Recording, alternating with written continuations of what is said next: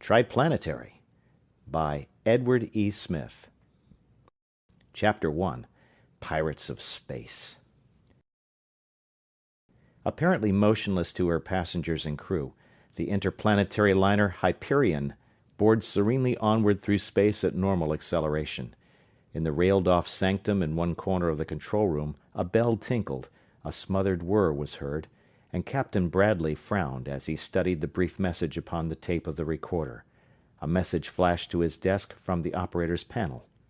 He beckoned, and the second officer, whose watch it now was, read aloud, "Reports of scout patrols still negative." Still negative. The officer scowled and thought. They've already searched beyond the widest possible location of the wreckage, too. 2 unexplained disappearances inside a month. First the Dione, then the Rhea, and not a plate nor a lifeboat recovered. Looks bad, sir. 1 might be an accident, 2 might possibly be a coincidence. His voice died away. What might that coincidence mean? But at 3 it would get to be a habit. The captain finished the thought.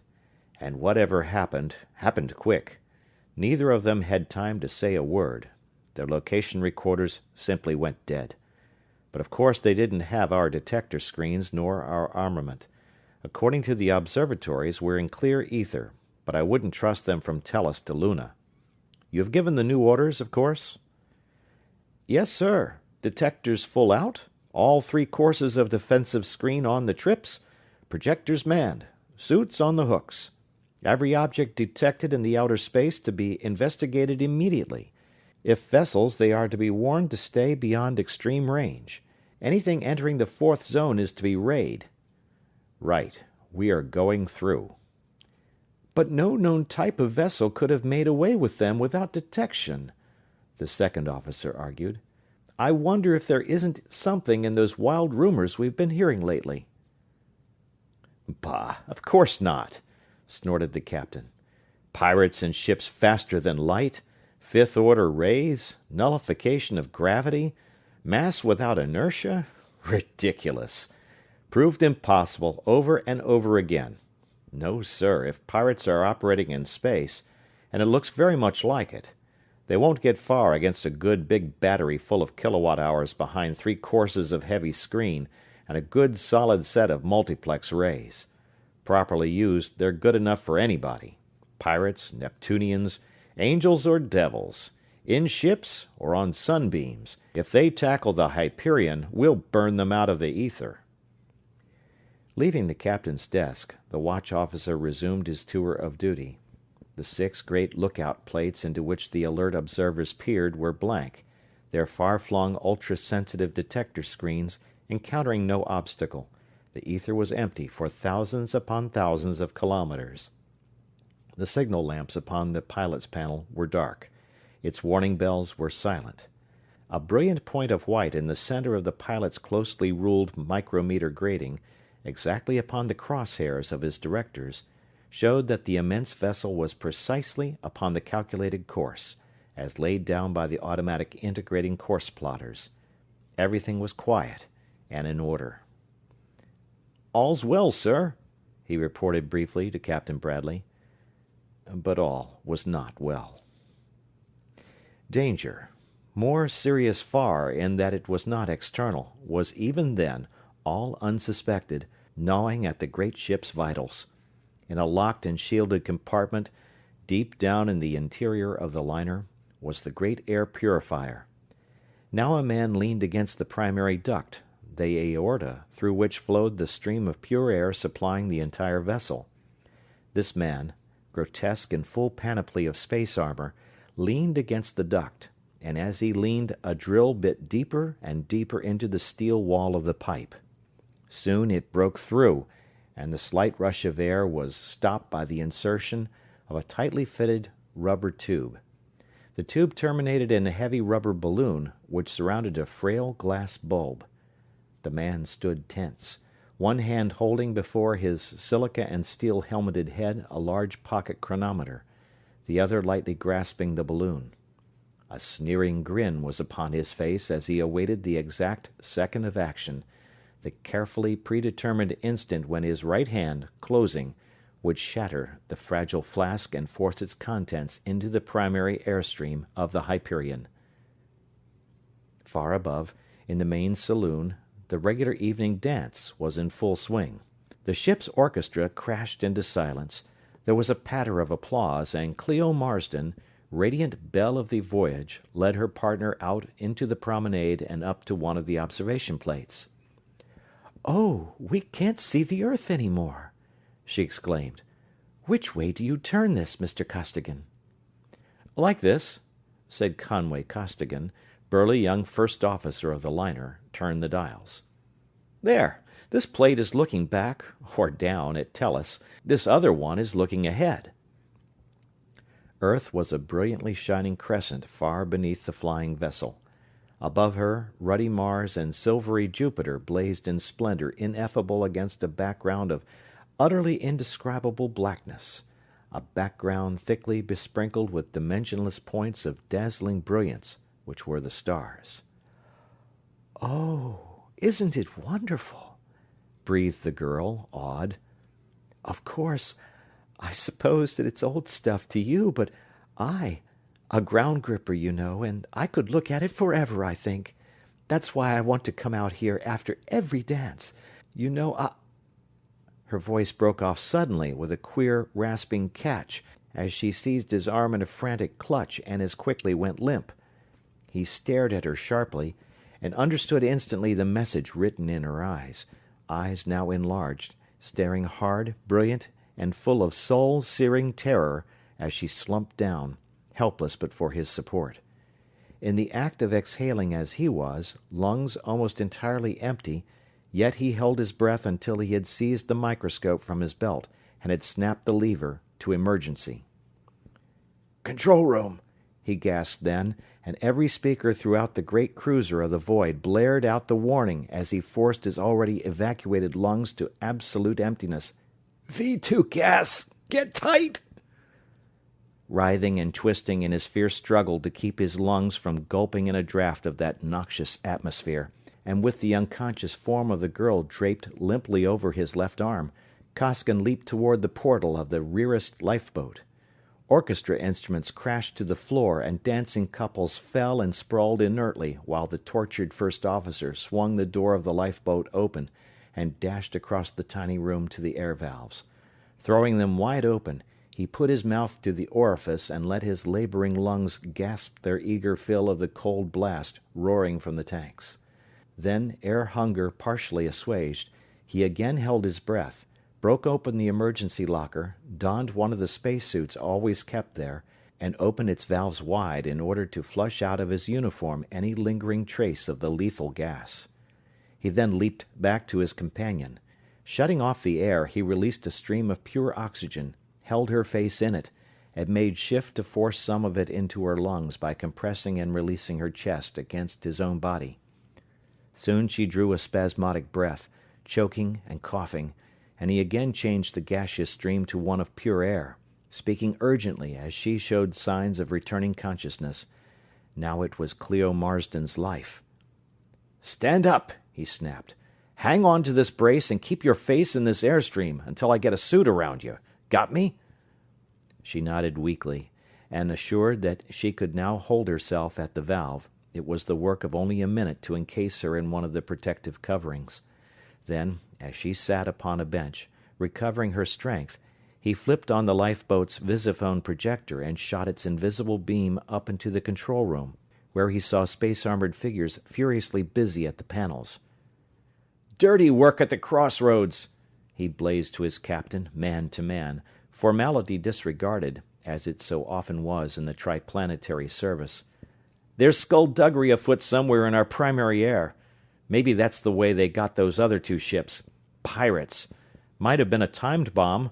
Don't see how anybody could have stowed away down there through the inspections, and nobody but Franklin can neutralize the shield of the air room. But I'm going to look around anyway. Then I'll join you fellows up there." "What was it?" the shaken girl asked. "I think that I remember your saying V2 gas. That's forbidden. Anyway, I owe you my life, Conway, and I'll never forget it. Never. Thanks. But the others, how about all the rest of us?"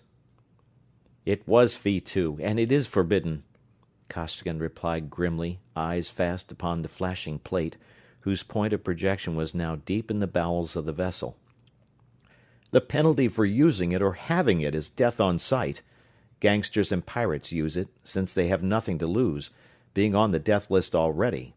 As for your life, I haven't saved it yet. You may wish I'd let it ride before we get done. The others are too far gone for oxygen. Couldn't have brought even you around a few seconds later, quick as I got to you. But there's a sure antidote. We all carry it in a lockbox in our armor.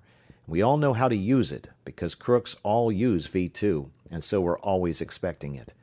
But since the air will be pure again in half an hour, we'll be able to revive the others easily enough if we can get by with whatever is going to happen next. There's the bird that did it, right in the air room. It's the chief engineer's suit. But that isn't Franklin that's in it. Some passenger, disguised, slugged the chief, took his suit and projectors, hole in duct. Psst!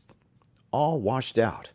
Maybe that's all he was scheduled to do to us in this performance, but he'll do nothing else in this life." "Don't go down there," protested the girl. "His suit is so much better than that emergency suit you're wearing, and he's got Mr. Franklin's Lewiston besides." "Don't be an idiot," he snapped. "We can't have a live pirate aboard. We're going to be altogether too busy with outsiders directly. Don't worry, I'm not going to give him a break. I'm taking a Standish, and I'll rub him out like a blot. Stay right here until I come back after you," he commanded, and the heavy, vacuum-insulated door of the lifeboat clanged shut behind him as he leaped out into the promenade. Straight across the saloon he made his way, paying no attention to the inert forms scattered here and there. Going up to a blank wall, he manipulated an almost invisible dial set flush with its surface, swung a heavy door aside, and lifted out the Standish. A fearsome weapon. Squat, huge, and heavy, it resembled somewhat an overgrown machine rifle, but one possessing a thick, short telescope, with several opaque condensing lenses and parabolic reflectors. Laboring under the weight of the thing, he strode along corridors and clambered heavily down short stairways. Finally he came to the purifier room, and grinned savagely as he saw the greenish haze of light obscuring the door and walls. The shield was still in place. The pirate was still inside, still flooding with the terrible V2 the Hyperion's primary air.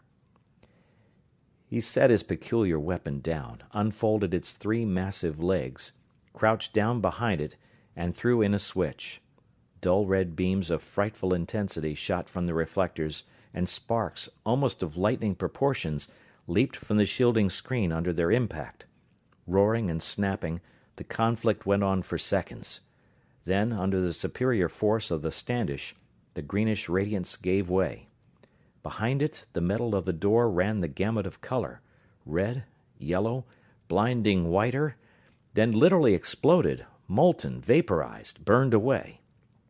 Through the aperture thus made, Costigan could plainly see the pirate in the space armor of the chief engineer, an armor which was proof against rifle fire, and which could reflect and neutralize for some little time even the terrific beam Costigan was employing. Nor was the pirate unarmed. A vicious flare of incandescence leaped from his Lewiston, to spend its force in spitting, crackling pyrotechnics against the ether wall of the squat and monstrous Standish. But Costigan's infernal machine did not rely only upon vibratory destruction. At almost the first flash of the pirate's weapon, the officer touched a trigger. There was a double report, ear-shattering in that narrowly confined space, and the pirate's body literally flew into mist as a half-kilogram shell tore through his armor and exploded. Costigan shut off his beam, and, with not the slightest softening of one hard lineament, stared around the air room, making sure that no serious damage had been done to the vital machinery of the air purifier, the very lungs of the great spaceship. Dismounting the Standish, he lugged it back up to the main saloon, replaced it in its safe, and again set the combination lock. Thence to the lifeboat, where Clio cried out in relief as she saw that he was unhurt. "Oh, Conway, I've been so afraid something would happen to you," she exclaimed, as he led her rapidly upward toward the control room. "Of course you—" She paused. "Sure," he replied laconically. "Nothing to it. How do you feel? About back to normal?" "All right, I think, except for being scared to death and just about out of control. I don't suppose that I'll be good for anything, but whatever I can do, count me in on." "Fine. You may be needed at that. Everybody's out, apparently, except those who, like me, had a warning and could hold their breath until they got to their suits." "But how did you know what it was? You can't see it, nor smell it, nor anything." "You inhaled a second before I did, and I saw your eyes. I've been in it before, and when you see a man get a jolt of that stuff just once, you never forget it. The engineers down below got it first, of course. It must have wiped them out. Then we got it in the saloon. Your passing out warned me, and luckily I had enough breath left to give the word. Quite a few of the fellows up above should have had time to get away. We'll see 'em all in the control room." "I suppose that was why you revived me, in payment for so kindly warning you of the gas attack?" The girl laughed, shaky but game. "Something like that, probably," he answered lightly. "Here we are. Now we'll soon find out what's going to happen next." In the control room they saw at least a dozen armored figures, not now rushing about, but seated at their instruments, tense and ready. Fortunate it was that Costigan, veteran of space as he was, though young in years, had been down in the saloon. Fortunate that he had been familiar with that horrible outlawed gas. Fortunate that he had had the presence of mind enough and sheer physical stamina enough to send his warning without allowing one paralyzing trace to enter his own lungs. Captain Bradley, the men on watch, and several other officers in their quarters or in the wardrooms, space-hardened veterans all, had obeyed instantly and without question the amplifier's gas command to get tight. Exhaling or inhaling, their air passages had snapped as that dread V2 was heard, and they had literally jumped into their armored suits of space, flushing them out with volume after volume of unquestionable air, holding their breath to the last possible second until their straining lungs could endure no more. Costigan waved the girl to a vacant bench, cautiously changed into his own armor from the emergency suit he had been wearing, and approached the captain. "Anything in sight, sir?" he asked, saluting. "They should have started something before this." "They've started, but we can't locate them. We tried to send out a general sector alarm, but that had hardly started when they blanketed our wave. Look at that." Following the captain's eyes, Costigan stared at the high-powered set of the ship's operator. Upon the plate, instead of a moving, living, three-dimensional picture, there was a flashing glare of blinding white light. From the speaker, instead of intelligible speech, was issuing a roaring, crackling stream of noise. "It's impossible!" Bradley burst out violently. "There's not a gram of metal inside the fourth zone, within 100,000 kilometers, and yet they must be close to send such a wave as that. But the second thinks not. What do you think, Costigan?" The bluff commander, reactionary and of the old school as was his breed, was furious, baffled, raging inwardly to come to grips with the invisible and undetectable foe. Face to face with the inexplicable, however, he listened to the younger men with unusual tolerance. "It's not only possible, it's quite evident that they've got something we haven't." Costigan's voice was bitter.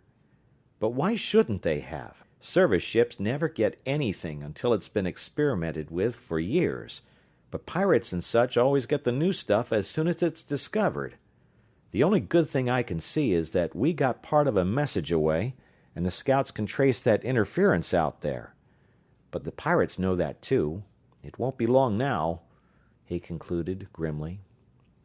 He spoke truly. Before another word was spoken, the outer screen flared white under a beam of terrific power, and simultaneously there appeared upon one of the lookout plates a vivid picture of the pirate vessel, a huge black globe of steel, now emitting flaring offensive beams of force. Her invisibility lost, now that she had gone into action, She lay revealed in the middle of the first zone, at point-blank range.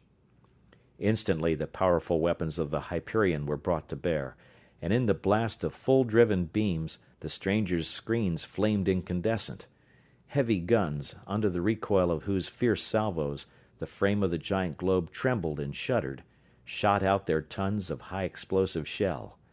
But the pirate commander had known accurately the strength of the liner, and knew that her armament was impotent against the forces at his command.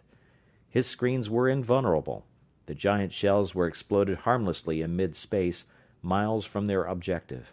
And suddenly a frightening pencil of flame stabbed brilliantly from the black hulk of the enemy.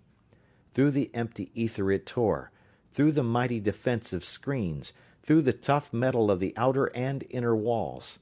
Every ether defense of the Hyperion vanished, and her acceleration dropped to a quarter of its normal value. "Right through the battery room," Bradley groaned. "We're on the emergency drive now. Our rays are done for, and we can't seem to put a shell anywhere near her with our guns." But, ineffective as the guns were, they were silenced forever as a frightful beam of destruction stabbed relentlessly through the control room, whiffing out of existence the pilot, gunnery, and lookout panels, and the men before them. The air rushed into space, and the suits of the 3 survivors bulged out into drumhead tightness as the pressure in the room decreased. Costigan pushed the captain lightly toward a wall, then seized the girl and leaped in the same direction. "Let's get out of here, quick!" he cried, the miniature radio instruments of the helmets automatically taking up the duty of transmitting speech as the sound discs refused to function. "They can't see us. Our ether wall is still up, and their spy sprays can't get through it from the outside, you know. They're working from blueprints, and they'll probably take your desk next." And, even as they bounded toward the door, now become the outer seal of an airlock, the annihilating ray tore through the space which they had just quitted in their flight. Through the airlock, down through several levels of passengers' quarters they hurried, and into a lifeboat, whose one doorway commanded the full length of the third lounge, an ideal spot either for defense or for escape outward by means of the miniature cruiser. As they entered their retreat, they felt their weight begin to increase. More and more force was applied to the helpless liner, until it was moving at normal acceleration. "What do you make of that, Costigan?" asked the captain. "Tractor beams?" "Apparently. They've got something, all right. They're taking us somewhere, fast. I'll go get a couple of Standishes and another suit of armor. We'd better dig in." And soon the small room became a veritable fortress, housing as it did those 2 formidable engines of destruction. Then the first officer made another and longer trip, returning with a complete suit of triplanetary space armor, exactly like those worn by the 2 men, but considerably smaller. "Just as an added factor of safety, you'd better put this on, Cleo. Those emergency suits aren't good for much in a battle. I don't suppose that you ever fired a Standish, did you?" "No, but I can soon learn how to do it," she replied pluckily. 2 is all that can work here at once, but you should know how to take hold in case one of us goes out. And while you're changing suits, you'd better put on some stuff I've got here.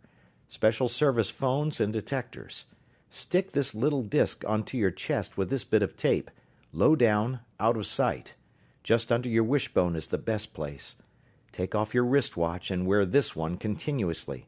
Never take it off for a second. Put on these pearls, and wear them all the time, too.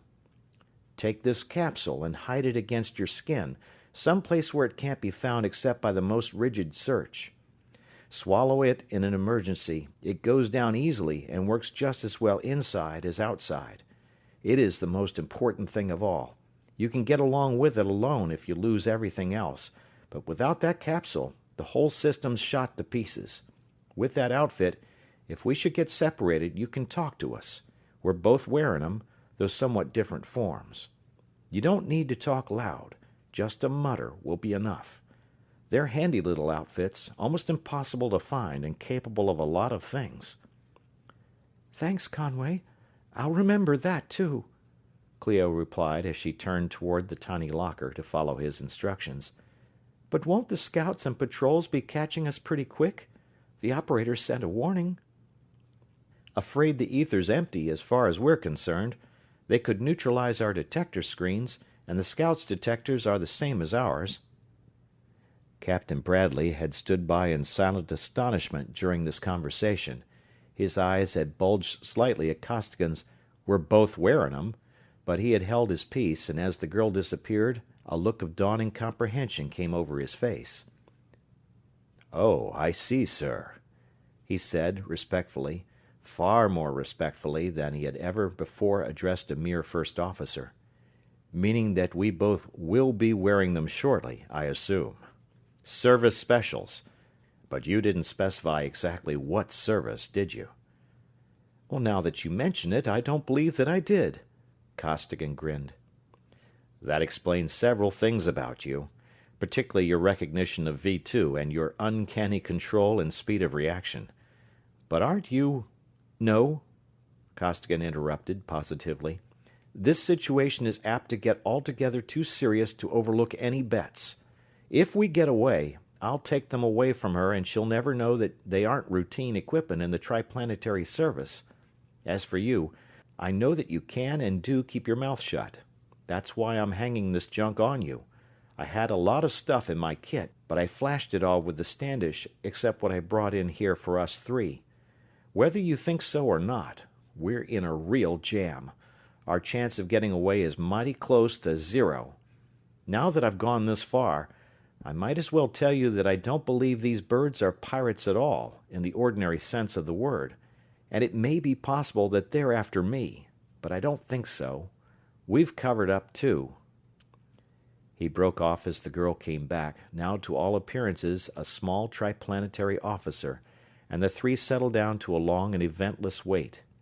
Hour after hour they flew through the ether, but finally there was a lurching swing and an abrupt increase in their acceleration. After a short consultation, Captain Bradley turned on the Visiray set and, with the beam at its minimum power, peered cautiously downward in the direction opposite to that in which he knew the pirate vessel must be. All three stared into the plate, seeing only an infinity of emptiness, marked only by the infinitely remote and coldly brilliant stars.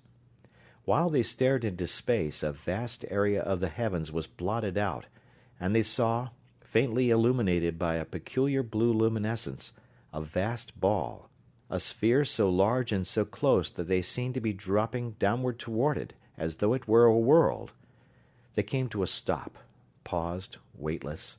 A vast door slid smoothly aside. They were drawn upward through an airlock and floated quietly in the air above a small but brightly lighted and orderly city of metallic buildings. Gently the Hyperion was lowered, to come to rest in the embracing arms of a regulation landing cradle. "Well, wherever it is, we're here," remarked Captain Bradley, grimly. "And now the fireworks start," assented Costigan, with a questioning glance at the girl. "Don't mind me," she answered his unspoken question. "I don't believe in surrendering either." "Right." And both men squatted behind the ether walls of their terrific weapons, the girl prone behind them. They had not long to wait.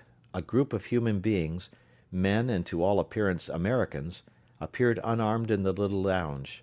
As soon as they were well inside the room, Bradley and Costigan released upon them without compunction the full power of their frightful projectors. From the reflectors, through the doorway, there tore a concentrated double beam of pure destruction. But that beam did not reach its goal. Yards from the men it met a screen of impenetrable density. Instantly the gunners pressed their triggers and a stream of high explosive shells issued from the roaring weapons. But shells also were futile. They struck the shield and vanished without exploding and without leaving a trace to show that they had ever existed. Costigan sprang to his feet, but before he could launch his intended attack, a vast tunnel appeared beside him. An annihilating ray had swept through the entire width of the liner, cutting instantly a smooth cylinder of emptiness. Air rushed in to fill the vacuum, and the three visitors felt themselves seized by invisible forces and drawn into the tunnel. Through it they floated, up to and over the buildings, finally slanting downward toward the door of a great high-powered structure. Doors opened before them and closed behind them, until at last they stood upright in a room which was evidently the office of a busy executive. They faced a desk which, in addition to the usual equipment of the businessman, carried a bewilderingly complete switchboard and instrument panel. Seated impassively at the desk there was a gray man. Not only was he dressed entirely in gray, but his heavy hair was gray, his eyes were gray, and even his tanned skin seemed to give the impression of grayness in disguise. His overwhelming personality radiated an aura of grayness, not the gentle gray of the dove, but the resistless, driving gray of the super-dreadnought, the hard, inflexible, brittle gray of the fracture of high-carbon steel. Captain Bradley. First Officer Costigan. Miss Marsden. The man spoke quietly but crisply. I had not intended you two men to live so long. That is a detail, however, which we will pass by for the moment. You may remove your suits. Neither officer moved, but both stared back at the speaker unflinchingly. I am not accustomed to repeating instructions, the man at the desk continued, voice still low and level, but instinct with deadly menace. You may choose between removing those suits and dying in them here and now. Costigan moved over to Clio and slowly took off her armor. Then, after a flashing exchange of glances and a muttered word, the two officers threw off their suits simultaneously and fired at the same instant. Bradley with his Lewiston, Costigan with a heavy automatic pistol whose bullets were explosive shells of tremendous power. But the man in gray, surrounded by an impenetrable wall of force, only smiled at the fusillade, tolerantly and maddeningly. Costigan leaped fiercely, only to be hurled backward as he struck that unyielding, invisible wall. A vicious beam snapped him back into place. The weapons were snatched away, and all three captives were held in their former positions. I permitted that, as a demonstration of futility, the gray man said, his hard voice becoming harder. But I will permit no more foolishness. Now I will introduce myself. I am known as Roger. You probably have heard nothing of me yet, but you will, if you live. Whether or not you two live depends solely upon yourselves. Being something of a student of men, I fear that you will both die shortly.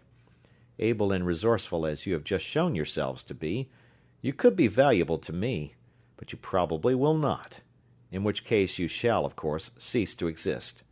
That, however, in its proper time. You shall be of some slight service to me in the process of being eliminated. In your case, Miss Marsden, I find myself undecided between two courses of action, each highly desirable, but unfortunately mutually exclusive. Your father will be glad to ransom you at an exceedingly high figure, but in spite of that fact, I may decide to keep you for, well, let us say for certain purposes. Yes? Clio rose magnificently to the occasion. Fear forgotten, her courageous spirit flashed from her clear young eyes and emanated from her slender, rounded young body, erect in defiance. Since I am a captive, you can of course do anything you please with me, up to a certain point, but no further, believe me. With no sign of having heard her outburst, Roger pressed a button and a tall, comely woman appeared, a woman of indefinite age and of uncertain nationality. Show Miss Marsden to her apartment, he directed, and as the two women went out, a man came in. The cargo is unloaded, sir, the newcomer reported. The 2 men and 5 women indicated have been taken to the hospital, was the report of the man. Very well. Dispose of the others in the usual fashion. The minion went out, and Roger continued, emotionlessly. Collectively, the other passengers may be worth $1 million or so, but it would not be worthwhile to waste time upon them. What are you, anyway? Blazed Costigan, helpless but enraged beyond caution. I have heard of mad scientists who tried to destroy the Earth, and of equally mad geniuses who thought themselves Napoleons capable of conquering even the solar system. Whichever you are, you should know that you can't get away with it. I am neither. I am, however, a scientist, and I direct many other scientists. I am not mad. You have undoubtedly noticed several peculiar features of this place? Yes, particularly the artificial gravity, which has always been considered impossible, and those screens. An ordinary ether wall is opaque in one direction and doesn't bar matter. Yours are transparent both ways and something more than impenetrable to matter. How do you do it? You could not understand them if I explained them to you, and they are merely two of our smaller developments. I have no serious designs upon the earth, nor upon the solar system, nor have I any desire to rule over or to control the destinies of masses of futile and brainless men. I have, however, certain ends of my own in view. To accomplish my plans, I require hundreds of millions in gold, other hundreds of millions in platinum and noble metal, and some 5 kilograms of the bromide of radium, all of which I shall take from the planets of this solar system before I leave it. I shall take them in spite of the puerile efforts of the fleets of your Triplanetary League. This structure, floating in a planetary orbit, was designed by me and built under my direction. It is protected from meteorites by certain forces of my devising. It is undetectable and invisible. Your detectors do not touch it, and light waves are bent around it without loss or distortion. I am discussing these points at such length so that you may realize exactly your position. As I have intimated, you can be of assistance to me if you will. Now, just what could you offer any man to make him join your outfit? Demanded Costigan venomously. Many things. Roger's cold tone betrayed no emotion, no recognition of Costigan's open and bitter contempt. I have under me many men, bound to me by many ties. Needs, wants, longings, and desires differ from man to man, and I can satisfy practically any of them. Personally, I take delight in the society of young and beautiful women, and many men have that same taste. But there are other urges which I have found quite efficient. Greed, thirst for fame, longing for power, and so on, including many qualities usually regarded as noble. In what I promise, I deliver. I demand only loyalty to me, and that only in certain things and for a relatively short period.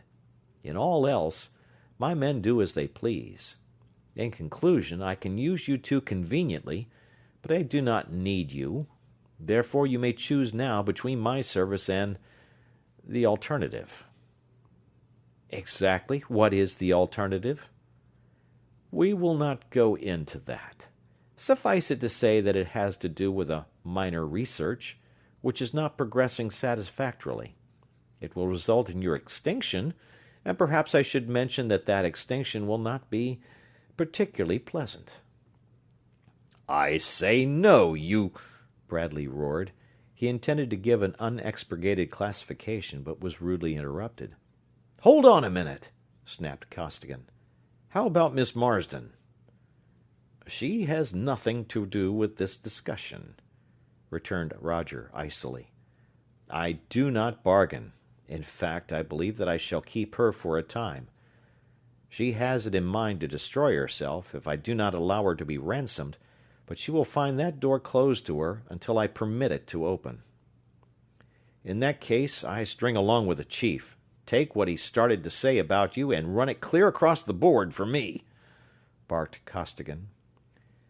Very well. That decision was to be expected from men of your type.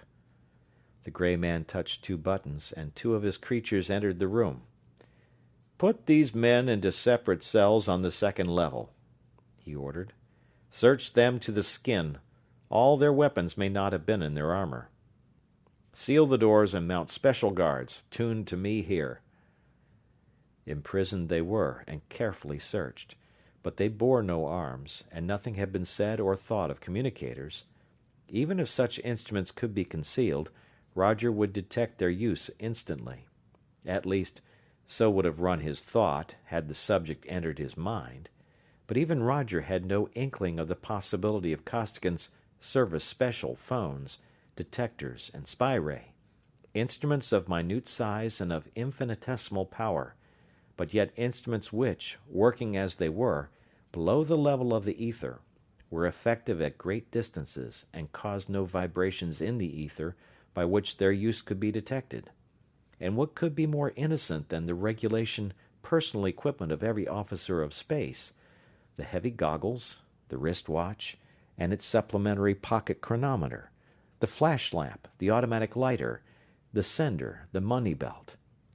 All these items of equipment were examined with due care, but the cleverest mind of Triplanetary's Secret Service had designated those communicators to pass any ordinary search, however careful, and when Costigan and Bradley were finally locked into the designated cells, they still possessed their ultra instruments. End of chapter. Chapter 2, In Roger's Planetoid. In the hall, Cleo glanced around her wildly, her bosom heaving, eyes darting here and there, seeking even the narrowest avenue of escape. Before she could act, however, her body was clamped inflexibly, as though in a vise, and she struggled motionless. "It is useless to attempt to escape, or to do anything except what Roger wishes," the guide informed her somberly, snapping off the instrument in her hand, and thus restoring to the thoroughly cowed girl her freedom of motion. "His lightest wish is law," she continued as they walked down a long corridor. "The sooner you realize that you must do exactly as he pleases, in all things, the easier your life will be." "But I wouldn't want to keep on living," Cleo declared, with a flash of spirit. "And I can always die, you know." "You will find that you cannot," the passionless creature returned, monotonously. "If you do not yield, you will long and pray for death, but you will not die unless Roger wills it. I was like you once. I also struggled, and I became what I am now, whatever it is. Here is your apartment. You will stay here until Roger gives further orders concerning you." The living automaton opened a door and stood silent and impassive, while Cleo, staring at her in unutterable horror, shrank past her and into the sumptuously furnished suite. The door closed soundlessly, and utter silence descended as a pall.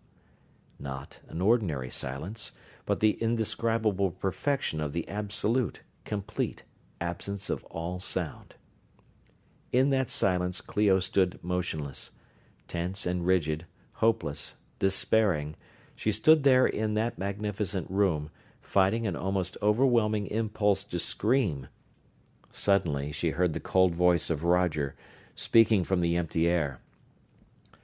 "You are overwrought, Miss Marsden. You can be of no use to yourself or to me in that condition.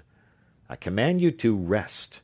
And to ensure that rest, you may pull that cord, which will establish about this room an ether wall, a wall cutting off even this my voice." The voice ceased as she pulled the cord savagely, and threw herself upon a divan in a torrent of gasping, strangling, but rebellious sobs. Then again came a voice, but not to her ears.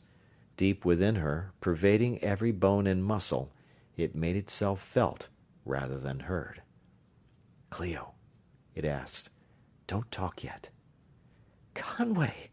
she gasped in relief, every fibre of her being thrilled into new hope at the deep, well-remembered voice of Conway Costigan. "Keep still," he snapped. "Don't act so happy. He may have a spy ray on you. He can't hear me, but he may be able to hear you.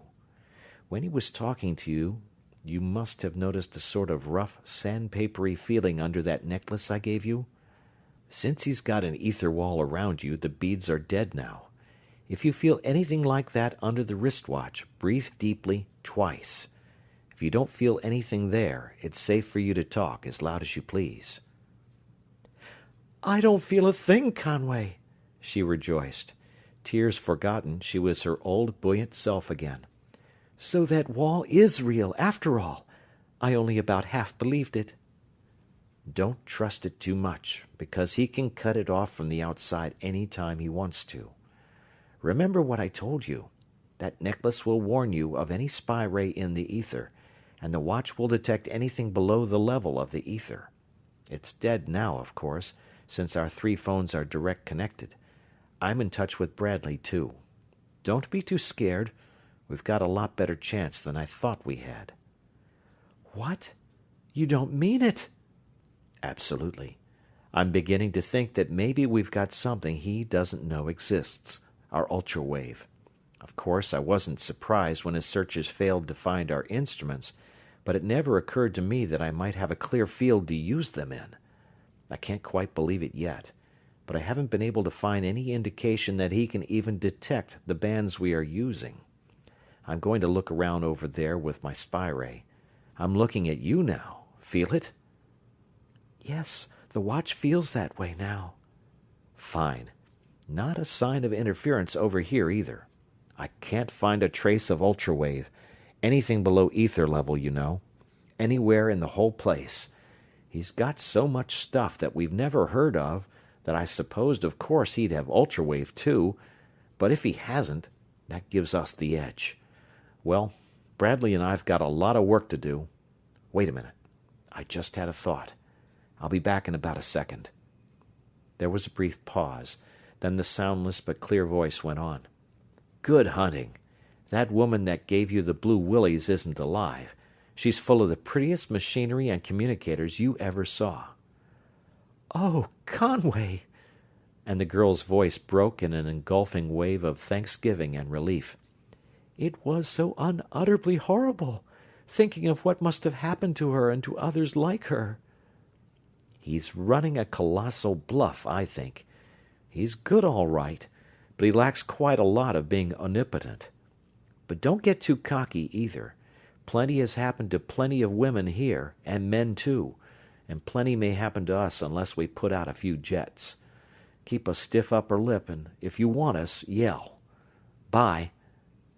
The silent voice ceased, the watch upon Clio's wrist again became an unobtrusive timepiece, and Costigan, in his solitary cell far below her tower room, turned his peculiarly goggled eyes toward other scenes.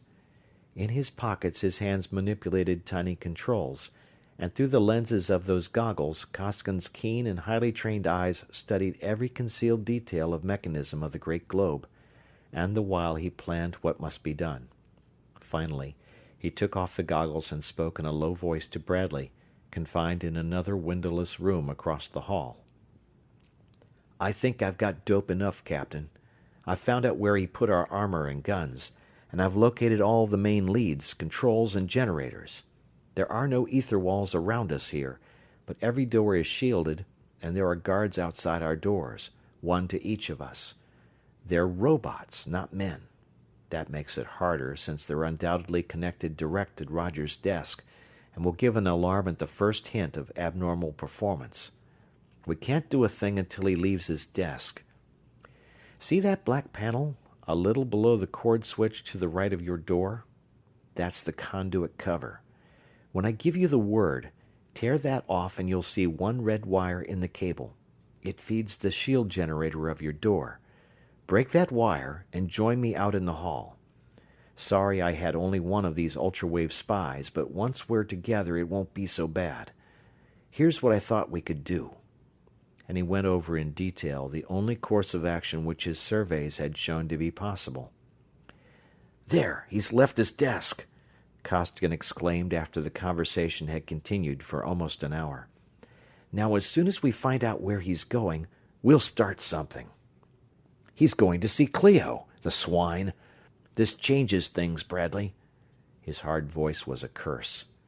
"Somewhat," blazed the captain. "I know how you two have been getting on all during the cruise. I'm with you, but what can we do?" "We'll do something," Costigan declared grimly. "If he makes a pass at her, I'll get him if I have to blow this whole sphere out of space, with us in it." "Don't do that, Conway." Clio's low voice, trembling but determined, was felt by both men, and both gasped audibly. They had forgotten that there were 3 instruments in the circuit. "If there's a chance for you to get away and do anything about fighting him, don't mind me. Maybe he only wants to talk about the ransom anyway." "He wouldn't talk ransom to you. He's going to talk something else entirely," Costigan gritted. Then his voice changed suddenly. "But say, Maybe it's just as well this way. They didn't find our specials when they searched us, you know, and we're going to do plenty of damage right soon now. Roger probably isn't a fast worker, more the cat-and-mouse type, I'd say. And after we get started, he'll have something on his mind besides you. Think you can stall him off and keep him interested for about 15 minutes? I'm sure I can. I'll do anything to help us, or you, get away from this horrible... Her voice ceased as Roger broke the ether wall of her apartment and walked toward the divan upon which she crouched in wide-eyed, helpless, trembling terror. "Get ready, Bradley," Costigan directed tersely. "He's left Clio's ether wall off, so that any abnormal signals would be relayed to him from his desk. He knows that there's no chance of anyone disturbing him in that room. But I'm holding my beam on that switch. It's as good a conductor as metal, so that the wall is on full strength. No matter what we do now, he can't get a warning. I'll have to hold the beam exactly on the switch, though, so you'll have to do the dirty work. Tear out that red wire and kill those 2 guards. You know how to kill a robot, don't you?" "Yes. Break his eye lenses and his eardrums, and he'll stop whatever he's doing and send out distress calls." "Got 'em both. Now what?" "Open my door. The shield switch is to the right." Costigan's door flew open, and the Triplanetary captain leaped into the room. "Now for our armor!" he cried. "Not yet," snapped Costigan. He was standing rigid, goggled eyes staring immovably at a spot upon the ceiling. "I can't move a millimeter until we've closed Clio's ether wall switch. If I take this ray off it for a second, we're sunk. 5 floors up, straight ahead down a corridor, 4th door on the right. When you're at the switch, you'll feel my ray on your watch. Snap it up." "Right." And the captain leaped away at a pace to be equaled by few men of half his years. Soon he was back, and after Costigan had tested the ether wall of the bridal suite to make sure that no warning signal from his desk or his servants could reach Roger within it, the 2 officers hurried away toward the room in which their discarded space armor had been stored. "Too bad they don't wear uniforms," panted Bradley, short of breath from the many flights of stairs. "Might have helped some as disguise." "I doubt it. With so many robots around, they've probably got signals that we couldn't understand anyway. If we meet anybody, it'll mean a battle. Hold it!" Peering through walls with his spy ray, Costigan had seen 2 men approaching, blocking an intersecting corridor into which they must turn. 2 of 'em, a man and a robot. The robot's on your side. We'll wait here, right at the corner. When they round it, take 'em." And Costigan put away his goggles in readiness for strife. All unsuspecting, the 2 pirates came into view, and as they appeared the 2 officers struck. Costigan, on the inside, drove a short, hard right low into the human pirate's abdomen. The fiercely driven fist sank to the wrist into the soft tissues, and the stricken man collapsed. But even as the blow landed, Costigan had seen that there was a 3rd enemy, following close behind the 2 he had been watching, a pirate who was even then training a ray projector upon him. Reacting automatically, Costigan swung his unconscious opponent around in front of him, so that it was into that insensible body that the vicious ray tore, and not into his own. Crouching down into the smallest possible compass, he straightened his powerful body with the lashing force of a mighty steel spring, hurling the corpse straight at the flaming mouth of the projector. The weapon crashed to the floor, and dead pirate and living went down in a heap. Upon that heap Costigan hurled himself, feeling for the enemy's throat. But the pirate had wriggled clear, and countered with a gouging thrust that would have torn out the eyes of a slower man, following it up instantly with a savage kick for the groin. No automaton this, geared and set to perform a certain fixed duty with mechanical precision, but a lithe, strong man in hard training, fighting with every foul trick known to his murderous ilk. But Costigan was no tyro in the art of dirty fighting. Few indeed are the maiming tricks of foul combat unknown to even the rank and file of the highly efficient Secret Service of the Triplanetary League, and Costigan, a sector chief of that unknown organization, knew them all. Not for pleasure, sportsmanship, nor $1,000,000 purses do those secret agents use nature's weapons. They come to grips only when it cannot possibly be avoided, but when they are forced to fight in that fashion they go into it with but one grim purpose: to kill, and to kill in the shortest possible space of time. Thus it was that Costigan's opening soon came. The pirate launched a particularly vicious kick, the dreaded coup de sabot, which Costigan avoided by a lightning shift. It was a slight shift, barely enough to make the kicker miss, and two powerful hands closed upon that flying foot in mid-air like the sprung jaws of a bear trap. Closed and twisted viciously in the same fleeting instant. There was a shriek, smothered as a heavy boot crashed to its carefully predetermined mark. The pirate was out, definitely and permanently. The struggle had lasted scarcely 10 seconds, coming to its close just as Bradley finished blinding and deafening the robot. Costigan picked up the projector, again donned his spy ray goggles, and the two hurried on. "Nice work, Chief. It must be a gift to roughhouse the way you do," Bradley exclaimed. "That's why you took the live one?" "Practice helps some, too. I've been in brawls before, and I'm a lot younger and maybe some faster than you are," Costigan explained briefly, penetrant gaze rigidly to the fore as they ran along one corridor after another. Several more guards, both living and mechanical, were encountered on the way, but they were not permitted to offer any opposition. Costigan saw them first. In the furious beam of the projector of the dead pirate, they were riven into nothingness, and the two officers sped on to the room which Costigan had located from afar.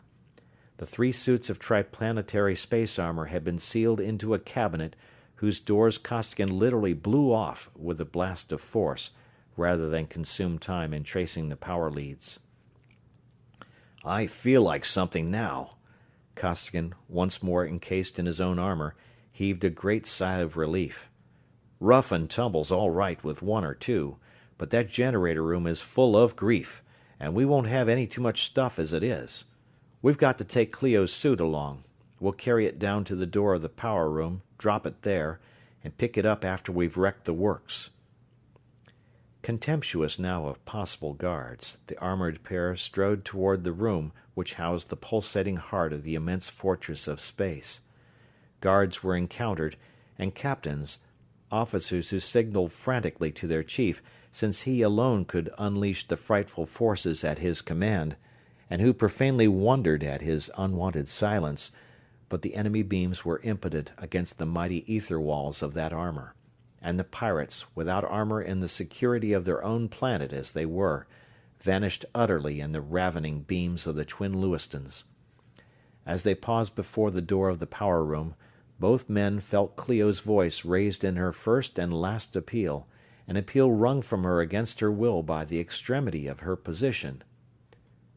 "Conway, hurry! Oh, hurry! I can't last much longer. Goodbye, dear." In the horror-filled tones, both men read clearly the girl's dire extremity. Each saw plainly a happy, carefree young Earth girl, upon her first trip into space, locked inside an ether wall with an overbrained, underconscienced human machine, a superintelligent but lecherous and unmoral mechanism of flesh and blood, acknowledging no authority, ruled by nothing save his own scientific drivings and the almost equally powerful urges of his desires and passions. She had fought with every resource at her command. She had wept and pleaded, she had stormed and raged, she had feigned submission and had played for time, and her torment had not touched in the slightest degree the merciless and gloating brain of the being who called himself Roger. Now his tantalizing, ruthless cat-play was done. The horrible gray-brown face was close to hers. She wailed her final despairing message to Costigan and attacked that hideous face with the fury of a tigress. Costigan bit off a bitter imprecation. "Hold him off just a second longer, sweetheart," he cried, and the power room door vanished. Through the great room the 2 Lewistons swept at full aperture and at maximum power, 2 rapidly opening fans of death and destruction. Here and there a guard, more rapid than his fellows, trained a futile projector, a projector whose magazine exploded at the touch of that frightful field of force, liberating instantaneously its thousands upon thousands of kilowatt-hours of stored-up energy. Through the delicately adjusted, complex mechanisms The destroying beams tore. At their touch, armatures burned out, high-tension leads volatilized in crashing high-voltage sparks. Masses of metal smoked and burned in the path of vast forces now seeking the easiest path to neutralization. Delicate instruments blew up. Copper ran in streams like water. As the last machine subsided into a semi-molten mass of metal, the two wreckers, each grasping a brace, felt themselves become weightless and knew that they had accomplished the first part of their program. Costigan leaped for the outer door. His the task to go to Clio's aid. Bradley would follow more slowly, bringing the girl's armor and taking care of any possible pursuit. As he sailed through the air, he spoke.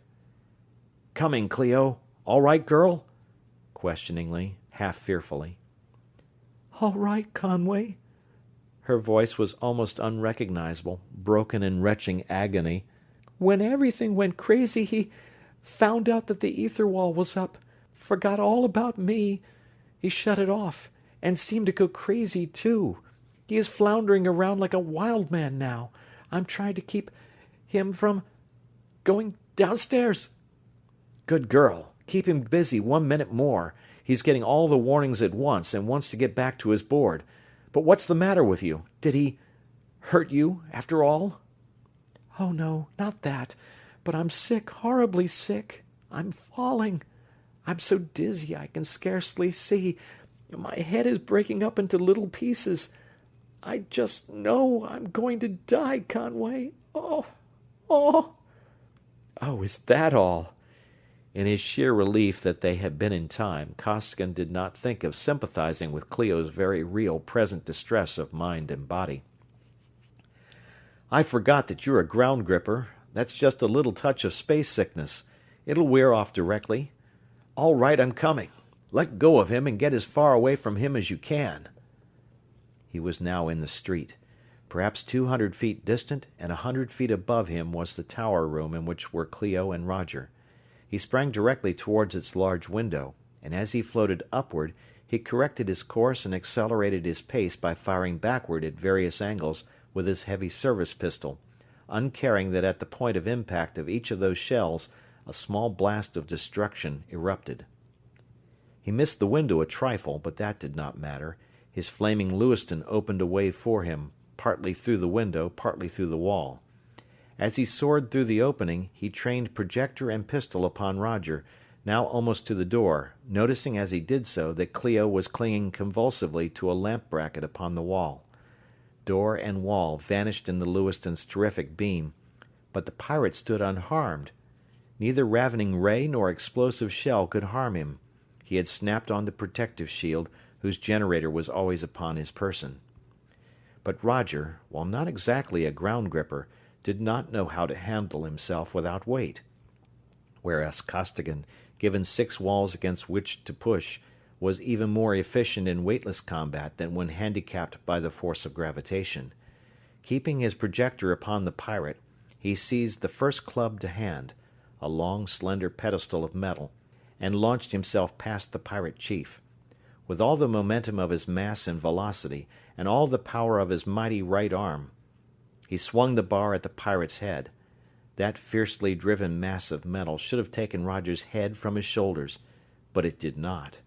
That shield of force was utterly rigid and impenetrable. The only effect of the frightful blow was to set him spinning, end over end, like the flying baton of an acrobatic drum major.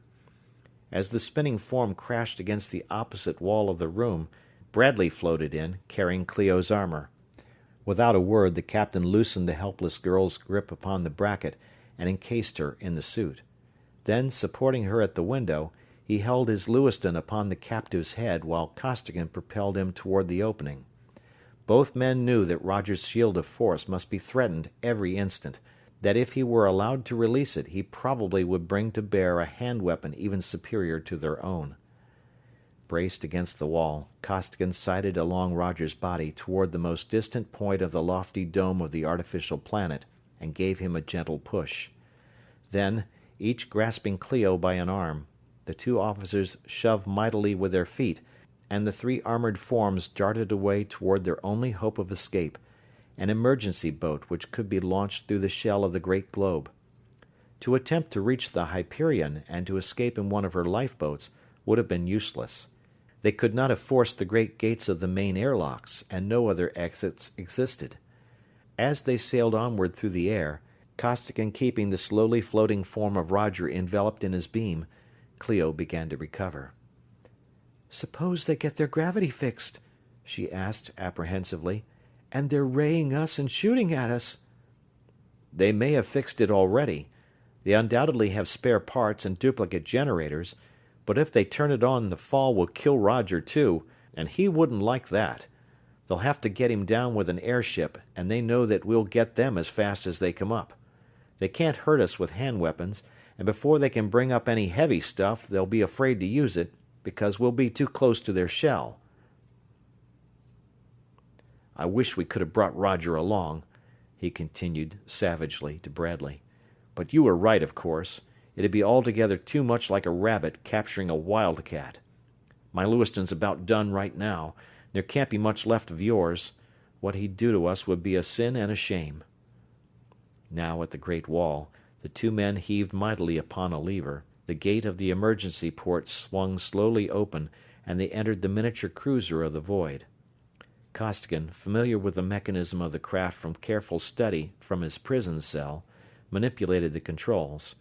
Through gate after massive gate they went, until finally they were out in open space, shooting toward distant Tellus at the maximum acceleration of which their small craft was capable. Costigan cut the other two phones out of circuit and spoke, his attention fixed upon some extremely distant point. "Samms," he called, sharply. "Costigan. We're out." "All right." "Yes." "Sure." "Absolutely." "You tell 'em, Sammy, I've got company here." Through the sound discs of their helmets, the girl and the captain had heard Costigan's share of the conversation. Bradley stared at his erstwhile first officer in amazement, and even Clio had often heard that mighty, half-mythical name. Surely that bewildering young man must rank high, to speak so familiarly to Virgil Samms, the all-powerful head of the space-pervading Secret Service of the Triplanetary League. "They've turned in a general call-out," Bradley stated rather than asked. "Long ago. I've been in touch right along," Costigan answered. "Now that they know what to look for, and know that ether wave detectors are useless, they can find it. Every vessel in 7 sectors, clear down to the scout patrols, is concentrating on this point, and the call is out for all battleships and cruisers afloat.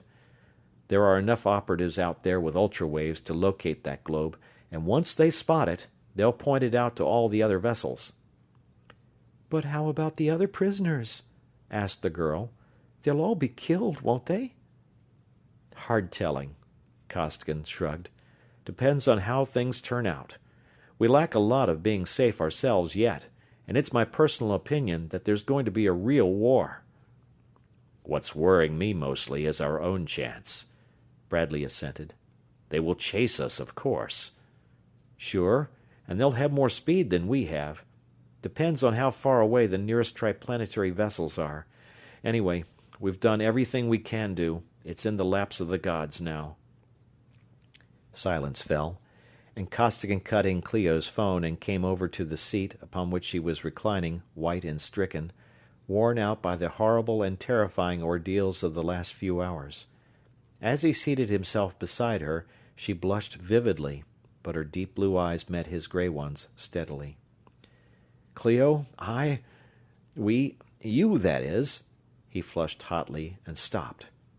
This secret agent, whose clear, keen brain no physical danger could cloud, who had proved over and over again that he was never at a loss in any emergency, however desperate, this quick-witted officer floundered in embarrassment like any schoolboy, but continued doggedly, "I'm afraid that I gave myself away back there, but—" "We gave ourselves away, you mean?"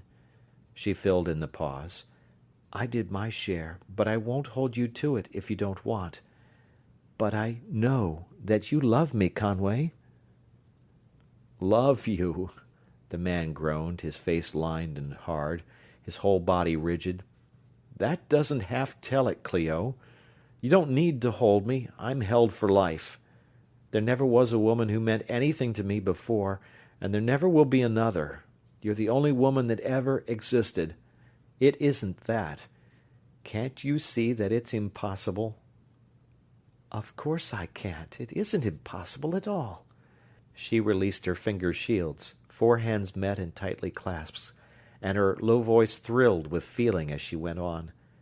"You love me and I love you. That is all that matters." "I wish it were," Costigan returned bitterly. "But you don't know what you'd be letting yourself in for. It's who and what you are and who and what I am that's eating me. You, Cleo Marsden, Curtis Marsden's daughter, 19 years old. You think you've been places and done things. You haven't. You haven't seen or done anything. You don't know what it's all about. And who am I to love a girl like you? A homeless space flea who hasn't been on any planet 3 weeks and 3 years. A hard-boiled egg. A troubleshooter and a brawler by instinct and training. He bit off the word and went on quickly. Why, you don't know me at all. And there's a lot of me that you will never know. That I can't let you know. You better lay off me, girl, while you can. It'll be best for you, believe me." "But I can't, Conway, and neither can you," the girl answered softly, a glorious light in her eyes. "It's too late for that. On the ship it was just another of those things, but since then we've come really to know each other, and we're sunk. The situation is out of control, and we both know it, and neither of us would change it if we could, and you know that too. I don't know very much, I admit, but I do know what you thought you'd have to keep from me, and I admire you all the more for it. We all honor the service, Conway dearest. It is only you men who have made and are keeping the 3 planets fit places to live in. And I know that Virgil Sam's chief lieutenant would have to be a man in 4,000 million. "What makes you think that?" he demanded sharply. "You told me so yourself indirectly. Who else in the known universe could possibly call him Sammy? You are hard, of course, but you must be so, and I never did like soft men, anyway. And you brawl in a good cause, and you are very much a man, my Conway, a real, real man, and I love you. Now, if they catch us, all right. We'll die together at least," she finished passionately. "You're right, sweetheart, of course," he admitted. "I don't believe that I could really let me go, even though I know you ought to." And their hands locked together even more firmly than before. "If we ever get out of this jam, I'm going to kiss you, but this is no time to be taking off your helmet. In fact, I'm taking too many chances with you and keeping your finger shields off. Snap 'em on, Cleo mine. The pirates ought to be getting fairly close by this time." Hands released, and armor again tight, Costigan went over to join Bradley at the control board. "How are they coming, Captain?" he asked. "Not so good. Quite a ways off yet. At least an hour, I'd say, before a cruiser can get within range." "I'll see if I can locate any of the pirates chasing us. If I do, it'll be by accident. This little spy ray isn't good for much except close work. I'm afraid the first warning we'll have will be when they take hold of us with a beam or spear us with a ray. Probably a beam, though. This is one of their emergency lifeboats, and they wouldn't want to destroy it unless they have to. Also, I imagine that Roger wants us alive pretty badly. He has unfinished business with all 3 of us, and I can well believe that his not particularly pleasant extinction will be even less so after the way we rooked him." "I want you to do me a favor, Conway." Cleo's face was white with horror at the thought of facing again that unspeakable creature of gray. "Give me a gun or something, please. I don't want him to touch me again while I'm alive." "He won't," Costigan assured her, narrow of eye and grim of jaw. He was, as she had said, hard. "But you don't want a gun. You might get nervous and use it too soon. I'll take care of you at the last possible moment, because if he gets hold of us, we won't stand a chance of getting away again." For minutes there was silence. Costigan surveying the ether in all directions with his ultrawave device. Suddenly he laughed, deeply and with real enjoyment, and the others stared at him in surprise. "No, I'm not crazy," he told them. "This is really funny. It had never occurred to me that all these pirate ships are invisible to any ether wave so long as they're using power. I can see them, of course, with this sub-ether spy, but they can't see us. I knew that they should have overtaken us before this. I finally found them. They've passed us and are now tacking around, waiting for us to cut off our power for a minute so they can see us. They're heading right into the fleet. They think they're safe, of course, but what a surprise they've got coming to them." But it was not only the pirates who were to be surprised.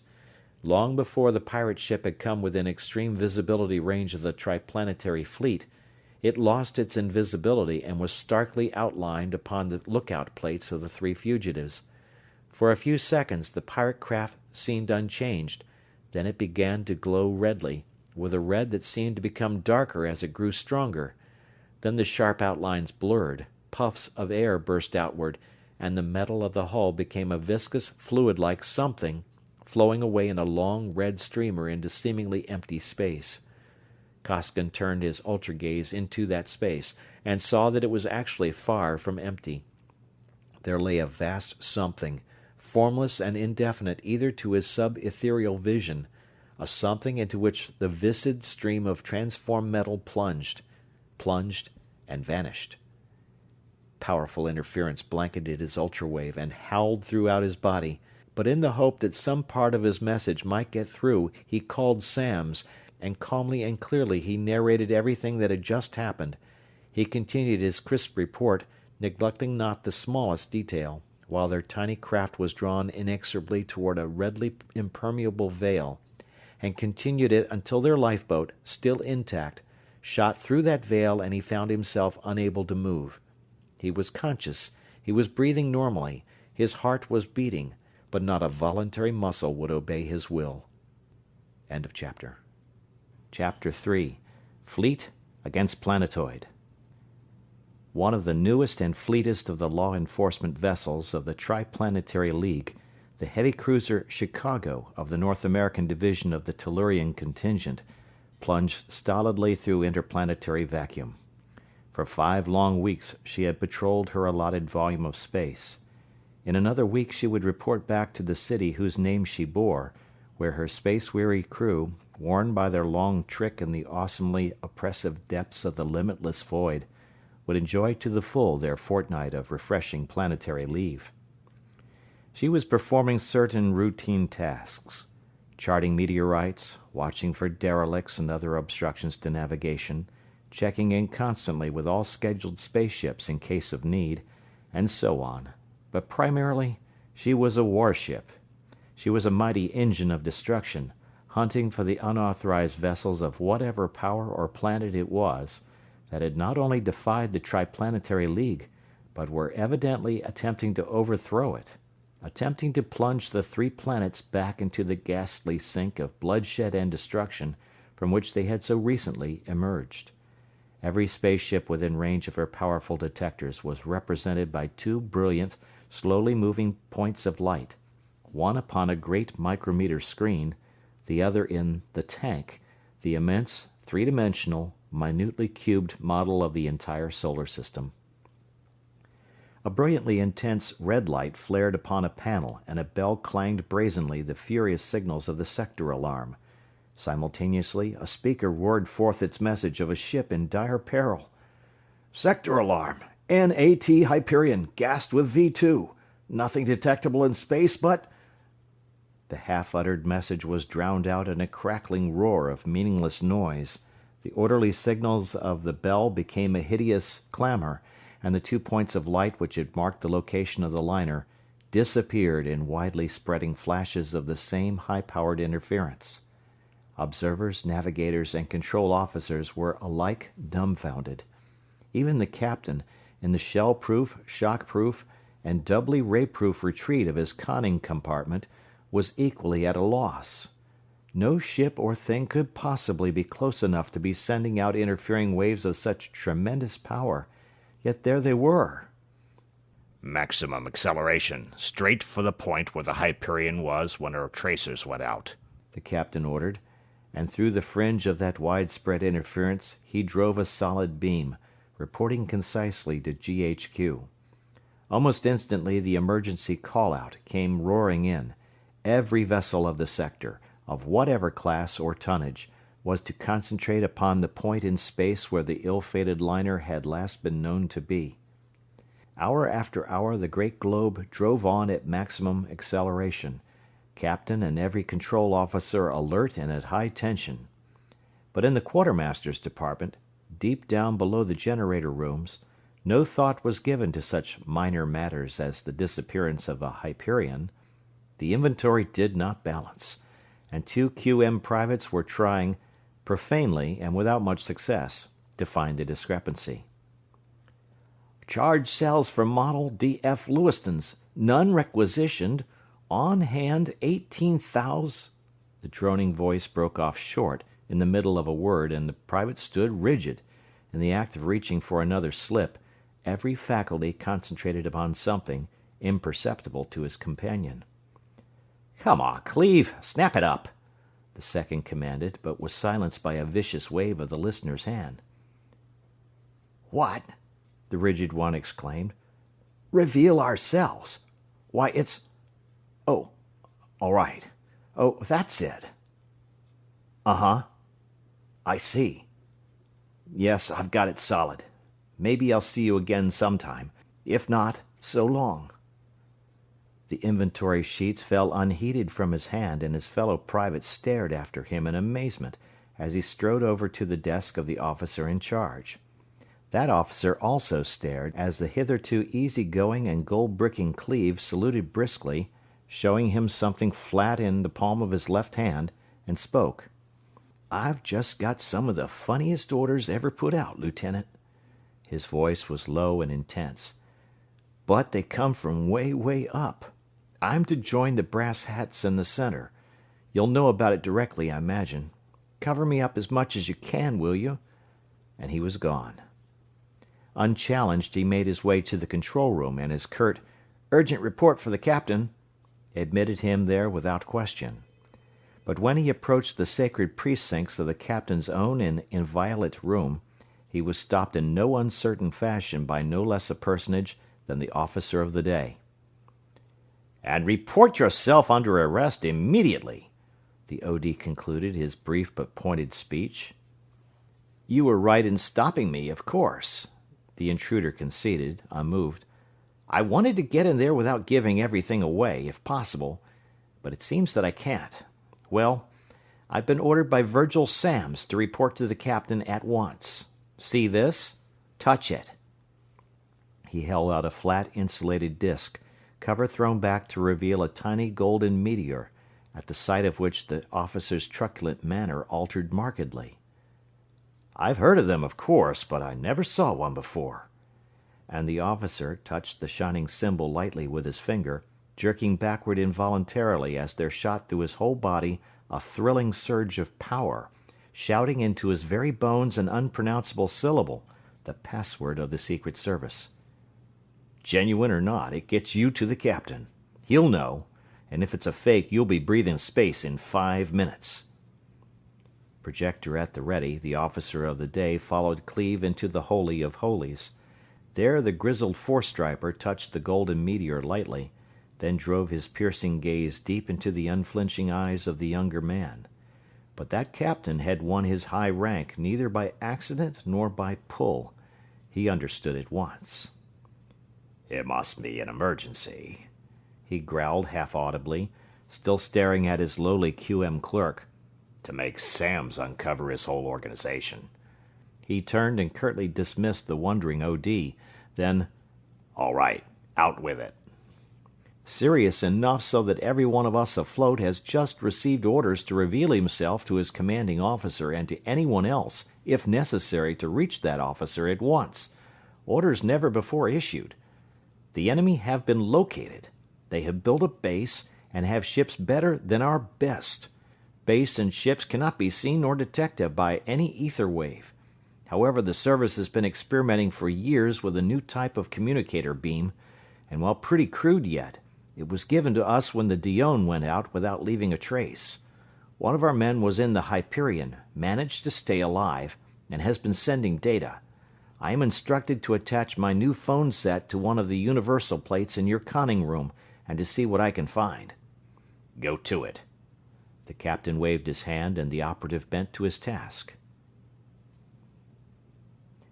"Commanders of all vessels of the fleet," the headquarters speaker, receiver sealed upon the wavelength of the admiral of the fleet, broke the long silence. "All vessels, in sectors L to R inclusive, will interlock location signals.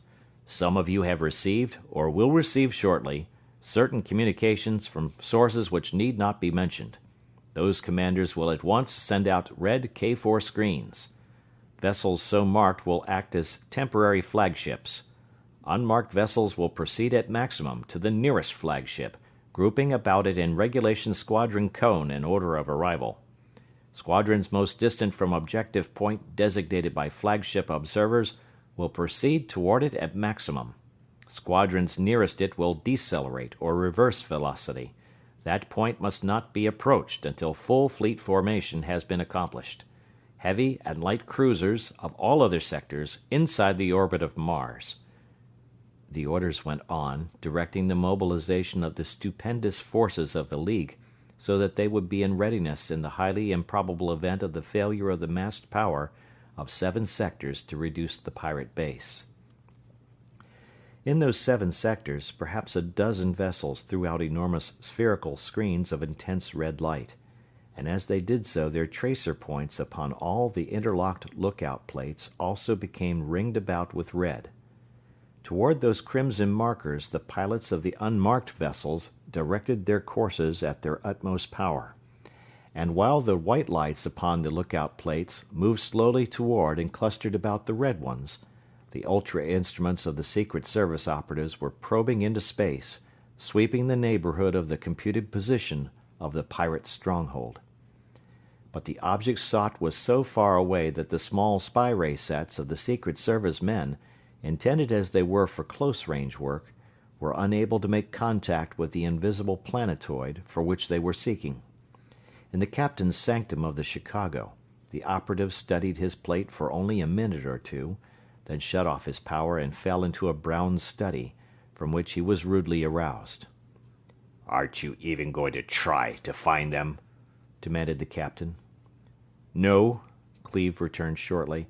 "No use. Not half enough power or control. I'm trying to think. Maybe. Say, Captain, would you please have the chief electrician and a couple of radio men come in here?"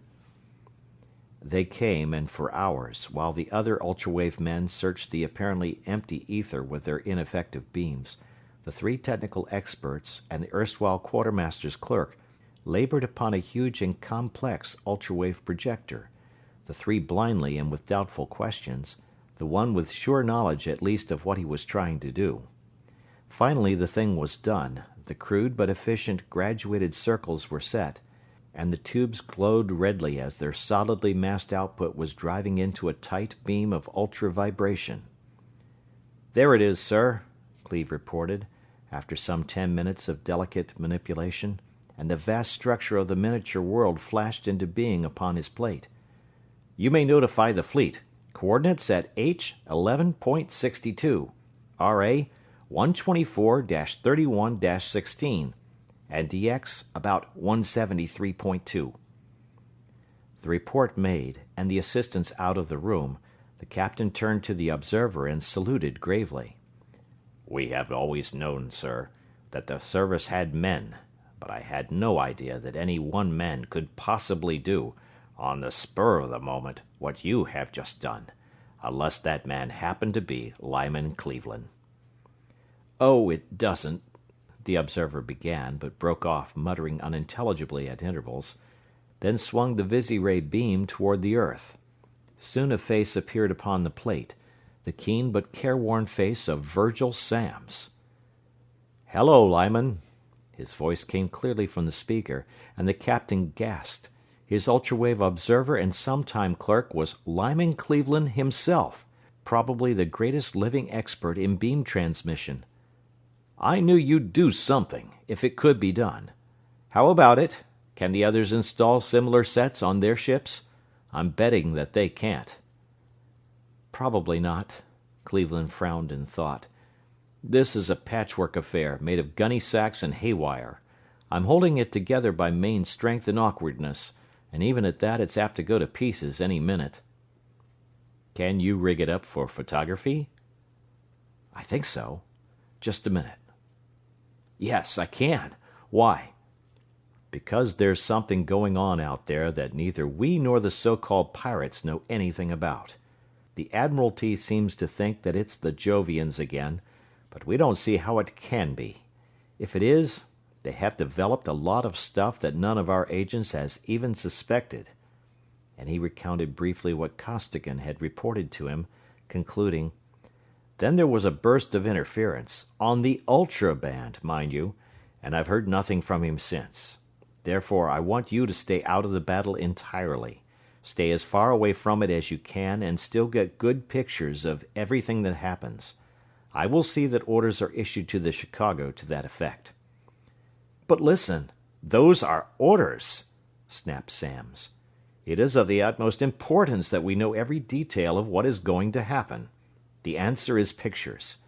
The only possibility of obtaining pictures is that machine you have just developed.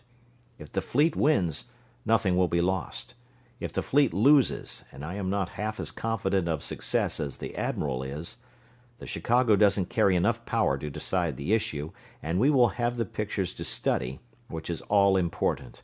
Besides, we've probably lost Conway Costigan today, and we don't want to lose you, too."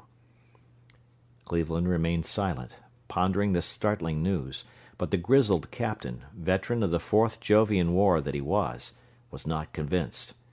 "We'll blow them out of space, Mr. Samms," he declared. "You just think you will, Captain.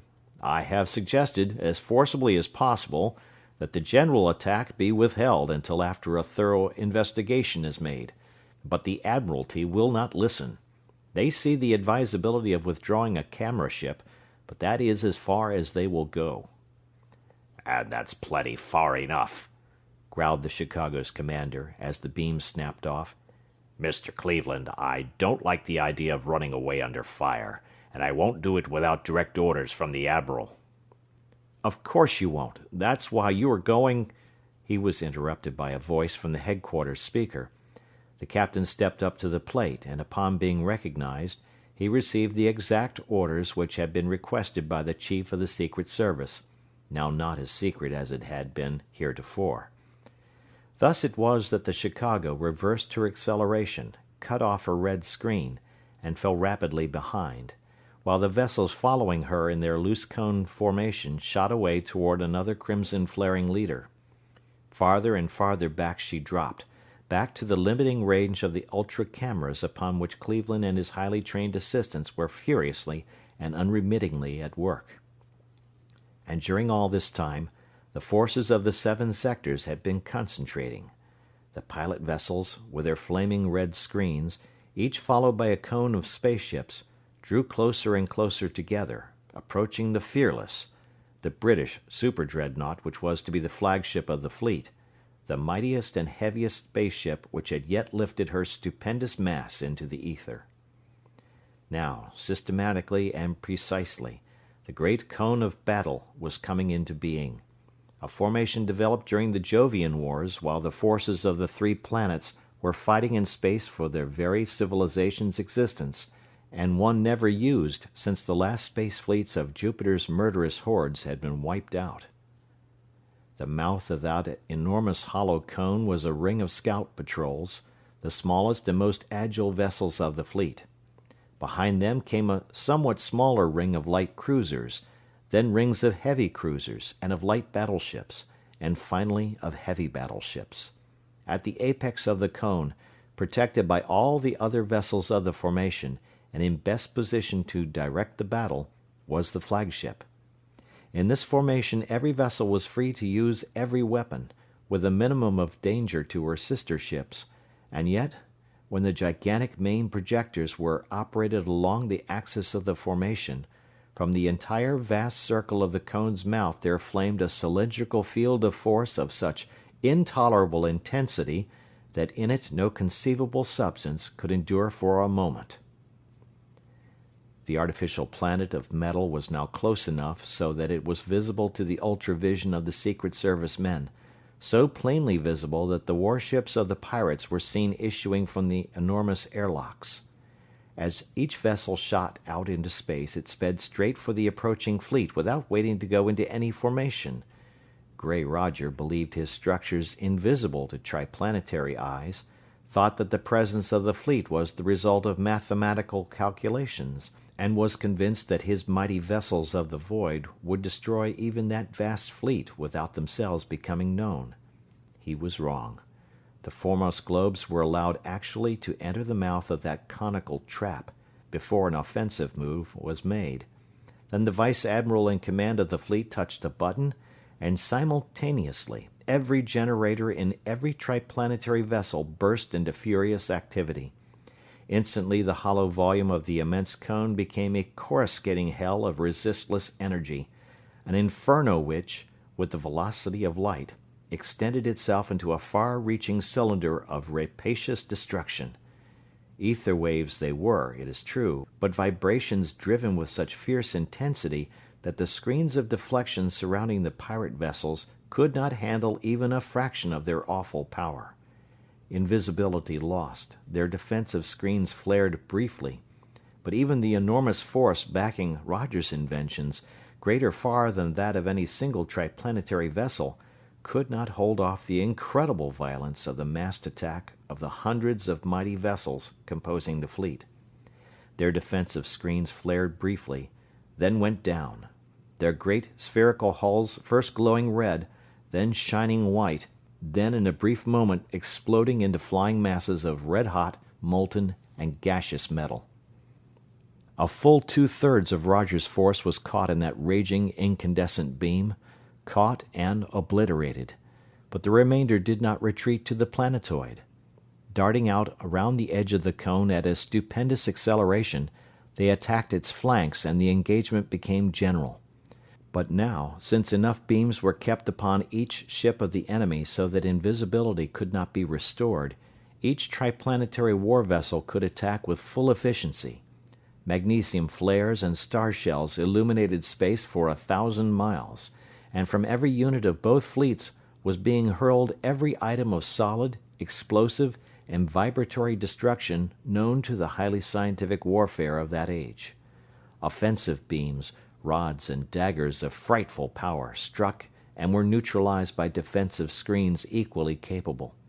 The long range and furious dodging made ordinary solid or high explosive projectiles useless, and both sides were filling all space with such a volume of blanketing frequencies that such radio-dirigible torpedoes as were launched could not be controlled, but darted madly and erratically hither and thither, finally to be exploded harmlessly in mid-space by the touch of some fiercely insistent, probing beam of force.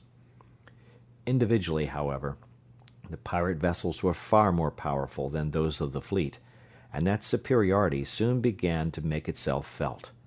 The power of the smaller ships began to fail as their accumulators became discharged under the awful drain of the battle, and vessel after vessel of the triplanetary fleet was hurled into nothingness by the concentrated blasts of the pirates' rays. But the triplanetary forces had one great advantage. In furious haste, the Secret Service men had been altering the controls of the radio-dirigible torpedoes so that they would respond to ultra-wave control, and, few in number though they were, each was highly effective. A hard-eyed observer, face almost against his plate and both hands and both feet manipulating controls, hurled the first torpedo. Propelling rockets viciously aflame, it twisted and looped around the incandescent rods of destruction so thickly and starkly outlined, under perfect control, unaffected by the hideous distortion of all ether-borne signals. Through a pirate screen it went, and under the terrific blast of its detonation, one entire panel of the stricken battleship vanished, crumpled and broken. It should have been out cold, but, to the amazement of the observers, it kept on fighting with scarcely lessened power. 3 more of the frightful space bombs had to be exploded in it. It had to be reduced to junk before its terrible rays went out. Not a man in that great fleet had even an inkling of the truth, that those great vessels, those terrible engines of destruction, did not contain a single living creature, that they were manned and fought by automatons, robots controlled by keen-eyed, space-hardened veterans inside the planetoid so distant by means of tight, interference-proof communicator beams. But they were to receive an inkling of it. As ship after ship of the pirate fleet was blown to pieces, Roger realized that his navy was beaten, and forthwith all his surviving vessels darted toward the apex of the cone, where the heaviest battleships were stationed. There each hurled itself upon a triplanetary warship, crashing to its own destruction, but in that destruction ensuring the loss of one of the heaviest vessels of the enemy. Thus passed the Fearless, and 20 of the finest spaceships of the fleet as well. But the ranking officer assumed command, the war cone was reformed, and, yawning maw to the fore, the great formation shot toward the pirate stronghold, now near at hand. It again launched its stupendous cylinder of annihilation, but even as the mighty defensive screens of the planetoid flared into incandescently furious defense, the battle was interrupted, and pirates and triplanetarians learned alike that they were not alone in the ether. Space became suffused with a redly impenetrable opacity, and through that indescribable pall there came reaching huge arms of force incredible, writhing, coruscating beams of power which glowed a baleful, although almost imperceptible, red. A vessel of unheard-of armament and power, hailing from distant solar systems of the galaxy, had come to rest in that space. For months her commander had been investigating sun after sun in quest of one precious substance. Now his detectors had found it, and, feeling neither fear of triplanetarian weapons nor reluctance to sacrifice those thousands of triplanetarian lives, he was about to take it. End of chapter. Chapter 4. Within the Red Veil. Nevia, the home planet of the marauding spaceship, would have appeared peculiar indeed to terrestrial senses. High in the deep red heavens a fervent blue sun poured down its flood of brilliant purplish light upon a world of water. Not a cloud was to be seen in that flaming sky, and through that dustless atmosphere the eye could see the horizon, a horizon 3 times as distant as the one to which we are accustomed, with a distinctness and clarity impossible in our Terra's dust-filled air. As that mighty sun dropped below the horizon, the sky would fill suddenly with clouds, and rain would fall violently and steadily until midnight. Then the clouds would vanish as suddenly as they had come into being, the torrential downpour would cease, and, through that huge world's wonderfully transparent gaseous envelope, the full glory of the firmament would be revealed. Not the firmament as we know it, for that hot blue sun and Nevia, her one planet-child, were many light-years distant from Old Sol and his numerous brood, but a strange and glorious firmament containing not one constellation familiar to earthly eyes. Out of the vacuum of space a fish-shaped vessel of the void, the vessel that was shortly to attack so boldly both the massed fleet of Triplanetary and Roger's planetoid, plunged into the rarefied outer atmosphere, and crimson beams of force tore shriekingly the thin air as it braked its terrific speed. 1/3 of the circumference of Nevia's mighty globe was traversed before the velocity of the craft could be reduced sufficiently to make a landing possible. Then, approaching the twilight zone, the vessel dived vertically downward, and it became evident that Nevia was neither entirely aqueous nor devoid of intelligent life. For the blunt nose of the spaceship was pointing toward what was evidently a half-submerged city, a city whose buildings were flat-topped, hexagonal towers, exactly alike in size, shape, color, and material. These buildings were arranged as the cells of a honeycomb would be if each cell were separated from its neighbors by a relatively narrow channel of water, and all were built of the same white metal. Many bridges and more tubes extended through the air from building to building, and the watery streets teemed with surface craft and with submarines. The pilot, stationed immediately below the conical prow of the spaceship, peered intently through the thick windows of crystal-clear metal, which afforded unobstructed vision in every direction except vertically upward and behind him. His 4 huge and contractile eyes were active, each operating independently in sending its own message to his peculiar but capable brain. One was watching the instruments, the others scanned narrowly the immense swelling curve of the ship's belly, the water upon which his vessel was to land, and the floating dock to which it was to be moored. 4 hands, if hands they could be called, manipulated levers and wheels with infinite delicacy of touch, and with scarcely a splash the immense mass of the Nevian Sky Wanderer struck the water and glided to a stop within a foot of its exact berth. 4 mooring bars dropped neatly into their sockets, and the captain pilot, after locking his controls in neutral, released his safety straps and leaped lightly from his padded bench to the floor. Scuttling across the floor and down a runway upon his 4 short, powerful, heavily scaled legs, he slipped smoothly into the water and flashed away, far below the surface. For Nevians are true amphibians. Their blood is cold. They use with equal comfort and efficiency gills and lungs for breathing. Their scaly bodies are equally at home in the water or in the air. Their broad, flat feet serve equally well for running about upon a solid surface, or for driving their streamlined bodies through the water at a pace few of our fishes can equal. Through the water the Nevian commander darted along, steering his course accurately by means of his short, vaned tail. Through an opening in a wall he sped, and along a submarine hallway, emerging upon a broad ramp.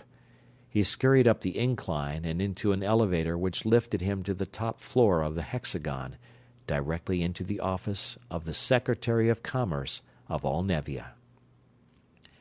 Welcome, Captain Neraldo. The secretary waved a tentacular arm, and the visitor sprang lightly upon a softly cushioned bench, where he lay at ease, facing the official across his low, flat desk.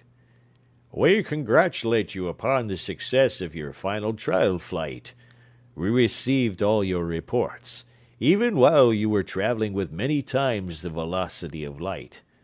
With the last difficulties overcome, you are now ready to start? We are ready, the captain scientist replied soberly. Mechanically, the ship is as nearly perfect as our finest minds can make her. She is stocked for 2 years.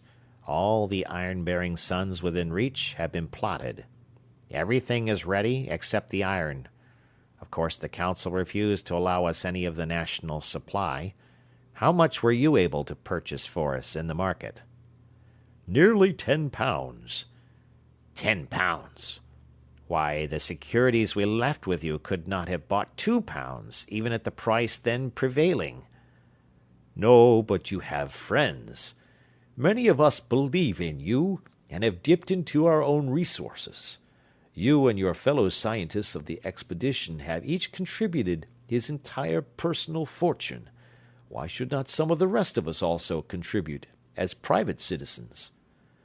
Wonderful. We thank you. 10 pounds! The captain's great triangular eyes glowed with an intense violet light. A full year of cruising. But what if, after all, we should be wrong? In that case, you shall have consumed 10 pounds of irreplaceable metal. The secretary was unmoved. That is the viewpoint of the Council and of almost everyone else. It is not the waste of treasure they object to. It is the fact that 10 pounds of iron will be forever lost. A high price, truly, the Columbus of Nevia assented. And after all, I may be wrong. You probably are. Of course you are wrong. His host made a startling answer. It is practically certain, it is almost a demonstrable mathematical fact, that no other sun within hundreds of thousands of light-years of our own has a planet. In all probability, Nevia is the only planet in the entire universe. We are the only intelligent life in the universe. But there is one chance in numberless millions that, somewhere with the cruising range of your newly perfected spaceship, there may be an iron-bearing planet upon which you can effect a landing, and it is upon that infinitesimal chance that some of us are staking a portion of our wealth. We expect no return whatever, but if you should, by some miracle, happen to find stores of iron somewhere in space, what then? Deep seas being made shallow, civilization extending itself over the globe, science advancing by leaps and bounds, Nevia becoming populated as she should be peopled. That, my friend, is a chance well worth taking. The secretary called in a group of guards who escorted the small package of priceless metal to the spaceship, and before the massive door was sealed, the friends bade each other farewell. "I will keep in touch with you on the ultrawave," the captain concluded. "After all, I do not blame the council for refusing to allow the other ship to go with us. 10 pounds of iron will be a fearful loss to the world. If we should find iron, however, see to it that the other vessel loses no time in following us." "No fear of that. If you find iron, all space will be full of vessels, as soon as they could possibly be built. Goodbye." The last opening was sealed, and Narado shot the great vessel into the air. Up and up, out beyond the last tenuous trace of atmosphere, on and on through space it flew with ever-increasing velocity, until Nevia's gigantic blue sun had been left so far behind that it became a splendid blue-white star. Then, projectors cut off to save the precious iron whose disintegration furnished them power. For week after week, Captain Narado and his venturesome crew of scientists drifted idly through the illimitable void. Sun after sun, as visible in their ultra-instruments as though the flying vessel were moving slower than light, they studied without finding a single planet. 3 months passed. Narado had already applied the slight power which was to swing the vessel around in an immense circle, back toward his native world. In that course he was rapidly approaching a sun, an ordinary G-type dwarf, whose spectrum revealed a blaze of lines of the precious element for which he was searching. Now at close observing range, he had long since abandoned his former eager habit of studying a sun as soon as it showed the tiniest perceptible disk in his most powerful telescope.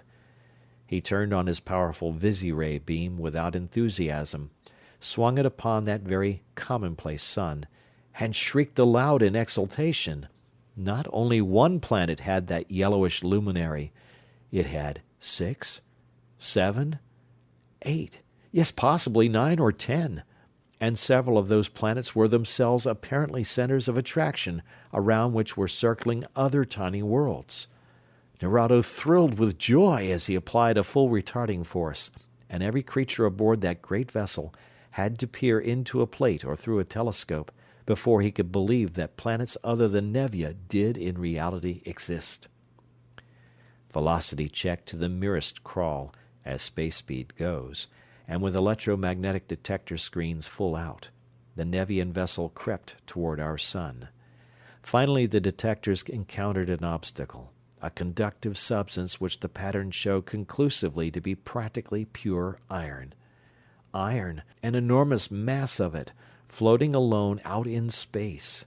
Without waiting to investigate the nature, appearance, or structure of the precious mass, Narado ordered power into the converters and drove an enormous softening field of force upon the object, a force of such a nature that it would condense the metallic iron into an allotropic modification of much smaller bulk, a red, viscous, extremely dense and heavy liquid which could be stored conveniently in his tanks. No sooner had the precious fluid been stored away than the detectors again broke into an uproar. In one direction was an enormous mass of iron, scarcely detectable. In another, a great number of smaller masses. In a third, an isolated mass comparatively small in size. Space seemed to be full of iron, and Narado drove his most powerful beam toward distant Nevia and sent an exultant message. "We have found iron, easily obtained and in unthinkable quantity, not in fractions of milligrams, but in millions upon unmeasured millions of tons. Send our sister ship here at once." "Narado!" The captain was called to one of the observation plates as soon as he had opened his key. "I have been investigating the mass of iron now nearest us, the small one.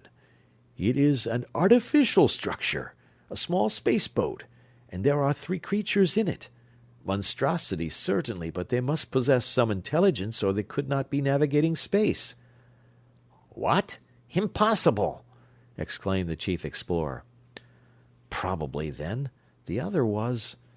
But no matter, we had to have the iron. Bring the boat in without converting it, so that we may study at our leisure both the beings and their mechanisms."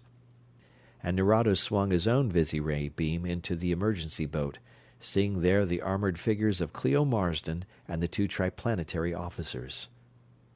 "They are indeed intelligent," Nerado commented, as he detected and silenced Costigan's ultrabeam communicator. "Not, however, as intelligent as I had supposed," he went on, after studying the peculiar creatures and their tiny spaceship more in detail. "They have immense stores of iron, yet use it for nothing other than building material. They apparently have a rudimentary knowledge of ultrawaves, but do not use them intelligently.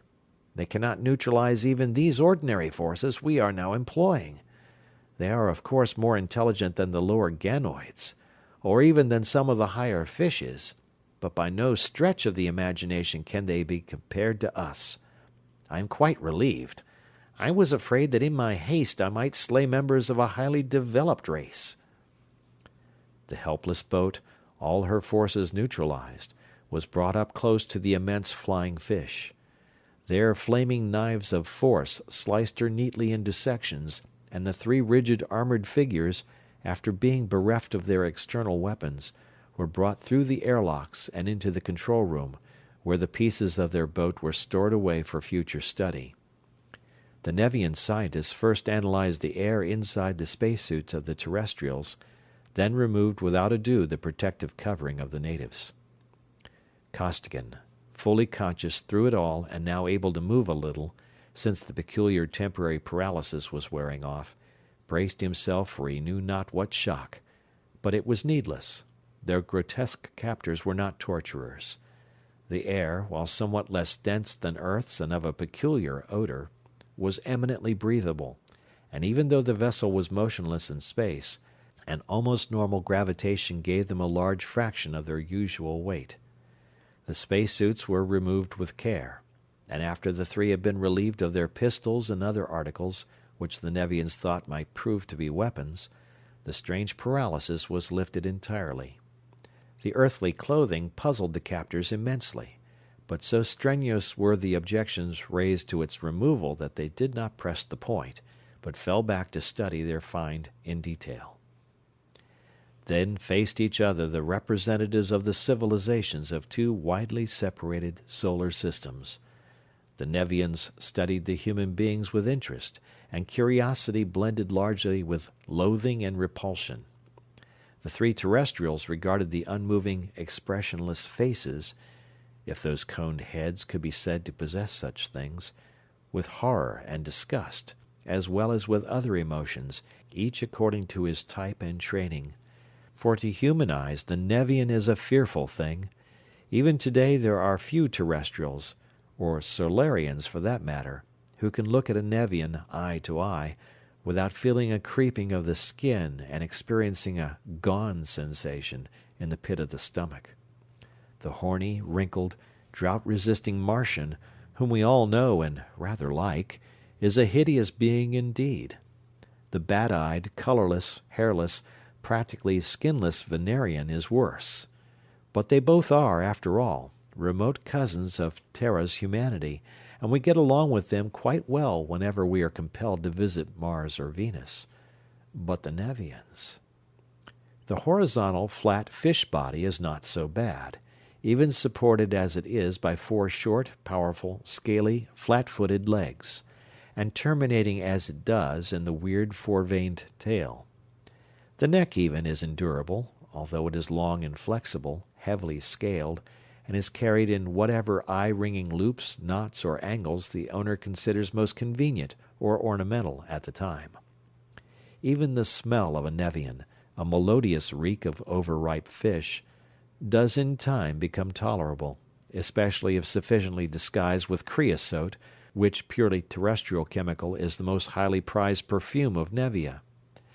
But the head, it is that member that makes the Nevian so appalling to earthly eyes, for it is a thing utterly foreign to all Solarian history or experience. As most Tellurians already know, it is fundamentally a massive cone, covered with scales, based spearhead-like upon the neck. 4 great sea-green, triangular eyes are spaced equidistant from each other about halfway up the cone. The pupils are contractile at will, like the eyes of the cat, permitting the Nevian to see equally well in any ordinary extreme of light or darkness. Immediately below each eye springs out a long, jointless, boneless, tentacular arm, an arm which at its extremity divides into 8 delicate and sensitive, but very strong, fingers. Below each arm is a mouth, a beaked, needle-tusked orifice of dire potentialities. Finally, under the overhanging edge of the cone-shaped head are the delicately frilled organs which serve either as gills or as nostrils and lungs, as may be desired. To other Nevians the eyes and other features are highly expressive, but to us they appear utterly cold and unmoving. Terrestrial senses can detect no changes of expression in a Nevian's face. Such were the frightful beings at whom the 3 prisoners stared with sinking hearts. But if we human beings have always considered Nevians grotesque and repulsive, the feeling has always been mutual. For those monstrous beings are a highly intelligent and extremely sensitive race, and our, to us, trim and graceful human form seems to them the very quintessence of malformation and hideousness. "Good heavens, Conway!" Clio exclaimed, shrinking against Costigan as his left arm flashed around her. "What monstrosities! And they can't talk. Not one of them has made a sound. Suppose they can be deaf and dumb?" But at the same time Narada was addressing his fellows. "What hideous, deformed creatures they are! Truly a low form of life, even though they do possess some intelligence. They cannot talk, and have made no signs of having heard our words to them. Do you suppose that they communicate by sight?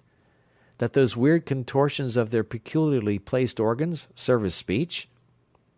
Thus both sides, neither realizing that the other had spoken. For the Nevian voice is pitched so high that the lowest note audible to them is far above our limit of hearing. The shrillest note of a terrestrial piccolo is to them so profoundly low that it cannot be heard. "We have much to do." Narado turned away from the captives. "We must postpone further study of the specimens until we have taken aboard a full cargo of the iron which is so plentiful here." "What shall we do with them, sir?" asked one of the Nevian officers. "Lock them in one of the storage rooms?" "Oh, no.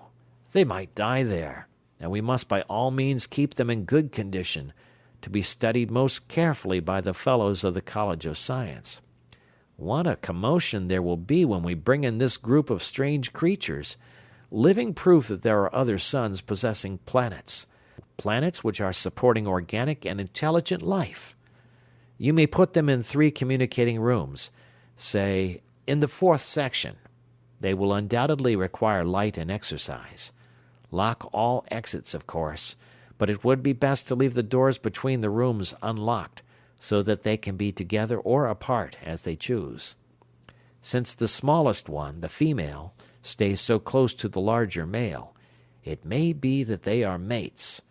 But since we know nothing of their habits or customs, it will be best to give them all possible freedom compatible with safety." Narado turned back to his instruments, and 3 of the frightful crew came up to the human beings. One walked away, waving a couple of arms in an unmistakable signal that the prisoners were to follow him. The 3 obediently set out after him, the other 2 guards falling behind. "Now's our best chance," Costigan muttered, as they passed through a low doorway and entered a narrow corridor. "Watch that one ahead of you, Clio. Hold him for a second if you can. Bradley, you and I'll take the two behind us. Now!" Costigan stopped and whirled. Seizing a cable-like arm, he pulled the outlandish head down, the while the full power of his mighty right leg drove a heavy service boot into the place where scaly neck and head joined. The Nevian fell, and instantly Costigan leaped at the leader, ahead of the girl. Leaped, but dropped to the floor, again paralyzed. For the Nevian leader had been alert, his 4 eyes covering the entire circle of vision, and he had acted rapidly. Not in time to stop Costigan's first berserk attack. The first officer's reactions were practically instantaneous, and he moved like chain lightning, but in time to retain command of the situation. Another Nevian appeared, and, while the stricken guard was recovering, all 4 arms wrapped tightly around his convulsing, looping, knotting neck, the 3 helpless terrestrials were lifted into the air and carried bodily into the quarters to which Narado had assigned them. Not until they had been placed upon cushions in the middle room and the heavy metal doors had been locked upon them did they again find themselves able to use arms or legs. "Well, that's another round we lose," Costigan commented cheerfully. "A guy can't mix it very well when he can neither kick, strike, nor bite. I expected those lizards to rough me up, but they didn't." "They don't want to hurt us. They want to take us home with them, wherever that is, as curiosities, like wild animals or something," decided the girl shrewdly. "They're pretty bad, of course, but I like them a lot better than I do Roger and his robots, anyway." "I think you have the right idea, Miss Marsden," Bradley rumbled. "That's it exactly.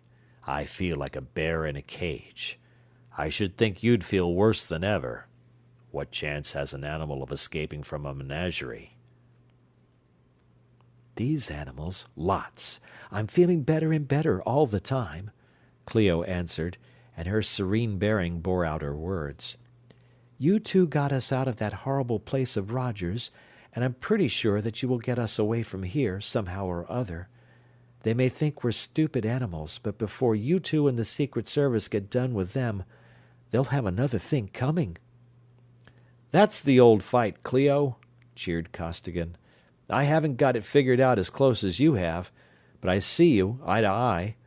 These 4-legged fish carry considerably heavier stuff than Roger did, I'm thinking, but they'll be up against something themselves pretty quick that is no lightweight, believe me."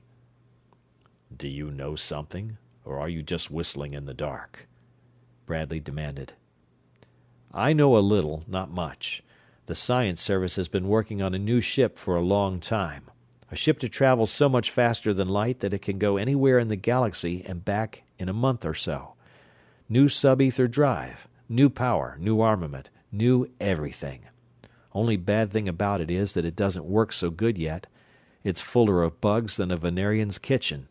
It has blown up 5 times that I know of, and has killed 29 men.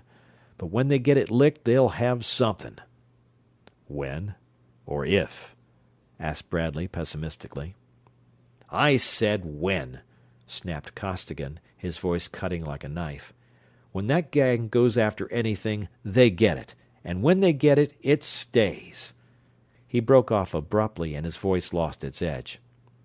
"Sorry. Didn't mean to get high, but I think we'll have help if we can keep our heads up a while. And it looks good. These are first-class cages they've given us. All the comforts of home, even to lookout plates. Let's see what's going on, shall we?" After some experimenting with the unfamiliar controls, Costigan learned how to operate the Nevian visiray, and upon the plate they saw the cone of battle hurling itself towards Roger's planetoid. They saw the pirate fleet rush out to do battle with Triplanetary's massed forces, and with bated breath they watched every maneuver of that epic battle to its savagely sacrificial end.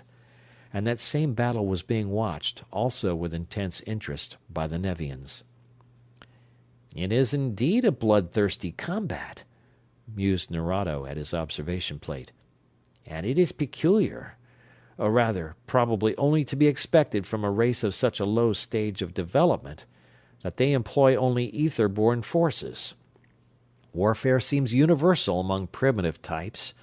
Indeed, it is not so long ago that our own cities, few in number though they are, ceased fighting each other and combined against the semi-civilized fishes of the greater deeps." He fell silent, and for many minutes watched the furious battle between the two navies of the void. That conflict ended, he watched the Triplanetary fleet reform its battle cone and rush upon the planetoid. "Destruction, always destruction," he sighed, adjusting his power switches. "Since they are bent upon mutual destruction, I can see no purpose in refraining from destroying all of them. We need the iron, and they are a useless race." He launched his softening, converting field of dull red energy. Vast as that field was, it could not encompass the whole of the fleet, but half of the lip of the gigantic cone soon disappeared, its component vessels subsiding into a sluggishly flowing stream of allotropic iron. Instantly the fleet abandoned the attack upon the planetoid and swung its cone around to bring the flame-erupting axis to bear upon the inchoate something dimly perceptible to the ultravision of the Secret Service observers. Furiously, the gigantic composite beam of the massed fleet was hurled, nor was it alone. For Roger and his floating citadel had realized at once that something untoward was happening, something altogether beyond even his knowledge and experience. He could not see anything, space was apparently empty, but he took his rays off the battleships and directed his every force just beyond the point in space where that red stream of transformed metal was disappearing. Then, for the first time in triplanetary history, the forces of law and order joined hands with those of piracy and banditry against a common foe. Rods, beams, planes, and stilettos of unbearable energy the doomed fleet launched, in addition to its main beam of annihilation. And Roger also hurled out into space every weapon at his command: bombs, high-explosive shells, and deadly radio-dirigible torpedoes. All alike disappeared ineffectively in that redly murky veil of nothingness. And the fleet was being melted. In quick succession, the vessels flamed red, shrank together, gave out their air, and merged their component iron into the intensely red, sullenly viscous stream which was flowing through the impenetrable veil upon which Triplanetarians and pirates alike were directing their every possible weapon of offense. The last vessel of the Triplanetary Armada converted, and the resulting metal stored away in their capacious reservoirs, the Nevians turned their attention upon the stronghold of the pirates. There ensued a battle royal. For this vast planetoid was no feeble warship, depending solely upon the limited power available in its accumulators. It was the product of a really mighty brain, a brain reinforced by the many perverted but powerful intellects which Roger had won over to his cause. It was powered by the incalculable force of cosmic radiation, powered to drive its unimaginable mass through space against any possible attractions for an indefinite number of years. It was armed and equipped to meet any emergency which Roger's coldly analytical mind had been able to foresee. The fact that the scientists of the Secret Service had discovered ultrawaves as yet unknown to him was unfortunate. That service was itself unfortunate, impenetrable as it was, and incorruptible. He could learn nothing whatever about it. He had heard vague rumors of certain experiments, but even if they should discover something, it would be too late to do them any good. Even without invisibility, he would have no trouble in annihilating the massed grand fleet of the Triplanetary League. He would very shortly collect his tribute and disappear. And this new enemy, himself invisible and armed with heretofore unknown weapons of dire power, who was apparently unaffected by his beams, even he would discover that Roger the Great was no puny opponent. He would analyze those unknown forces, regenerate them, and hurl them back upon their senders. Thinking thus, the man of grey sat coldly motionless at his great multi-shielded desk, whose top was now swung up to become a board of massed and tiered instruments and controls. He shut off his offensive beams and surrounded the entire planetoid with a peculiarly rigid and substantial shield which had so easily warded off Costigan's fiercest attacks. And that shield was more effective than even its designer had supposed. Gray Roger had built even better than he knew.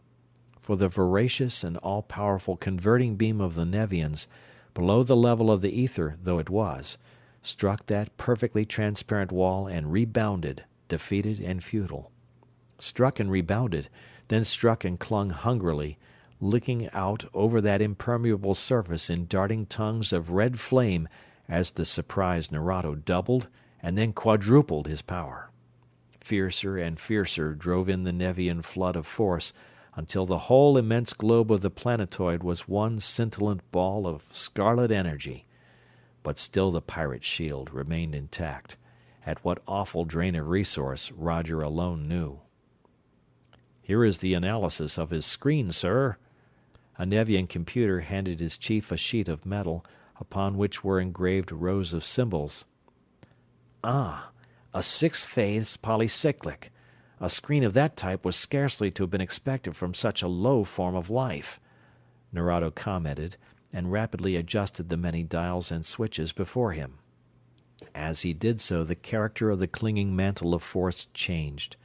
From red, it flamed quickly through the spectrum, became unbearably violet, then disappeared, and as it disappeared the shielding wall began to give way.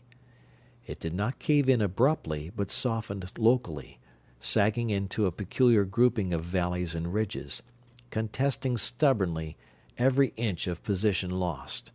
And Gray Roger knew that the planetoid was doomed. His supposedly impregnable screen was failing in spite of its utmost measure of energy, and, that defense down, the citadel would not last a minute.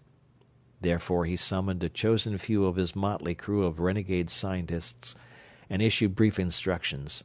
For minutes a host of robots toiled mightily, then a portion of the shield bulged out, extended into a tube beyond the attacking layers of force, and from it there erupted a beam of violence incredible, a beam behind which was every volt and ampere that the gigantic generators and accumulators of the planetoid could yield, a beam that tore screamingly through the ether, that by the very vehemence of its incalculable energy tore a hole through the redly impenetrable Nevian field, and hurled itself upon the inner screen of the fish-shaped cruiser in frenzied incandescence. And was there, or was there not, a lesser eruption upon the other side, an almost imperceptible flash, as though something had shot from the doomed planetoid out into space? Narado's looped neck straightened convulsively as his tortured drivers whined and shrieked at the terrific overload, but Roger's effort was far too intense to be long maintained. Even before his accumulators failed, generator after generator burned out, the defensive screen collapsed, and the red converter beam attacked voraciously the unresisting metal of those prodigious walls. Soon there was a terrific explosion as the pent-up air of the planetoid broke through its weakening container, and the sluggish river of allotropic iron flowed in an ever larger stream, ever faster. "It is well that we have an unlimited supply of iron." Narado tied a knot in his neck and spoke in huge relief. "With but the 7 pounds remaining of our original supply, I fear that it would have been difficult to parry that last thrust." "Difficult?" asked the second in command. "We would now be swimming in space. But what shall I do with this iron? Our reservoirs will not hold it all." "Seal up 1 or 2 of the lower storage compartments to make room for this lot. Immediately it is loaded, we return to Nevia. There we shall install reservoirs in all the spare space, and come back here for more." The last drop of the precious liquid secured, the vessel moved away, sluggishly now because of its prodigious load. In their quarters in the 4th section, the 3 terrestrials, who had watched with strained attention the downfall and absorption of the planetoid, stared at each other with drawn faces. Clio broke the silence. "Oh, Conway, this is ghastly. It's just simply perfectly horrible," she gasped, then recovered a measure of her customary spirit as she stared in surprise at Costigan's face. For it was thoughtful, His eyes were bright and keen. No trace of fear or disorganization was visible in any line of his hard young face. "It's not so good," he admitted frankly. "I wish I wasn't such a dumb cluck. If Lyman Cleveland or Ford Rodebush were here, they could help a lot. But I don't know enough about any of their stuff to flag a handcar. I can't even interpret that funny flash, if it really was a flash, that we saw." "Why bother about one little flash, after all that really did happen?" asked Clio, curiously. "You think Roger launched something? He couldn't have. I didn't see a thing," Bradley argued. "I don't know what to think. I've never seen anything material sent out so fast that I couldn't trace it with an ultra-wave. But on the other hand, Roger's got a lot of stuff that I never saw anywhere else. However, I don't see that it has anything to do with the fix we're in right now. But at that, we might be worse off. We're still breathing air, you notice, and if they don't blanket my wave, I can still talk." He put both his hands in his pockets and spoke. "Samms? Costigan, put me on a recorder, quick. I probably haven't got much time." And for 10 minutes he talked, concisely and as rapidly as he could utter words, reporting clearly and exactly everything that had transpired. Suddenly he broke off, writhing in agony. Frantically he tore his shirt open and hurled a tiny object across the room. "Wow!" he exclaimed.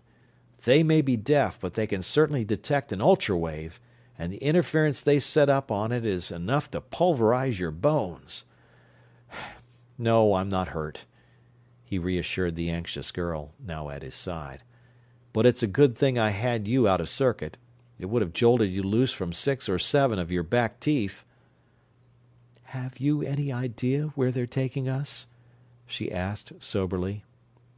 "No," he answered flatly, looking deep into her steadfast eyes. "No use lying to you. If I know you at all, you'd rather take it standing up. That talk of Jovians or Neptunians is the bunk. Nothing like that ever grew in our Solarian system. All the signs say that we're going for a long, long ride." End of chapter. Chapter 5. Nevian Strife. The Nevian spaceship was hurtling upon its way. Space navigators both, the two terrestrial officers, soon discovered that it was even then moving with a velocity far above that of light, and that it must be accelerating at a stupendous rate, even though to them it seemed stationary. They could feel only a gravitational force somewhat less than that of their native Earth. Bradley, seasoned old campaigner that he was, had retired promptly as soon as he had completed a series of observations, and was sleeping soundly upon a pile of cushions in the first of the 3 interconnecting rooms. In the middle room, which was to be Clio's, Costigan was standing very close to the girl, but was not touching her. His body was rigid, his face was tense and drawn. "You are wrong, Conway, all wrong," Clio was saying very seriously. "I know how you feel, but it's false chivalry." "That isn't it at all," he insisted stubbornly. "It isn't only that I've got you out here in space, in danger and alone, that's stopping me. I know you and I know myself well enough to know that what we start now we'll go through with for life. It doesn't make any difference that way whether I start making love to you now or whether I wait until we're back on Tellus. I've been telling you for half an hour that for your own good, you'd better pass me up entirely. I've got enough horsepower to keep away from you if you tell me to. Not otherwise." "I know it both ways, dear, but—" "But nothing," he interrupted. "Can't you get it into your skull what you'll be letting yourself in for if you marry me? Assume that we get back, which isn't sure by any means, but even if we do, some day, and maybe soon too, you can't tell, somebody is going to collect 50 grams of radium for my head." 50 grams? And everybody knows that Samms himself is rated at only 60? I knew that you were somebody, Conway, Clio exclaimed, undeterred. But at that, something tells me that any pirate will earn even that much reward several times over before he collects it. Don't be silly, dear heart. Good night. She tipped her head back, holding up to him her red, sweetly curved, smiling lips, and his eager arms, hitherto kept away from her by sheer force of will, swept around her in almost fierce intensity. As his hot lips met hers, her arms crept up around his neck and they stood, clasped together in the motionless ecstasy of love's first embrace. "Girl, girl, how I love you!" Costigan's voice was husky, his usually hard eyes were glowing with a tender light. "That settles that. I'll really live now, anyway, while—" "Stop it!" she commanded sharply. "You're going to live until you die of old age. See if you don't. You'll simply have to, Conway." "That's so, too. No percentage in dying now. All the pirates between Tellus and Andromeda couldn't take me after this. I've got too much to live for. Well, good night, sweetheart. I'd better beat it. You need some sleep." The lovers' parting was not as simple and straightforward a procedure as Costigan's speech would indicate, but finally he did seek his own room and relaxed upon a pile of cushions, his stern visage transformed. Instead of the low metal ceiling he saw a beautiful, oval, tanned young face, framed in a golden blonde corona of hair. His gaze sank into the depths of loyal, honest, dark blue eyes, and looking deeper and deeper into those blue wells, he fell asleep. Upon his face, too sad and grim by far for a man of his years, the lives of sector chiefs of the TSS are never easy, nor as a rule are they long. There lingered as he slept that newly acquired softness of expression, the reflection of his transcendent happiness. For 8 hours he slept soundly, as was his wont. Then, also according to his habit and training, he came wide awake, with no intermediate stage of napping. "Clio?" he whispered. "Awake, girl?" "Awake?" Her voice came through the ultraphone, relief in every syllable. "Good heavens! I thought you were going to sleep until we got to wherever it is that we're going. Come on in, you two. I don't see how you can possibly sleep, just as though you were home in bed." "You've got to learn to sleep anywhere if you expect to keep in—" Costigan broke off as he opened the door and saw Clio's wan face. She had evidently spent a sleepless and racking 8 hours. "Good Lord, Clio, why didn't you call me?" "Oh, I'm all right, except for being a little jittery. No need of asking you how you feel, is there?" "No, I feel hungry," he answered cheerfully. "I'm going to see what we can do about it. Or say, guess I'll see whether they're still interfering on Sam's wave." He took out a small, insulated case and touched the contact stud lightly with his fingers. His arm jerked away powerfully. "Still at it," he gave the necessary explanation.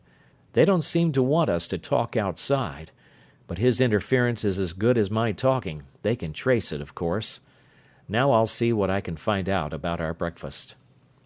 He stepped over to the plate and shot its projector beam forward into the control room, where he saw Nerado lying dog-like at his instrument panel. As Costigan's beam entered the room, a blue light flashed on, and the Nevian turned an eye and an arm toward his own small observation plate. Knowing that they were now in visual communication, Costigan beckoned an invitation and pointed to his mouth in what he hoped was the universal sign of hunger. The Nevian waved an arm and fingered controls, and as he did so a wide section of the floor of Clio's room slid aside. The opening thus made revealed a table which rose upon its low pedestal, a table equipped with 3 softly cushioned benches and spread with a glittering array of silver and glassware. Bowls and platters of dazzling white metal, narrow-waisted goblets of sheerest crystal, all were hexagonal, beautifully and intricately carved or etched in apparently conventional marine designs. And the table utensils of this strange race were peculiar indeed. There were tearing forceps of 16 needle-sharp curved teeth. There were flexible spatulas. There were deep and shallow ladles with flexible edges. There were many other peculiarly curved instruments at whose uses the terrestrials could not even guess, all having delicately fashioned handles to fit the long, slender fingers of the Nevians.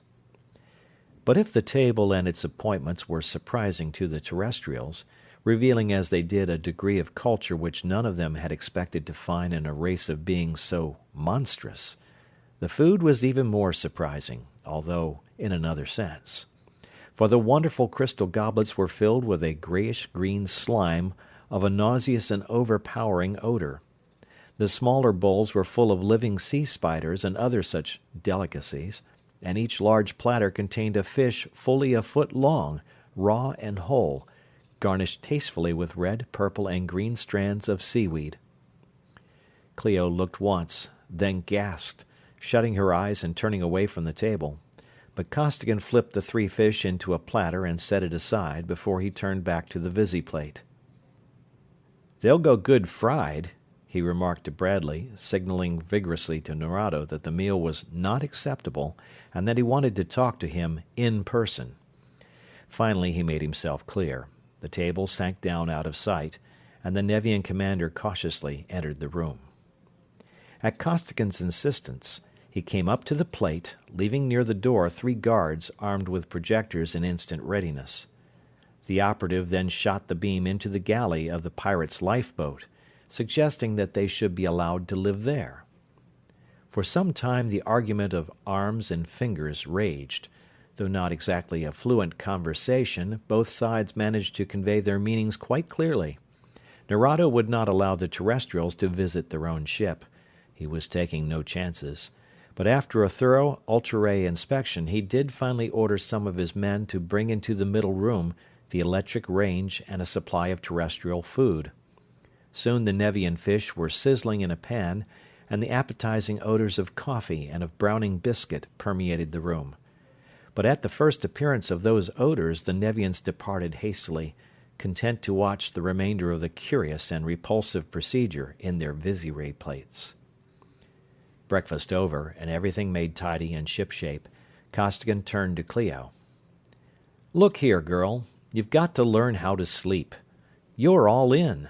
Your eyes look like you've been on a Martian picnic and you didn't eat half enough breakfast. You've got to sleep and eat to keep fit. We don't want you passing out on us, so I'll put out this light, and you'll lie down here and sleep until noon." "Oh, no, don't bother. I'll sleep tonight. I'm quite—" "You'll sleep now," he informed her levelly. "I never thought of you being nervous, with Bradley and me on each side of you. We're both right here now, though, and we'll stay here. We'll watch over you like a couple of old hens with one chick between them. Come on, lie down and go bye-bye." Clio laughed at the simile, but lay down obediently. Costigan sat upon the edge of the great divan, holding her hand, and they chatted idly. The silences grew longer. Clio's remarks became fewer, and soon her long-lashed lids fell and her deep, regular breathing showed that she was sound asleep. The man stared at her, his very heart in his eyes. So young, so beautiful, so lovely, and how he did love her. He was not formally religious, but his every thought was a sincere prayer. If he could only get her out of this mess. He wasn't fit to live on the same planet with her, but just give him one chance, just one. But Costigan had been laboring for days under a terrific strain, and had been going very short on sleep. Half hypnotized by his own mixed emotions, and by his staring at the smooth curves of Clio's cheek, his own eyes closed, and, still holding her hand, he sank down into the soft cushions beside her and into oblivion. Thus sleeping hand in hand like 2 children, Bradley found them, and a tender fatherly expression came over his face as he looked down at them. "Nice little girl, Clio," he mused, "and when they made Costigan, they broke the mold. They'll do. About as fine a couple of kids as old Tellus ever produced. I could do with some more sleep myself." He yawned prodigiously, lay down at Clio's left, and almost instantly was himself asleep. Hours later both men were awakened by a merry peal of laughter. Clio was sitting up, regarding them with sparkling eyes. She was refreshed, buoyant, ravenously hungry, and highly amused. Costigan was amazed and annoyed at what he considered a failure in a self-appointed task. Bradley was calm and matter-of-fact. Thanks for being such a nice bodyguard, you two. Cleo laughed again, but sobered quickly. I slept wonderfully well, but I wonder if I can sleep tonight without making you hold my hand all night. Oh, he doesn't mind doing that, Bradley commented. Mind it, Costigan exclaimed, and his eyes and his tone spoke volumes that his tongue left unsaid. They prepared and ate another meal, one to which Cleo did full justice, and, rested and refreshed, had begun to discuss possibilities of escape when Narado and his 3 armed guards entered the room. The Nevian scientist placed a box upon a table and began to make adjustments upon its panels, eyeing the terrestrials attentively after each setting. After a time, a staccato burst of articulate speech issued from the box, and Costigan saw a great light. "You've got it! Hold it!" he exclaimed, waving his arms excitedly. "You see, Cleo, their voices are pitched either higher or lower than ours, probably higher, and they've built an audio frequency changer. He's nobody's fool, that fish." Narado heard Costigan's voice, there was no doubt of that. His long neck looped and angled in Nevian gratification, and, although neither side could understand the other, both knew that intelligent speech and hearing were attributes common to the two races. This fact altered markedly the relations between captors and captives. The Nevians admitted among themselves that the strange bipeds might be quite intelligent after all, and the terrestrials at once became more hopeful. "It isn't so bad if they can talk," Costigan summed up the situation. "We might as well take it easy and make the best of it, particularly since we haven't been able to figure out any possible way of getting away from them. They can talk and hear, and we can learn their language in time. Maybe we can make some kind of a deal with them to take us back to our own system, if we can't make a break." The Nevians being as eager as the terrestrials to establish communication, Narado kept the newly devised frequency changer in constant use. There is no need of describing at length the details of that interchange of languages. Suffice it to say that starting at the very bottom, they learned as babies learn, and with the great advantage over babies of possessing fully developed and capable brains. And while the human beings were learning the tongue of Nevia, several of the amphibians, and incidentally Cleo Marsden, were learning Triplanetarian, the 2 officers knowing well that it would be much easier for the Nevians to learn the logically built common language of the 3 planets than to master the senseless intricacies of English. In a few weeks, the 2 parties were able to understand each other after a fashion, by using a weird mixture of both languages. As soon as a few ideas had been exchanged, the Nevian scientists built transformers small enough to be worn collar-like by the terrestrials, and the captives were allowed to roam at will throughout the great vessel, only the compartment in which was stored the dismembered pirate lifeboat being sealed to them. Thus it was that they were not long left in doubt, when another fish-shaped cruiser of the void was revealed upon their lookout plates in the awful emptiness of interstellar space. "That is our sister ship, going to your Solarian system for a cargo of the iron which is so plentiful there," Narado explained to his involuntary guests. "I hope the gang has got the bugs worked out of our supership," Costigan muttered savagely to his companions as Narado turned away. "If they have, that outfit will get something more than a load of iron when they get there." More weeks passed, weeks during which a blue-white star separated itself from the infinitely distant firmament and began to show a perceptible disk. Larger and larger it grew, becoming bluer and bluer as the flying spaceship approached it, until finally Nevia could be seen, apparently close beside her parent orb. Heavily laden though the vessel was, such was her power that she was soon dropping vertically toward a large lagoon in the middle of the Nevian city. That bit of open water was strangely devoid of life, for this was to be no ordinary landing. Under the terrific power of the beams breaking the descent of that unimaginable load of allotropic iron, the water seethed and boiled, and instead of floating gracefully upon the surface of the sea, this time the huge ship of space sank like a plummet to the bottom. Having accomplished this delicate feat of docking the vessel safely in the immense cradle prepared for her, Nerado turned to the terrestrials, who, now under guard, had been brought before him. "While our cargo of iron is being discharged, I am to take you 3 Tellurians to the College of Science, where you are to undergo a thorough physical and psychological examination. Follow me." "Wait a minute," protested Costigan, with a quick and furtive wink at his companions. "Do you expect us to go through water, and at this frightful depth?" "Certainly," replied the Nevian in surprise. "You are air-breathers, of course, but you must be able to swim a little, and this slight depth, but little more than 30 of your meters, will not trouble you." "You are wrong, twice," declared the terrestrial convincingly. "If by swimming you mean propelling yourself in or through the water, we know nothing of it. In water over our heads we drown helplessly in a minute or two, and the pressure at this depth would kill us instantly." "Well, I could take a lifeboat, of course, but that—" the Nevian captain began doubtfully, but broke off at the sound of a staccato call from his signal panel. "Captain Nerado, attention!" "Nerado," he acknowledged into a microphone. "The third city is being attacked by the fishes of the greater deeps.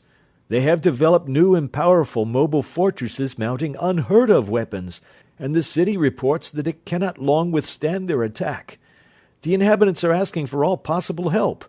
Your vessel not only has vast stores of iron, but also mounts weapons of power. You are requested to proceed to their aid at the earliest possible moment." Nerado snapped out orders, and the liquid iron fell in streams from wide-open ports, forming a vast red pool in the bottom of the dock. In a short time the great vessel was in equilibrium with the water she displaced, and as soon as she had attained a slight buoyancy, the ports snapped shut and Nerado threw on the power. "Go back to your own quarters and stay there until I send for you," the Nevian directed, and as the terrestrians obeyed the curt orders, the fish-shaped cruiser of space tore herself from the water and flashed up into the crimson sky. "What a bare-faced liar!" Bradley exclaimed. The 3, transformers cut off, were back in the middle room of their suite. "You can outswim an otter, and I happen to know that you came up out of the old DZ-83 from a depth of—" "Maybe I did exaggerate a trifle," Costigan interrupted him, "but the more helpless he thinks we are, the better for us. And we want to stay out of any of their cities as long as we can, because they may be hard places to escape from. I've got a couple of ideas, but they aren't ripe enough to pick yet. Wow, how this bird's been traveling. We're there already. If he hits the water going like this, he'll split himself sure." With undiminished velocity, they were flashing downward in a long slant toward the beleaguered third city, and from the flying vessel there was launched towards the city's central lagoon a torpedo. No missile this, but a capsule containing a full ton of allotropic iron, which would be of more use to the Nevian defenders than millions of men. For the third city was sore pressed indeed. Around it was one unbroken ring of boiling, exploding water, water billowing upward with a searing, blinding burst of superheated steam, or being hurled bodily in all directions in solid masses by the cataclysmic forces being released by the embattled fishes of the greater deeps. Her outer defenses were already down, and even as the terrestrials stared in amazement, another of the immense hexagonal buildings burst into fragments, its upper structure flying wildly into scrap metal, its lower half subsiding drunkenly below the surface of the boiling sea. The 3 terrestrials involuntarily seized whatever supports were at hand as the Nevian spaceship struck the water with undiminished speed, but the precaution was needless. Nerado knew thoroughly his vessel, its strength, and its capabilities. There was a mighty splash, but that was all. The artificial gravity was unchanged by the impact. To the passengers, the vessel was still motionless and on an even keel as, now a submarine, she snapped around like a very fish and attacked the rear of the nearest fortress. For fortresses they were, vast structures of green metal, plowing forward implacably upon immense caterpillar treads. And as they crawled, they destroyed, and Costigan, exploring the strange submarine with his visiray beam, watched and marveled. For the fortresses were full of water, water artificially cooled and aerated, entirely separate from the boiling flood through which they moved.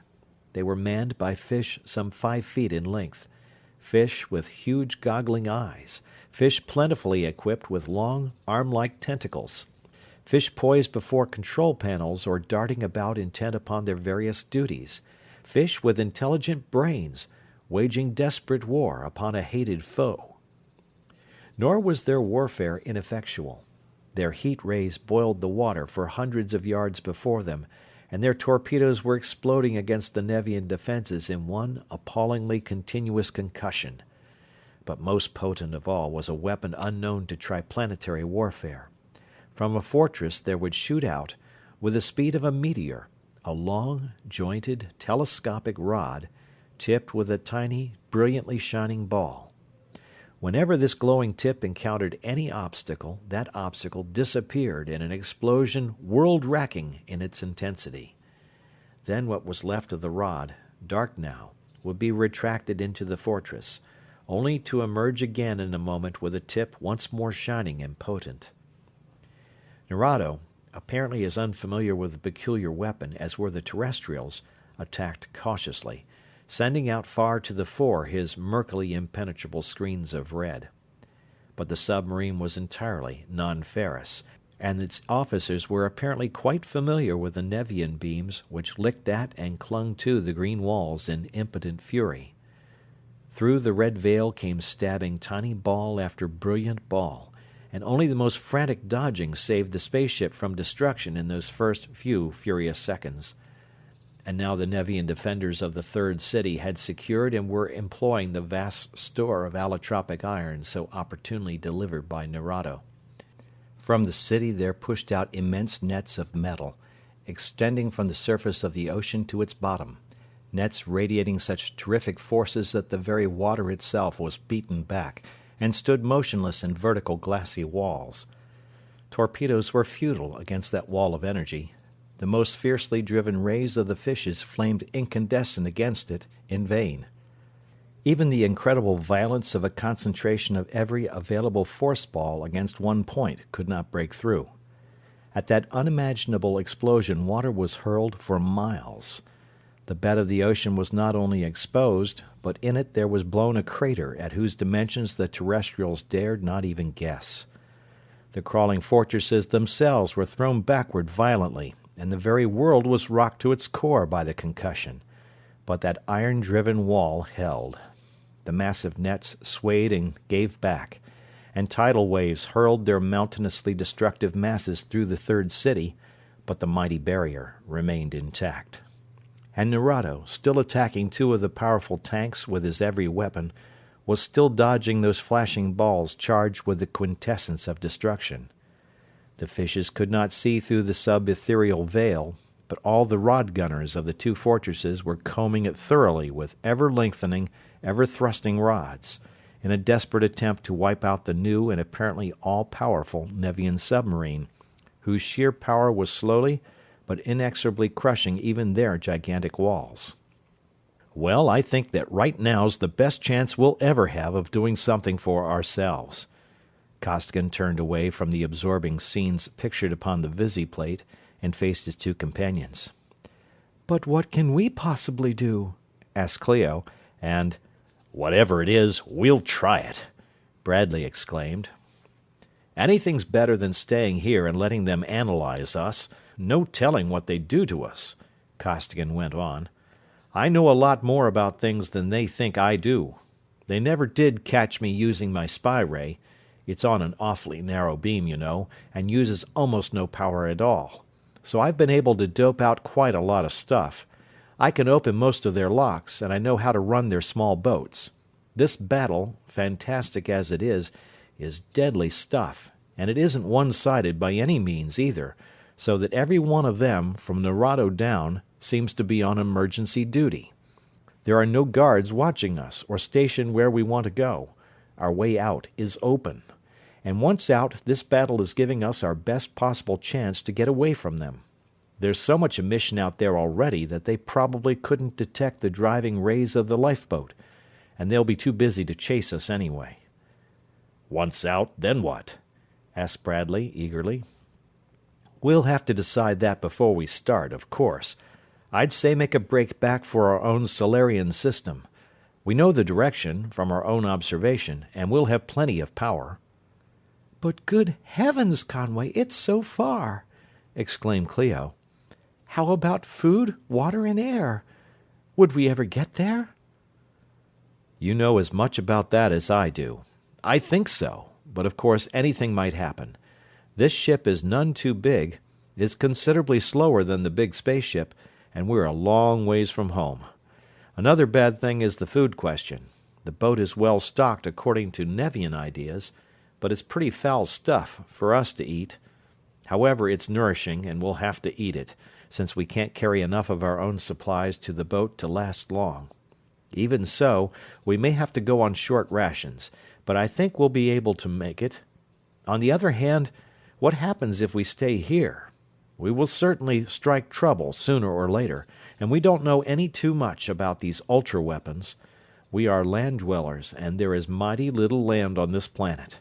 Then, too, we don't know where to look for what little land there is, and even if we could find it, we know that it is all overrun with amphibians already. There's a lot of things that might be better, but they might be a lot worse, too. How about it? Do we try it, or do we stay here?" "We try it!" exclaimed Clio and Bradley as one. "All right. I'd better not waste any more time talking. Let's go."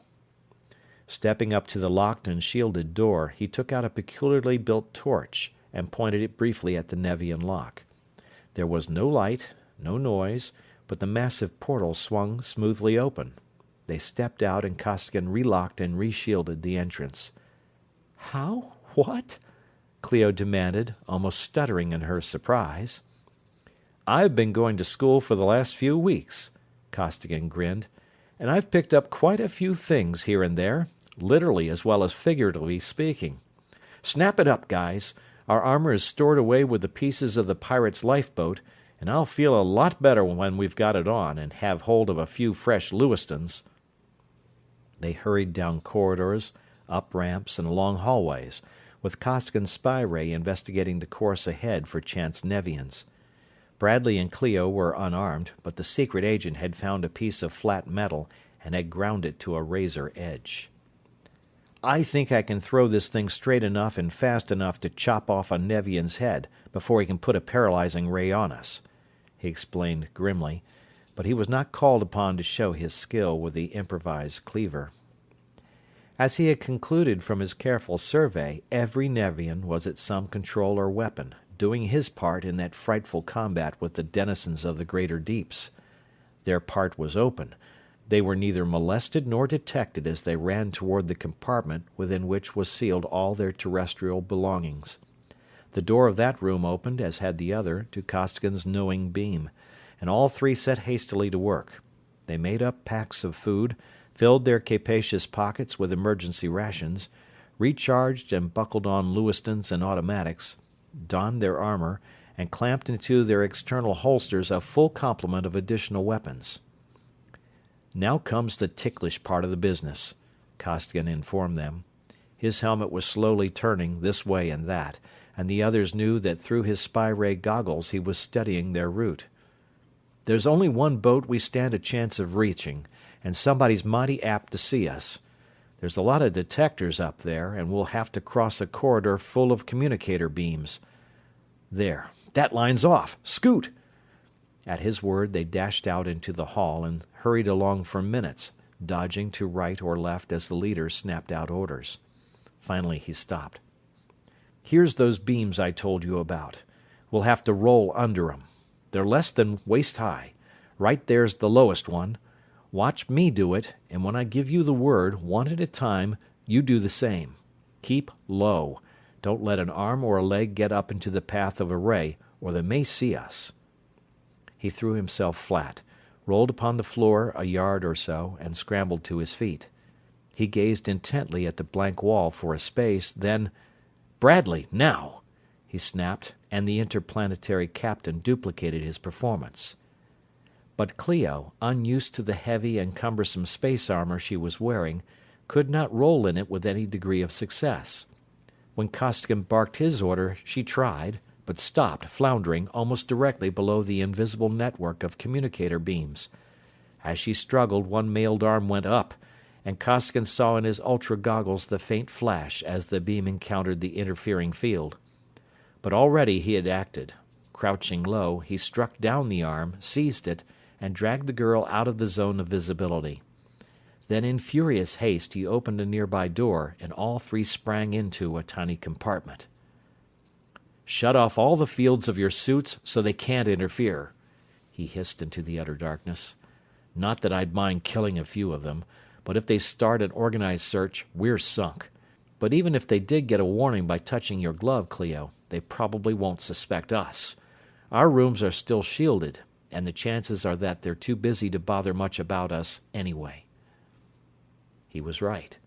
A few beams darted here and there, but the Nevians saw nothing amiss and ascribed the interference to the falling into the beam of some chance bit of charged metal. With no further misadventures, the terrestrials gained entrance to the Nevian lifeboat, where Costigan's first act was to disconnect one steel boot from his armor of space. With a sigh of relief, he pulled his foot out of it, and from it carefully poured into the small power tank of the craft fully 30 pounds of allotropic iron. "I pinched it off them," he explained, in answer to amazed and inquiring looks. "And maybe you don't think it's a relief to get it out of that boot. I couldn't steal a flask to carry it in, so this was the only place I could put it in. These lifeboats are equipped with only a couple of grams of iron apiece, you know, and we couldn't get halfway back to Tellus on that, even with a smooth going. And we may have to fight. With this much to go on, though, we could get to Andromeda, fighting all the way. Well, we'd better break away." Costigan watched his plate closely, and, when the maneuvering of the great vessel brought his exit port as far away as possible from the Third City and the warring citadels of the deep, he shot the little cruiser out and away. Straight out into the ocean it sped, through the murky red veil, and darted upward toward the surface. The three wanderers sat tense, hardly daring to breathe, staring into the plates. Clio and Bradley pushing at metal levers and stepping down hard upon metal brakes in unconscious efforts to help Costigan dodge the beams and rods of death flashing so appallingly close upon all sides. Out of the water and into the air the darting, dodging lifeboat flashed in safety. But in the air, supposedly free from menace, came disaster. There was a crunching, grating shock, and the vessel was thrown into a dizzy spiral, from which Costigan finally leveled it into headlong flight away from the scene of battle. Watching the pyrometers which recorded the temperature of the outer shell, he drove the lifeboat ahead at the highest safe atmospheric speed while Bradley went to inspect the damage. "Pretty bad, but better than I thought," the captain reported. "Outer and inner plates broken away on a seam. Interwall vacuum all lost, and we wouldn't hold carpet rags, let alone air. Any tools aboard?" "Some, and what we haven't got we'll make," Costigan declared. "We'll put a lot of distance behind us, then we'll fix her up and get away from here." "What are those fish anyway, Conway?" Clio asked as the lifeboat tore along. "The Nevians are bad enough, heaven knows, but the very idea of intelligent and educated fish is enough to drive one mad." "You know Narado mentioned several times the semi-civilized fishes of the greater deeps," he reminded her. "I gather that there are at least 3 intelligent races here. We know 2, the Nevians, who are amphibians, and the fishers of the greater deeps. The fishers of the lesser deeps are also intelligent. As I get it, the Nevian cities were originally built in very shallow water, or perhaps were upon islands. The development of machinery and tools gave them a big edge on the fish, and those living in the shallow seas nearest the islands gradually became tributary nations, if not actually slaves. Those fish not only serve as food, but work in the mines, hatcheries, and plantations, and do all kinds of work for the Nevians. Those so-called lesser deeps were conquered first, of course, and all their races of fish are docile enough now. But the deep-sea breeds, who live in water so deep that the Nevians can hardly stand the pressure down there, were more intelligent to start with, and more stubborn besides. But the most valuable metals here are deep down. This planet is very light for its size, you know, so the Nevians kept at it until they conquered some of the deep-sea fish, too, and put 'em to work. But those high-pressure boys were nobody's fools. They realized that as time went on, the amphibians would get further and further ahead of them in development. So they let themselves be conquered, learned how to use the Nevians' tools and everything else they could get hold of, developed a lot of new stuff of their own, and now they're out to wipe the amphibians off the slate completely before they get too far ahead of them to handle. And the Nevians are afraid of them and want to kill them all as fast as they possibly can, guessed Clio. That would be the logical thing, of course, commented Bradley. Got pretty nearly enough distance now, Costigan? There isn't enough distance on the planet to suit me, Costigan replied. We'll need all we can get. A full diameter away from that crew of amphibians is too close for comfort. Their detectors are keen. Then they can detect us? Clio asked. Oh, I wish they hadn't hit us. We'd have been away from here long ago. So do I, Costigan assented feelingly. But they did. No use squawking. We can rivet and weld those seams and pump out the shell, and we'd have to fill our air tanks to capacity for the trip anyway. And things could be a lot worse. We are still breathing air. In silence, the lifeboat flashed onward, and half of Nevia's mighty globe was traversed before it was brought to a halt, in the emptiest reaches of the planet's desolate and watery waste. Then, in furious haste, the two officers set to work, again to make their small craft sound and spaceworthy. End of chapter. Chapter 6. Worm, Submarine, and Freedom. Since both Costigan and Bradley had often watched their captors at work during the long voyage from the solar system to Nevia, they were quite familiar with the machine tools of the amphibians. Their stolen lifeboat, being an emergency craft, of course carried full repair equipment, and to such good purpose did the two officers labor that even before their air tanks were fully charged, all the damage had been repaired. The lifeboat lay motionless upon the mirror-smooth surface of the ocean.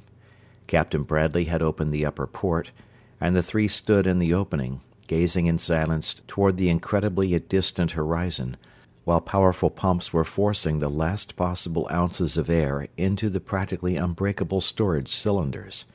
Mile upon strangely flat mile stretched that waveless, unbroken expanse of water, merging finally into the violet redness of the Nevian sky. The sun was setting, a vast ball of purple flame dropping rapidly toward the horizon.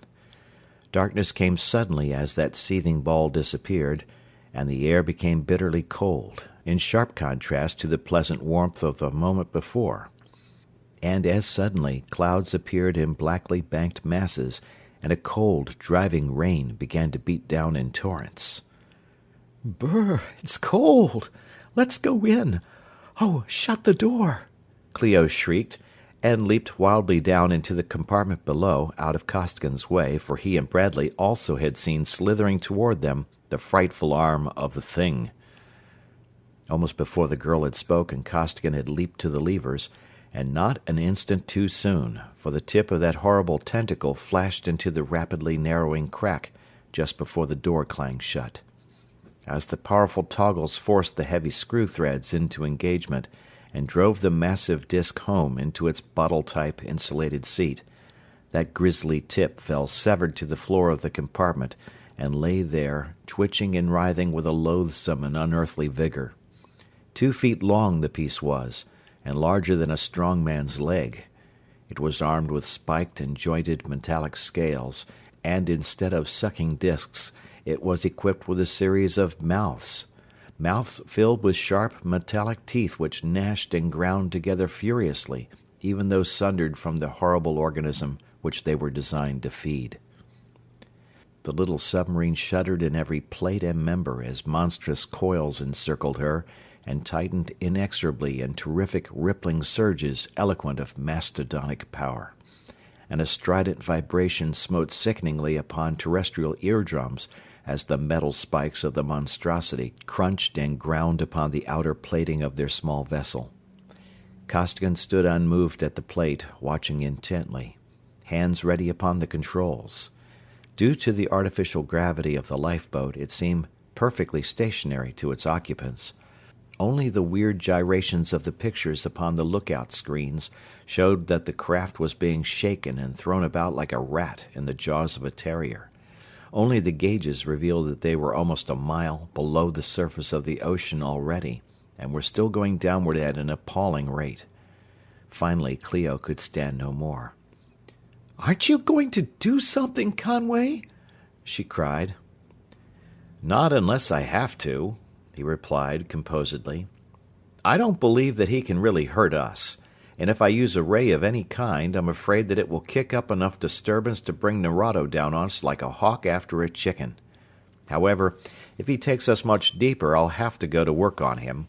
We're getting down pretty close to our limit, and the bottom's a long way down yet." Deeper and deeper the lifeboat was dragged by its dreadful opponent, whose spiked teeth still tore savagely at the tough outer plating of the craft, until Costigan reluctantly threw in his power switches. Against the full propellant thrust, the monster could draw them no lower, but neither could the lifeboat make any headway toward the surface. The terrestrial then turned on his rays, but found that they were ineffective. So closely was the creature wrapped around the submarine that his weapons could not be brought to bear upon it without melting the vessel's own outer skin. "What can it possibly be, anyway? And what can we do about it?" Clio asked. "I thought at first it was something like a devilfish, or possibly an overgrown starfish, but it's too flat and has no body that I can see," Costigan made answer. "It must be a kind of flatworm. That doesn't sound reasonable. The thing must be all of 100 meters long, but there it is. The only thing left to do now, as I see it, is to try to boil him alive." He closed other circuits, diffusing a terrific beam of pure heat, and the water all about them burst into furious clouds of steam. The boat leaped upward as the metallic fins of the gigantic worm fanned vapor instead of water, but the creature neither released its hold nor ceased its relentlessly grinding attack. Minute after minute went by, but finally the worm dropped limply away, cooked through and through, vanquished only by death. "Now we've put our foot in it, clear to the knee!" Costigan exclaimed as he shot the lifeboat upward at its maximum power. "Look at that!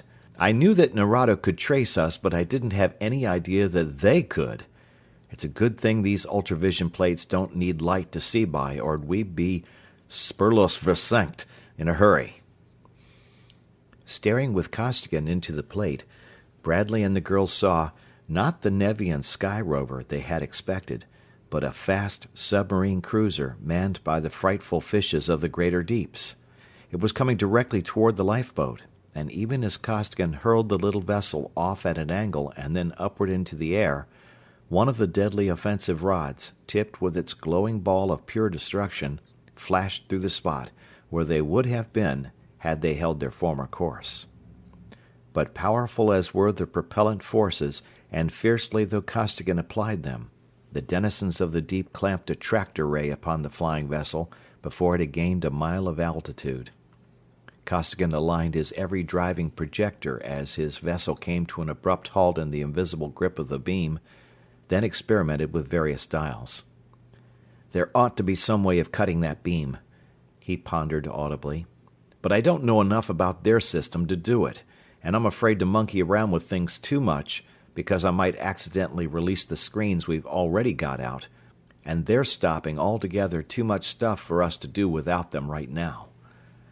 He frowned as he studied the flaring defensive screens, now radiating an incandescent violet under the concentration of the forces being hurled against them by the warlike fishes, then stiffened suddenly. "I thought so! They can shoot 'em!"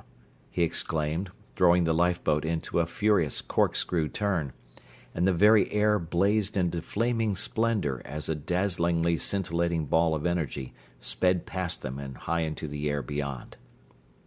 Then for minutes a spectacular battle raged.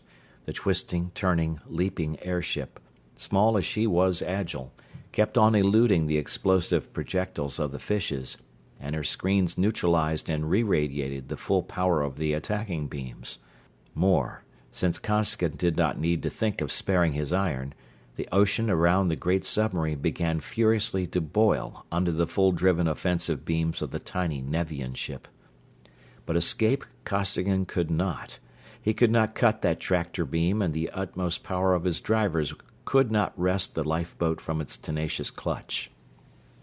And slowly but inexorably, the ship of space was being drawn downward toward the ship of ocean's depths. Downward, in spite of the utmost possible effort of every projector and penetrator, and the two terrestrial spectators, sick at heart, looked once at each other. Then they looked at Costigan, who, jaw hard set and eyes unflinchingly upon his plate, was concentrating his attack upon one turret of the green monster as they settled lower and lower. If our number is going up, Conway," Cleo began unsteadily. "Not yet it isn't," he snapped. "Keep a stiff upper lip, girl. We're still breathing air, and the battle's not over yet." Nor was it. But it was not Costigan's efforts, mighty though they were, that ended the attack of the fishes of the greater deeps. The tractor beam snapped without warning, and so prodigious were the forces being exerted by the lifeboat that, as it hurled itself away, the three passengers were thrown violently to the floor, in spite of the powerful gravity controls. Scrambling up on hands and knees, bracing himself as best he could against the terrific forces, Costigan managed finally to force a hand up to his panel. He was barely in time, for even as he cut the driving power to its normal value, the outer shell of the lifeboat was blazing at white heat from the friction of the atmosphere through which it had been tearing with such an insane acceleration. "Oh, I see. Narrated to the rescue," Costigan commented after a glance into the plate. "I hope that those fish blow him clear out of the galaxy." "Why?" demanded Cleo. "I should think that you'd—" "Think again," he advised her. "The worse Narado gets licked, the better for us. I don't really expect that, but if they can keep him busy long enough, we can get far enough away that he won't bother about us any more." As the lifeboat tore upward through the air at the highest permissible atmospheric velocity, Bradley and Cleo peered over Costigan's shoulders into the plate, watching in absorbed interest the scene which was being kept in focus upon it. The Nevian ship of space was plunging downward in a long, slanting dive, her terrific beams of force screaming out ahead of her. The rays of the little lifeboat had boiled the waters of the ocean. Those of the parent craft seemed literally to blast them out of existence. All about the green submarine there had been volumes of furiously boiling water and dense clouds of vapor. Now water and fog alike disappeared, converted into transparent superheated steam by the blasts of Nevian energy. Through that tenuous gas the enormous mass of the submarine fell like a plummet, her defensive screens flaming an almost invisible violet, her every offensive weapon vomiting forth solid and vibratory destruction toward the Nevian cruiser so high in the angry, scarlet heavens. For miles the submarine dropped, until the frightful pressure of the depth drove water into Nerado's beam faster than his forces could volatilize it. Then, in that seething funnel, there was waged desperate conflict. At that funnel's wildly turbulent bottom lay the submarine, now apparently trying to escape, but held fast by the tractor rays of the spaceship. At its top, smothered almost to the point of invisibility by billowing masses of steam, hung poised the Nevian cruiser. As the atmosphere had grown thinner and thinner with increasing altitude, Costigan had regulated his velocity accordingly, keeping the outer shell of the vessel at the highest temperature consistent with safety. Now beyond measurable atmospheric pressure, the shell cooled rapidly, and he applied full touring acceleration. At an appalling and constantly increasing speed, the miniature spaceship shot away from the strange red planet, and smaller upon the plate became its picture. Long since the great vessel of the void had plunged beneath the surface of the sea, more closely to come to grips with the vessel of the fishes. For a long time nothing of the battle had been visible, save immense clouds of steam, blanketing hundreds of square miles of the ocean's surface. But just before the picture became too small to reveal details, a few tiny dark spots appeared above the banks of cloud, now brilliantly illuminated by the rays of the rising sun, dots which might have been fragments of either vessel, blown bodily from the depths of the ocean and, riven asunder, hurled high into the air by the incredible forces at the command of the other. Nevia, a tiny moon, and the fierce blue sun, rapidly growing smaller in the distance, Costigan swung his Visiray beam into the line of travel and turned to his companions. "Well, we're off," he said, scowling. "I hope it was Narado that got blown up back there, but I'm afraid it wasn't. He whipped 2 of those submarines that we know of, and probably half their fleet besides. There's no particular reason why that one should be able to take him, so it's my idea that we should get ready for great gobs of trouble. They'll chase us, of course, and I'm afraid that with their immense power, they'll catch us." "But what can we do, Conway?" asked Clio. "Several things," he grinned. "I managed to get quite a lot of dope on that paralyzing ray and some of their other stuff, and we can install the necessary equipment in our suits easily enough." They removed their armor, and Costigan explained in detail the changes which must be made in the triplanetary field generators. All 3 set vigorously to work, the 2 officers deftly and surely, Clio uncertainly and with many questions, but with undaunted spirit. Finally, having done all they could to strengthen their position, they settled down to the watchful routine of the flight, with every possible instrument set to detect any sign of the pursuit they so feared. End of chapter. Chapter 7. The Hill. The heavy cruiser Chicago hung motionless in space, thousands of miles distant from the warring fleets of spaceships so viciously attacking and so stubbornly defending the planetoid of the enemy. In the captain's sanctum, Lyman Cleveland crouched tensely above his ultra cameras, his sensitive fingers touching lightly their micrometric dials. His body was rigid, his face was set and drawn. Only his eyes moved, flashing back and forth between the observation plates and smoothly running rolls which were feeding into the cameras the hardened steel tapes upon which were being magnetically recorded the frightful scenes of carnage and destruction there revealed. Silent and bitterly absorbed, though surrounded by staring officers, whose fervent, almost unconscious cursing was prayerful in its intensity, the Visiray expert kept his ultra instruments upon that awful struggle to its dire conclusion. Flawlessly those instruments noted every detail of the destruction of Roger's fleet, of the transformation of the armada of Triplanetary into an unknown fluid, and finally of the dissolution of the gigantic planetoid itself. Then furiously Cleveland drove his beams against the crimsonly opaque obscurity into which the peculiar, viscous stream of substance was disappearing. Time after time he applied his every watt of power, with no result.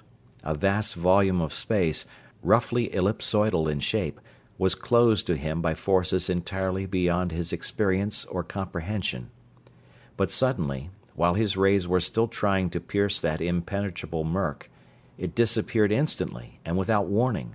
The illimitable infinity of space once more lay revealed upon his plates, and his beams flashed on and on through the void unimpeded. "Back to tell us, sir?" The Chicago's captain broke the strained silence. "I wouldn't say so if I had the say." Cleveland, baffled and frustrated, straightened up and shut off his cameras.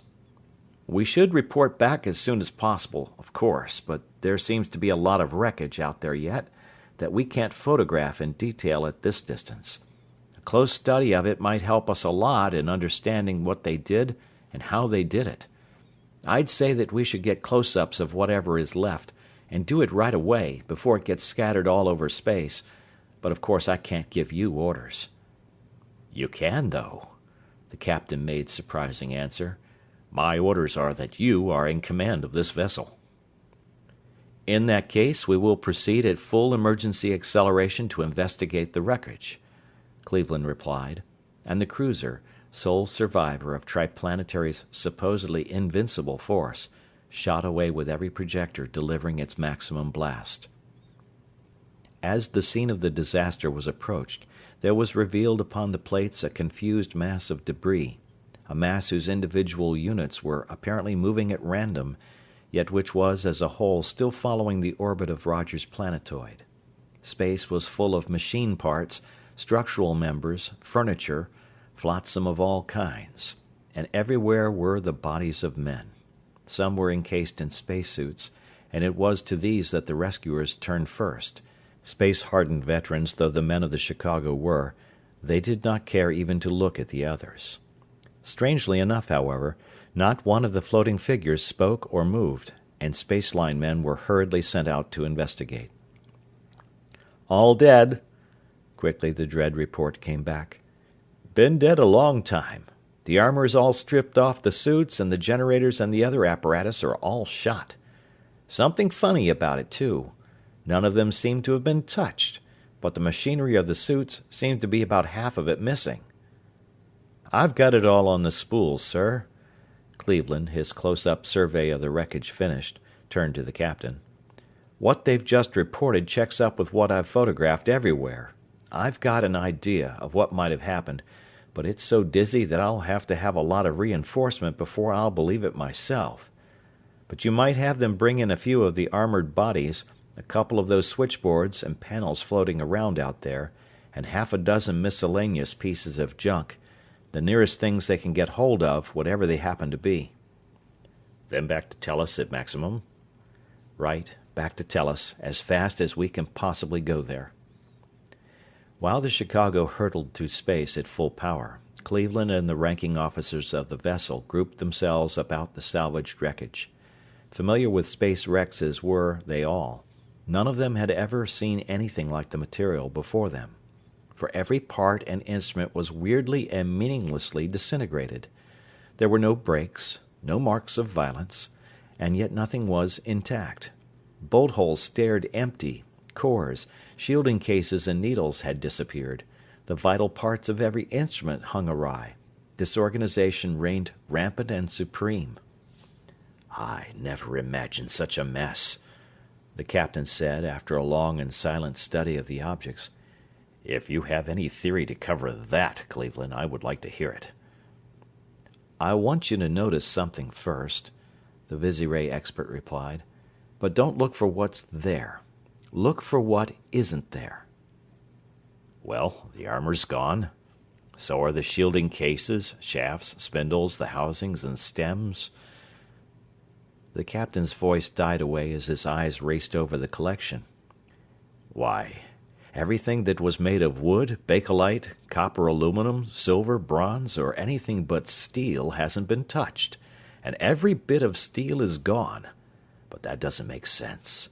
What does it mean?" "I don't know yet," Cleveland replied slowly. "But I'm afraid that there's more and worse." He opened a spacesuit reverently, revealing the face, a face calm and peaceful, but utterly, sickeningly white. Still reverently, he made a deep incision in the brawny neck, severing the jugular vein, then went on soberly. "You never imagined such a thing as white blood, either, but it all checks up. Some way, somehow, every particle, probably every atom, of free or combined iron in this whole volume of space was made off with." "Huh? How come? And above all, why?" from the amazed and staring officers. "You know as much as I do," grimly, ponderingly. "If it were not for the fact that there are solid asteroids of iron out beyond Mars, I would say that somebody wanted iron badly enough to wipe out the fleets and the planetoid to get it. But anyway, whoever they were, they carried enough power so that our armament didn't bother them at all. They simply took the metal they wanted and went away with it, so fast that I couldn't trace them with an ultra-beam. There's only one thing plain, and that's so plain that it scares me stiff. This whole affair spells intelligence with a capital I, and that intelligence is anything but friendly. As for me, I want to get Fred Roudabush at work on this soon. Think I'll hurry it up a little." He stepped over to his ultra projector and called the terrestrial headquarters of the TSS. Sam's face soon appeared upon his screen. "We got it all, Virgil," he reported. "It's something extraordinary, bigger, wider, and deeper than any of us dreamed. It may be urgent, too, so I think I had better shoot the pictures in on the ultrawave and save a few days. Fred has a telemagneto recorder there that he can synchronize with this camera outfit easily enough, right?" "Right. Good work, Lyman. Thanks," came back terse approval and appreciation, and soon the steel tapes were again flashing between the feed rolls. This time, however, their varying magnetic charges were modulating an ultrawave, so that every detail of that calamitous battle of the void was being screened and recorded in the innermost private laboratory of the Triplanetary Secret Service. Eager though he naturally was to join his fellow scientists, Cleveland did not waste his time during the long but uneventful journey back to Earth. There was much to study, many improvements to be made in his comparatively crude first ultra camera. Then, too, there were long conferences with Sams, and particularly with Roudabush, the mathematical physicist, whose was the task of solving the riddles of the energies and weapons of the Nevians. Thus it did not seem long before Green Terra grew large beneath the flying sphere of the Chicago. "Going to have to circle at once, aren't you?" Cleveland asked the chief pilot. He had been watching that officer closely for minutes, admiring the delicacy and precision with which the great vessel was being maneuvered preliminary to entering the Earth's atmosphere. "Yes," the pilot replied. "We had to come in with the shortest possible time, and that meant a velocity here that we can't check without a spiral. However, even at that, we saved a lot of time. You can save quite a bit more, though, by having a rocket plane come out to meet us, somewhere around 15 or 20,000 kilometers, depending upon where you want to land. With their power-to-mass ratio, they can match our velocity and still make the drop direct." "Guess I'll do that. Thanks." And the operative called his chief, only to learn that his suggestion had already been acted upon. "We beat you to it, Lyman," Sam smiled. "The Silver Sliver is out there now, looping to match your course, acceleration, and velocity at 22,000 kilometers. You'll be ready to transfer?" "I'll be ready." And the quartermaster's ex-clerk went to his quarters and packed his dunnage bag. In due time the long slender body of the rocket plane came into view, creeping down upon the spaceship from above, and Cleveland bade his friends goodbye. Donning a spacesuit, he stationed himself in the starboard airlock. Its atmosphere was withdrawn, the outer door opened, and he glanced across a bare 100 feet of space at the rocket plane which, keel ports fiercely aflame, was breaking her terrific speed to match the slower pace of the gigantic ship of war. Shaped like a toothpick, needle-pointed fore and aft, with ultra-stubby wings and vanes, with flush-set rocket ports everywhere, built of a lustrous silvery alloy of noble and almost infusible metals, such was the private speedboat of the chief of the TSS, the fastest thing known, whether in planetary air, the stratosphere, or the vacuous depth of interplanetary space. Her first flashing trial spins had won her the nickname of the Silver Sliver. She had had a more formal name, but that title had long since been buried in the departmental files. Lower and slower dropped the Silver Sliver, her rockets flaming even brighter until her slender length lay level with the airlock door. Then her blasting discharges subsided to the power necessary to match exactly the Chicago's deceleration. "Ready to cut, Chicago. Give me a 3-second call," snapped from the pilot room of the Sliver. "Ready to cut," the pilot of the Chicago replied. "Seconds. 3, 2, 1, cut." At the last word, the power of both vessels was instantly cut off, and everything in them became weightless. In the tiny airlock of the slender craft crouched a space line man with coiled cable in readiness, but he was not needed.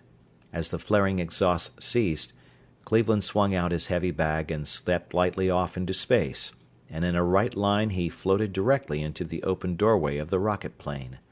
The door clanged shut behind him, and in a matter of moments he stood in the control room of the racer, divested of his armor and shaking hands with his friend and co-laborer, Frederick Rodebush. "Well, Fred, what do you know?" Cleveland asked, as soon as greetings had been exchanged. "How do the various reports dovetail together? I know that you couldn't tell me anything on the wave, but there's no danger of eavesdroppers here." "You can't tell," Rodebush soberly replied. "We're just beginning to wake up to the fact that there are a lot of things we don't know anything about. Better wait until we're back at the hill. We have a full set of ultra-screens around there now. There's a couple of other good reasons, too.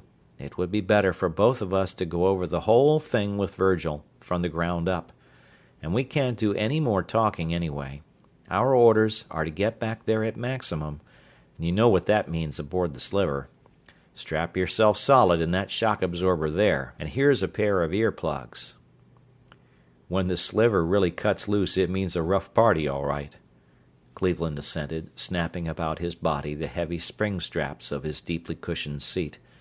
"But I'm just as anxious to get back to the hill as anybody can be to get me there." "All set."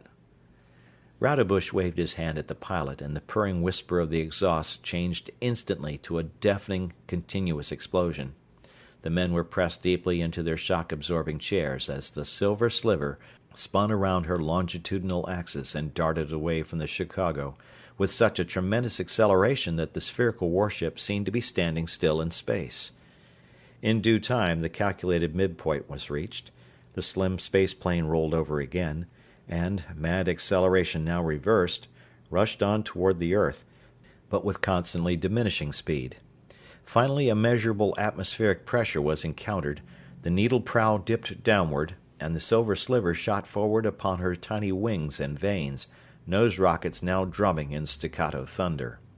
Her metal grew hot, dull red, bright red, yellow, blinding white, but it neither melted nor burned.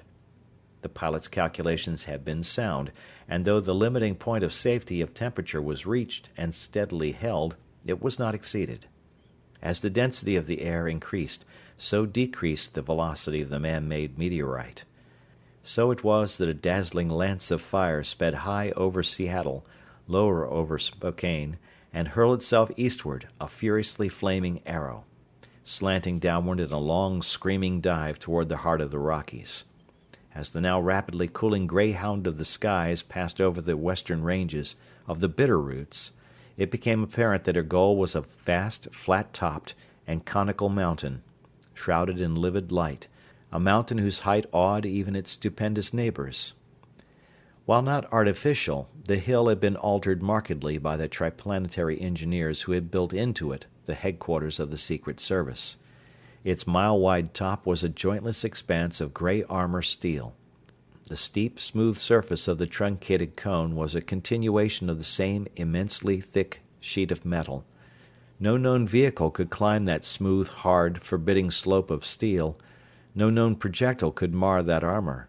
No known craft could even approach the hill without detection.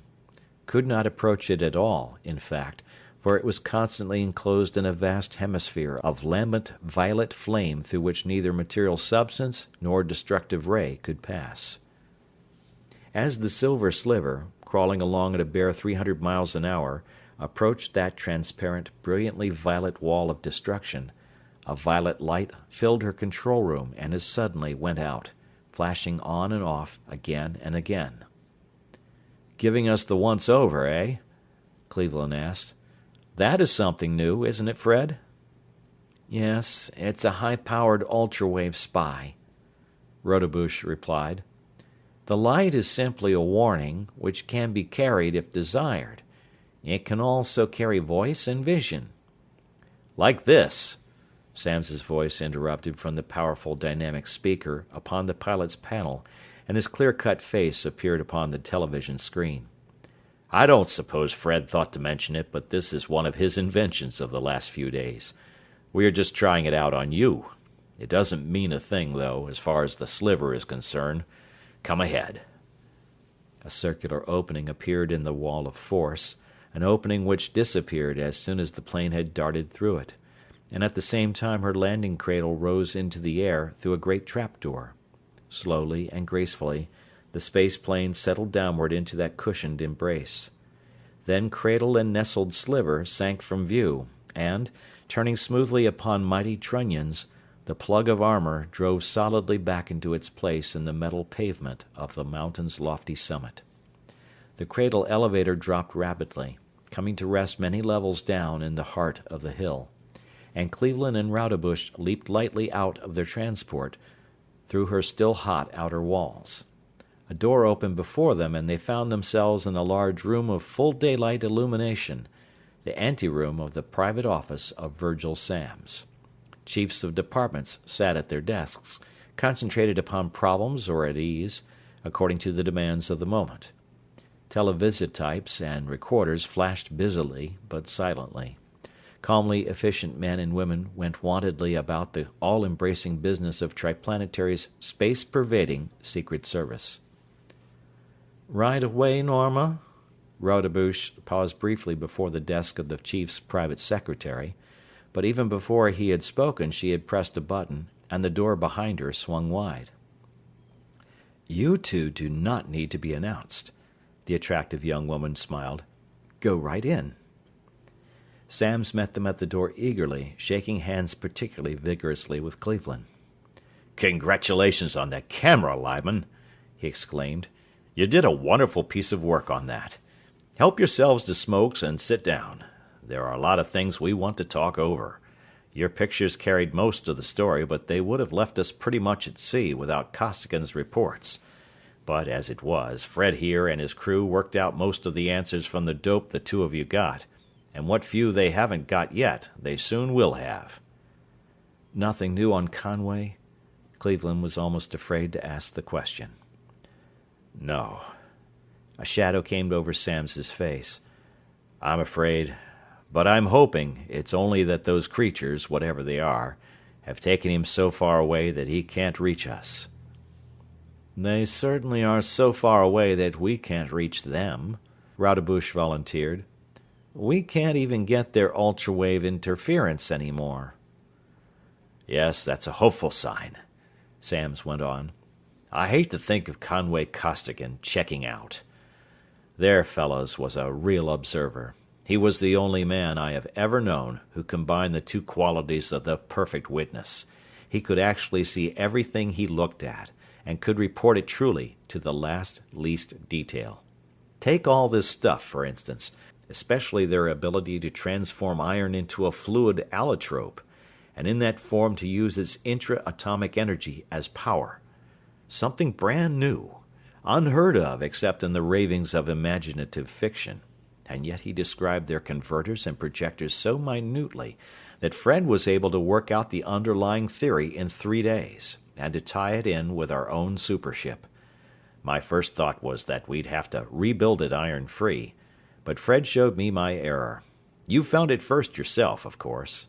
It wouldn't do any good to make the ship non-ferrous, unless you could so change our blood chemistry that we could get along without hemoglobin, and that would be quite a feat," Cleveland agreed. "Then, too, our most vital electrical machinery is built around iron cores. No, we'll have to develop a screen for those forces. Screens, rather, so powerful that they can't drive anything through them." "We've been working along these lines ever since you reported," Rodebush said, "and we're beginning to see light. And in that same connection, it's no wonder that we couldn't handle our supership. We had some good ideas, but they were wrongly applied. However, things look quite promising now. We have that transformation of iron all worked out in theory, and as soon as we get a generator going, we can straighten out everything else in short order. And think what that unlimited power means. All the power we want. Power enough even to try out such hitherto purely theoretical possibilities as the neutralization of gravity, and even of the inertia of matter." "Hold on," protested Samms.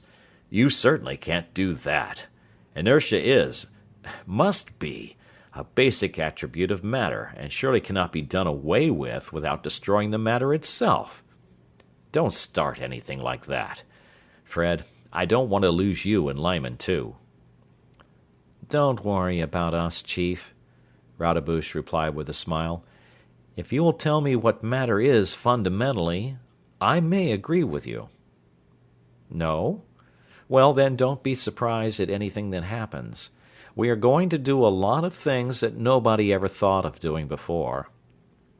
Thus for a long time the argument and discussion went on, to be interrupted by the voice of the secretary. Sorry to disturb you, Mr. Sams, but some things have come up that you will have to handle. Nobos is calling from out near Mars. He has caught the Endymion, and has killed about half her crew doing it. Milton has finally reported for Venus after being out of touch for 5 days. He trailed the Wintons into Thalaron Swamp.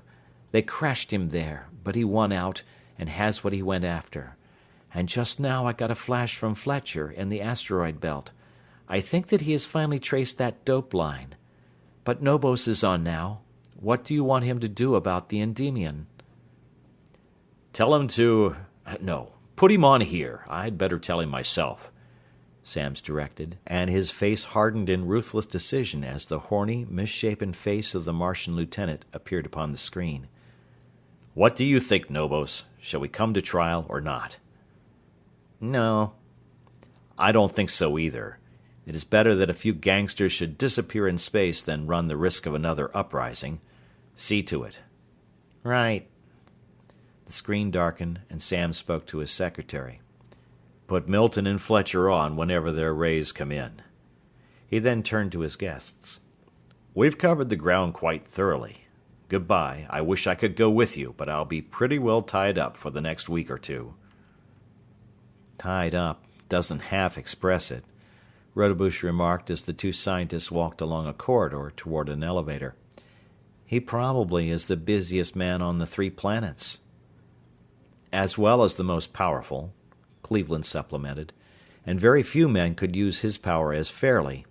But he's welcome to it as far as I'm concerned. I'd have the pink Fantods for a month if I had to do only once what he's just done, and to him, it's just part of a day's work. You mean the Endymion? What else could he do? Nothing. That's just what I'm talking about. It had to be done, since bringing them to trial would probably mean killing half the people of Morsica. But at the same time, it's a ghastly thing to have to order a job of deliberate, cold-blooded, and illegal murder. You're right, of course, but you would... He broke off, unable to put his thoughts into words. For while inarticulate, manlike, concerning their deepest emotions, in both men was ingrained the code of their organization. Both knew that to every man chosen for it, the service was everything, himself nothing. But enough of that. We'll have plenty of grief of our own right here. Raudebush changed the subject abruptly as they stepped into a vast room, almost filled by the immense bulk of the Boise, the sinister spaceship which, although never flown, had already lined with black so many pages of Triplanary's roster. She was now, however, the center of a furious activity. Men swarmed over her and through her, in the orderly confusion of a fiercely driven but carefully planned program of reconstruction. "I hope your dope is right, Fred," Cleveland called as the two scientists separated to go to their respective laboratories. "If it is, we'll make a perfect lady out of this unmanageable man-killer yet." End of chapter. Chapter 8. The super ship is launched. After weeks of ceaseless work, during which was lavished upon her every resource of mind and material afforded by 3 planets, the Boise was ready for her maiden flight. As nearly ready, that is, as the thought and labor of man could make her. Raudebush and Cleveland had finished their last rigid inspection of the craft, and, standing beside the center door of the main airlock, were talking with their chief. "You say that you think that it's safe, and yet you won't take a crew," Sams argued. "In that case, it isn't safe enough for you men, either. We need you too badly to permit you to take such chances." "You've got to let us go, because we are the only ones who are thoroughly familiar with her theory," Raudebush insisted. "I said, and still say, that I think it is safe. I can't prove it, however, except mathematically, because she's altogether too full of too many new and untried mechanisms, too many extrapolations beyond all existing or possible data. Theoretically, she is sound, but you know that theory can go only so far, and that mathematically negligible factors may become operative at those velocities. We do not need a crew for a short trip. We can take care of any minor mishaps, and if our fundamental theories are wrong, all the crews between here and Jupiter wouldn't do any good. Therefore we two are going alone." "Well, be very careful anyway. Start out slow and take it easy." "Start out slow? We can't. We can't neutralize half of gravity, nor half of the inertia of matter. It's got to be everything or nothing, as soon as the neutralizers go on. We could start out on the projectors, of course, instead of on the neutralizers, but that wouldn't prove anything, and would only prolong the agony." "Well, then, be as careful as you can." "We'll do that, Chief," Cleveland put in. "We think a lot of us, and we aren't committing suicide just yet if we can help it. And remember about everybody staying inside when we take off. It's barely possible that we'll take up a lot of room. Goodbye to all of you." "Goodbye, fellows."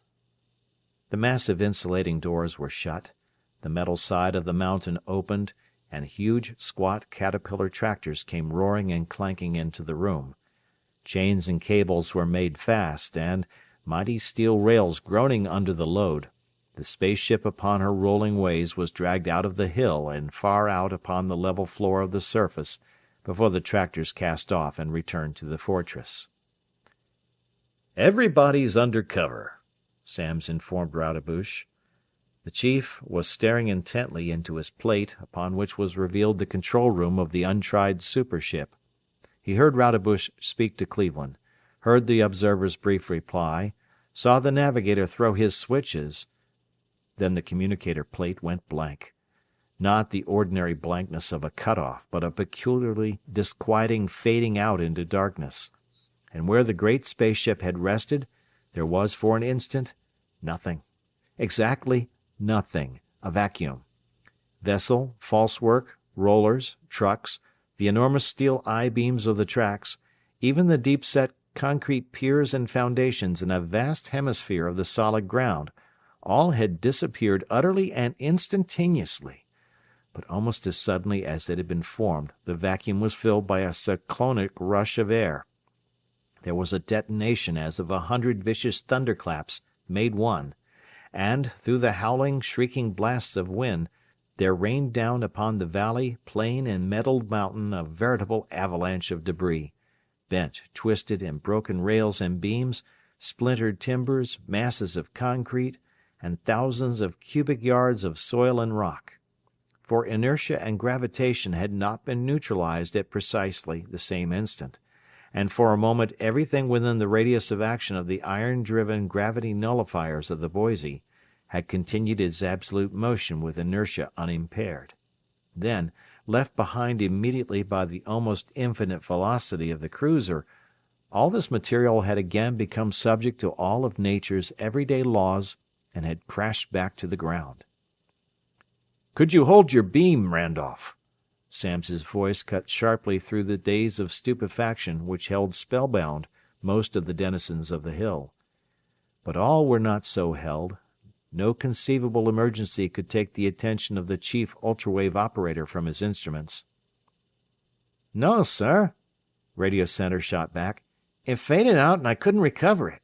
I put everything I've got behind a tracer on that beam, but haven't been able to lift a single needle off the pin."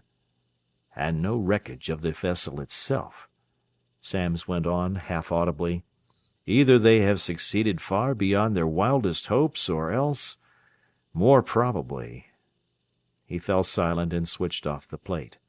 Were his two friends, those intrepid scientists, alive and triumphant, or had they gone to lengthen the list of victims of that man-killing spaceship? Reason told him that they were gone. They must be gone, or else his ultra-beams, energies of such unthinkable velocity of propagation that man's most sensitive instruments had never been able even to estimate it, would have held the ship's transmitter in spite of any velocity attainable by any matter under any conceivable conditions. The ship must have been disintegrated as soon as Rodebush released his forces. And yet, had not the physicist dimly foreseen the possibility of such an actual velocity? Or had he? However, individuals could come and could go, but Triplanetary went on. Samms squared his shoulders unconsciously and slowly, grimly, made his way back to his private office. He had scant time to mourn. Scarcely had he seated himself at his desk when an emergency call came snapping in, a call of such import that his secretary's usually calm voice trembled as she put it on his plate. "Commissioner Hinkle is calling, sir," she announced. "Something terrible is going on again out toward Orion. Here he is." And there appeared upon the screen the face of the Commissioner of Public Safety, the commander of Triplanetary's every armed force, whether of land or of water, of air or of empty space. "They've come back, Samms," the Commissioner rapped out without preliminary or greeting. 4 vessels gone. A freighter and a passenger liner with their escort of 2 heavy cruisers. All in Sector M. DX about 151. I have ordered all traffic out of space for the duration of the emergency, and since even our warships seem useless, every ship is making for the nearest dock at maximum. How about that new flyer of yours? Got anything that will do us any good?" No one beyond the Hill's shielding screens knew that the Boise had already been launched.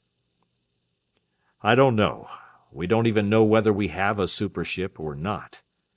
And Samms described briefly the beginning and very probably the ending of the trial flight, concluding, "It looks bad, but if there was any possible way of handling her, Rodebush and Cleveland did it. All our traces are negative yet, so nothing definite has—" He broke off as a frantic call came in from the Pittsburgh station for the Commissioner, a call which Samms both heard and saw. "The city is being attacked," came the urgent message. "We need all the reinforcements you can send us."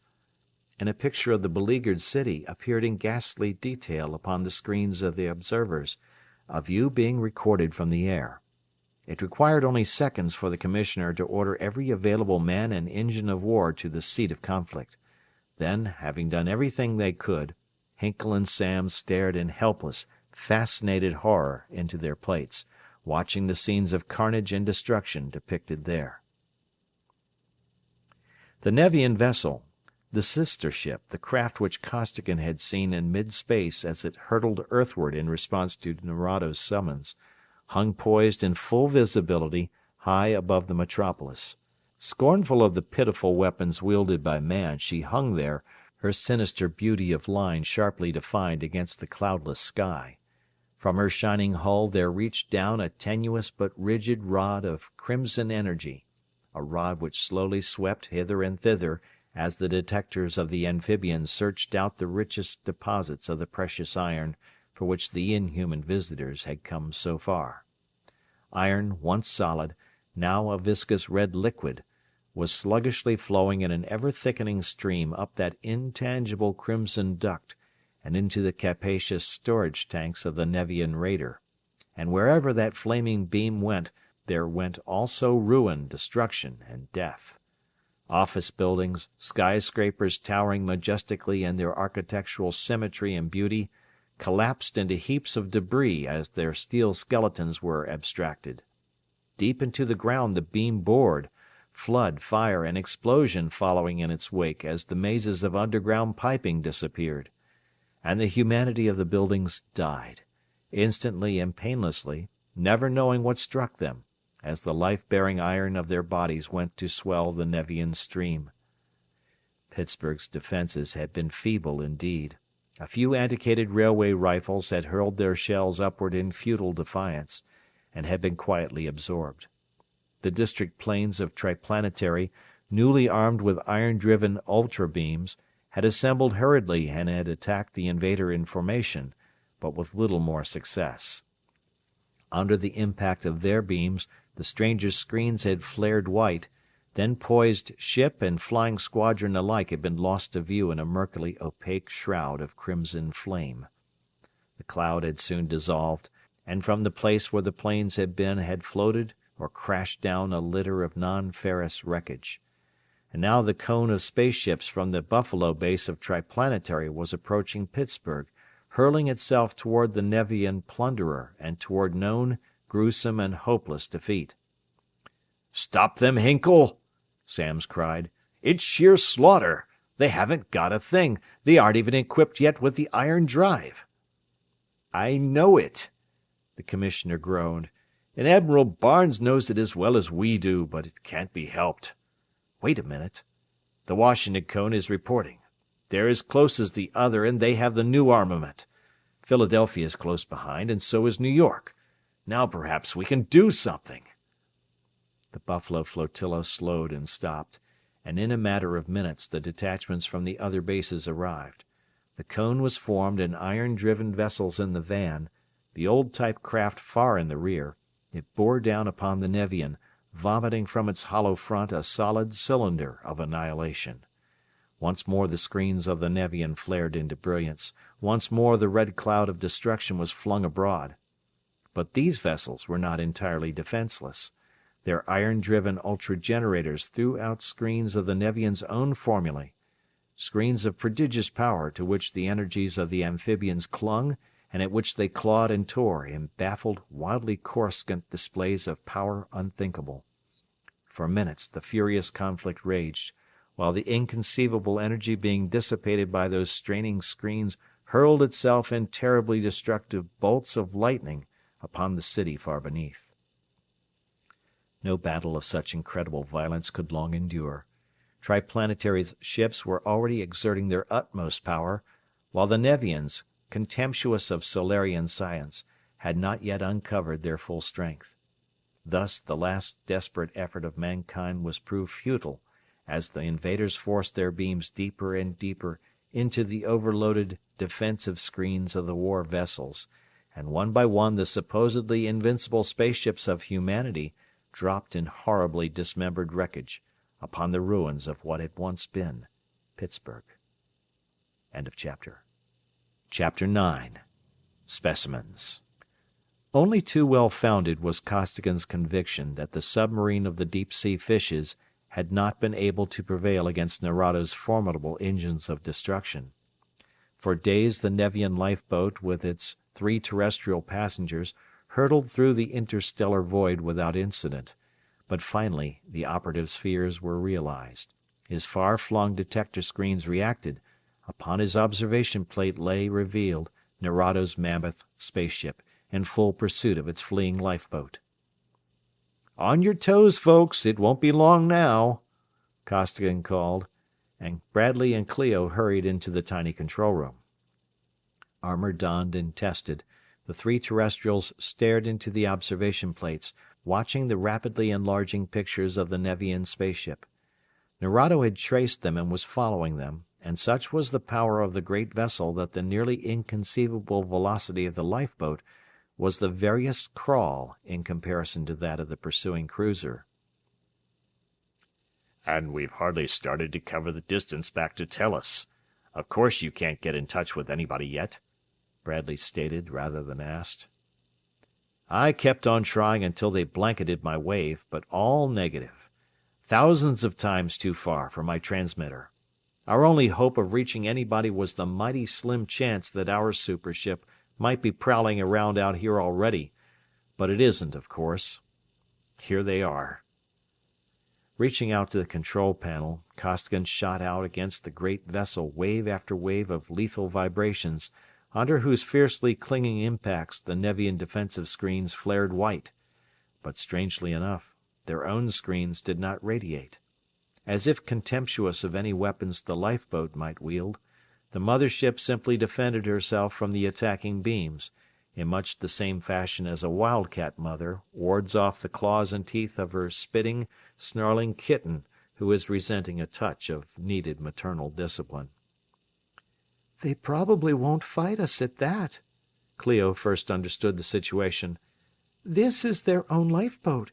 And they want us alive, you know." "There's one more thing we can try. Hang on!" Costigan snapped as he released his screens and threw all his power into one enormous pressor beam. The three were thrown to the floor and held there by an awful weight, as if the lifeboat darted away at the stupendous acceleration of the beam's reaction against the unimaginable mass of the Nevian sky rover. But the flight was of short duration. Along that pressor beam there crept a dull rod of energy, which surrounded the fugitive shell and brought it slowly to a halt. Furiously, then, Costigan set and reset his controls, launching his every driving force and his every weapon, but no beam could penetrate that red murk, and the lifeboat remained motionless in space. No, not motionless. The red rod was shortening, drawing the truant craft back toward the launching port from which she had so hopefully emerged a few days before. Back and back it was drawn, Costigan's utmost efforts futile to affect by a hair's breadth its line of motion.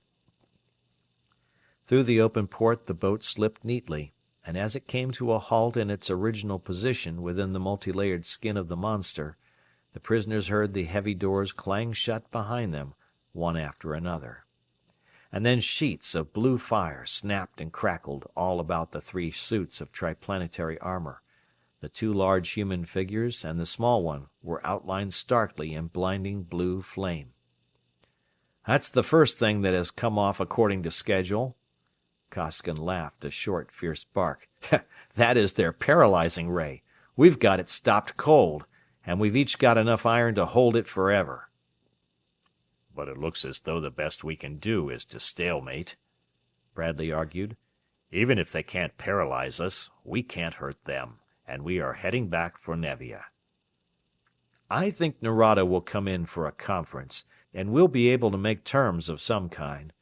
He must know what these Lewistons will do, and he knows that we'll get a chance to use them, some way or other, before he gets to us again," Costigan asserted confidently, but again he was wrong. The door opened, and through it there waddled, rolled, or crawled a metal-clad monstrosity, a thing with wheels, legs, and writhing tentacles of jointed bronze, a thing possessed of defensive screens sufficiently powerful to absorb the full blast of the triplanetary projectors without effort. Three brazen tentacles reached out through the ravening beams of the Lewistons, smashed them to bits, and wrapped themselves in unbreakable shackles about the armored forms of the three human beings. Through the door the machine or creature carried its helpless load, and out into and along a main corridor, and soon the three terrestrials, without armor, without arms, and almost without clothing, were standing in the control room, again facing the calm and unmoved Narado. To the surprise of the impetuous Costigan, the Nevian commander was entirely without rancor. "The desire for freedom is perhaps common to all forms of animate life," he commented through the transformer. "As I told you before, however, you are specimens to be studied by the College of Science, and you shall be so studied in spite of anything you may do. Resign yourselves to that." "Well, say that we don't try to make any more trouble, that we cooperate in the examination and give you whatever information we can," Costigan suggested. "Then you will probably be willing to give us a ship and let us go back to our own world?" "You will not be allowed to cause any more trouble," the amphibian declared coldly. "Your cooperation will not be required. We will take from you whatever knowledge and information we wish. In all probability you will never be allowed to return to your own system, because as specimens you are too unique to lose. But enough of this idle chatter. Take them back to their quarters." And back to their intercommunicating rooms the prisoners were led under heavy guard. True to his word, Narado made certain that they had no more opportunities to escape. All the way back to far distant Nevia the spaceship sped, where at once, in manacles, the terrestrials were taken to the College of Science, there to undergo the physical and psychical examinations which Narado had promised them. Clio and Costigan learned that the Nevian scientist captain had not erred in stating that their cooperation was neither needed nor desired. Furious but impotent, the human beings were studied in laboratory after laboratory by the coldly analytical, unfeeling scientists of Nevia, to whom they were nothing more nor less than specimens, and in full measure they came to know what it meant to play the part of an unknown, lowly organism in a biological research. They were photographed, externally and internally. Every bone, muscle, organ, vessel, and nerve was studied and charted. Every reflex and reaction was noted and discussed. Meters registered every impulse, and recorders filmed every thought, every idea, and every sensation. Endlessly, day after day, the nerve-racking torture went on, until the frantic subjects could bear no more. White-faced and shaking, Clio finally screamed wildly, hysterically, as she was being strapped down upon a laboratory bench, and at the sound Costigan's nerves, already at the breaking point, gave way in an outburst of berserk fury. The man's struggles and the girl's shrieks were alike futile, but the surprised Nevians, after a consultation, decided to give the specimens a vacation.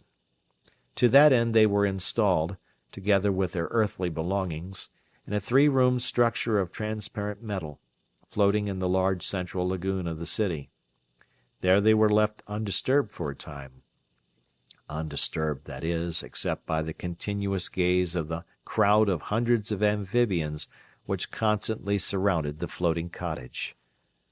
"First we're bugs under a microscope," Bradley growled.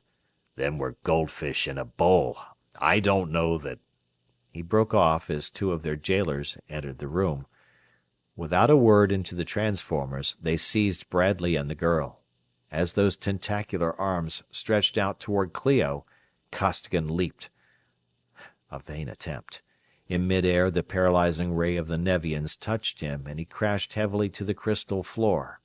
And from that floor he looked on in helpless, raging fury, while his sweetheart and his captain were carried out of their prison and into a waiting submarine.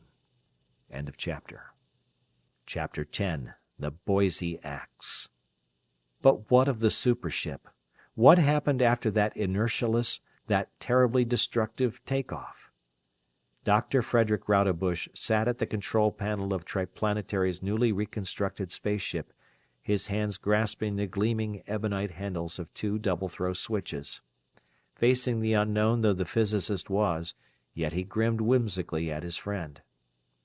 "Something, whatever it is about to take place. The Boise is taking off, under full neutralization. Ready for anything to happen, Cleve?" "All ready. Shoot." Laconically, Cleveland also was constitutionally unable to voice his deeper sentiments in time of stress. Roudebush flipped the switches clear over in flashing arcs, and instantly over both men there came a sensation akin to a tremendously intensified vertigo, but a vertigo as far beyond the space sickness of weightlessness as that horrible sensation is beyond mere terrestrial dizziness. The pilot tried to reverse the switches he had just thrown, but his leaden hands utterly refused to obey the dictates of his reeling mind. His brain was a writhing, convulsive mass of torment indescribable, expanding, exploding, swelling out with an unendurable pressure against its confining skull. Fiery spirals, laced with streaming, darting lances of black and green, flamed inside his bursting eyeballs. The universe spun and whirled in mad gyrations about him as he reeled drunkenly to his feet, staggering and sprawling. He fell. He realized that he was falling, yet he could not fall. Thrashing wildly, grotesquely, in agony, he struggled madly and blindly across the room, directly toward the thick steel wall. The tip of one hair of his unruly thatch touched the wall, and the slim length of that single hair did not even bend as its slight strength brought to an instant halt the 180-odd pounds of mass now entirely without inertia, that was his body. But finally the sheer brain power of the man began to triumph over his physical torture. By indomitable force of will he compelled his groping hands to seize a lifeline, almost meaningless to his dazed intelligence, and through that nightmare incarnate of hellish torture he fought his way back to the control board. Hooking one leg around a standard, he made a seemingly enormous effort and drove the two switches back into their original positions, then fell flat upon the floor, weakly but in a wave of relief and thankfulness, as his racked body felt again the wonted phenomena of weight and of inertia. White, trembling, frankly and openly sick, the two men stared at each other in half-amazed joy. "It worked!" Cleveland smiled wanly as he recovered sufficiently to speak, then leaped to his feet. "Snap it up, Fred! We must be falling fast. We'll be wrecked when we hit." "We're not falling anywhere." Rodebush, foreboding in his eyes, walked over to the main observation plate and scanned the heavens. "However, it's not as bad as I was afraid it might be. I can still recognize a few of the constellations, even though they are all pretty badly distorted. That means that we can't be more than a couple of light years or so away from the solar system. Of course, since we had so little thrust on, practically all of our time and energy was spent in getting out of the atmosphere. But even at that, it's a good thing that space isn't an absolutely perfect vacuum, or we would have been clear out of the universe by this time." "Huh? Impossible!" "Where are we, anyway? Then we must be making Oh, I see," Cleveland exclaimed in disjointed sentences as he also stared into the plate. "Right. We aren't traveling at all, now," Rodebush replied. "We are perfectly stationary relative to Tellus, since we made the hop without inertia. We must have attained 100% neutralization, which we didn't quite expect, and therefore we must have stopped instantaneously when our inertia was restored. But it isn't where we are that is worrying me the most. We can fix our place in space accurately enough by a few observations. It's when. That's right, too. Say we're 2 light years away. You think maybe we're 2 years older than we were 10 minutes ago, then? That's possible, of course, maybe probable. There's been a lot of discussion on that theory. Now's a good time to prove or to disprove it. Let's snap back to Tellus and find out." "We'll do that, after a little more experimenting. You see, I had no intention of giving us such a long push. I was going to throw the switches over and back, but you know what happened. However, there's one good thing about it. It's worth 2 years of anybody's life to settle that relativity time thing definitely, one way or the other." "I'll say it is. But say, we've got a lot of power on our ultrawave, enough to reach Tellus, I think. Let's locate the sun and get in touch with Sam's." "Let's work on these controls a little first, so we'll have something to report. Out here's a fine place to try the ship out. Nothing in the way." "All right with me, but I would like to find out whether I'm 2 years older than I think I am, or not." Then for hours they put the great supership through her paces, just as test pilots check up on every detail of performance of an airplane of new and radical design. They found that the horrible vertigo could be endured, perhaps in time even conquered as space sickness could be conquered, by a strong will and a sound body, and that their new conveyance had possibilities of which even Rodebush had never dreamed. Finally, their most pressing questions answered, they turned their most powerful ultrabeam communicator toward the yellowish star which they knew to be Old Sol. "Sam's. Sam's," Cleveland spoke slowly and distinctly. "Rodebush and Cleveland reporting from the Space-Eating Wampus, now directly in line with Beta Ursae Minoris from the sun, distance about 2.2 light years. It will take 6 banks of tubes on your tightest beam, LSV-3, to reach us. Barring a touch of an unusually severe type of space sickness, everything worked beautifully, even better than our calculations showed. There's something we want to know right away. Have we been gone 4 hours and some odd minutes, or better than 2 years?" He shut off the power, turned to Rodebush, and went on. "Nobody knows how fast this ultra wave travels, but if it goes as fast as we did coming out, it's certainly moving. I'll give him about 30 minutes, then shoot in another call." But in less than 2 minutes, the care-ravaged face of their chief appeared sharp and clear upon their plates, and his voice snapped curtly from the speaker. "Thank God you're alive, and twice that the ship works!" he exclaimed. "You've been gone 4 hours, 11 minutes, and 41 seconds, but never mind about abstract theorizing. Get back here, to Pittsburgh, as fast as you can drive. That Nevian vessel, or another like her, is mopping up the city and has destroyed half the fleet already." "We'll be back in 9 minutes," Rodebush snapped into the transmitter. "2 to get from here to atmosphere, 4 from atmosphere down to the hill, and 3 to cool off. Notify the full 4-shift crew, everybody we've picked out. Don't need anybody else. Ship, batteries, and armament are ready." 2 minutes to atmosphere, and it took 10 coming out? Think you can do it? Cleveland asked as Rodebush flipped off the power and leaped to the control panel. "We could do it in a few seconds if we had to. We use scarcely any power at all coming out, and I'm not using very much going back," the physicist explained rapidly, as he set the dials which would determine their flashing course. The master switches were thrown, and the pangs of inertialessness again assailed them, but weaker far this time than ever before, and upon their lookout plates they beheld a spectacle never before seen by eye of man.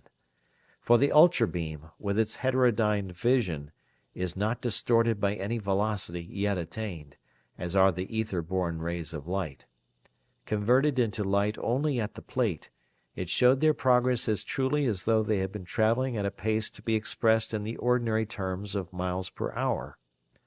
The yellow star that was the sun detached itself from the firmament and leaped toward them, swelling visibly, momentarily, into a blinding monster of incandescence, and toward them also flung the earth, enlarging with such indescribable rapidity that Cleveland protested involuntarily, in spite of his knowledge of the peculiar mechanism of the vessel in which they were.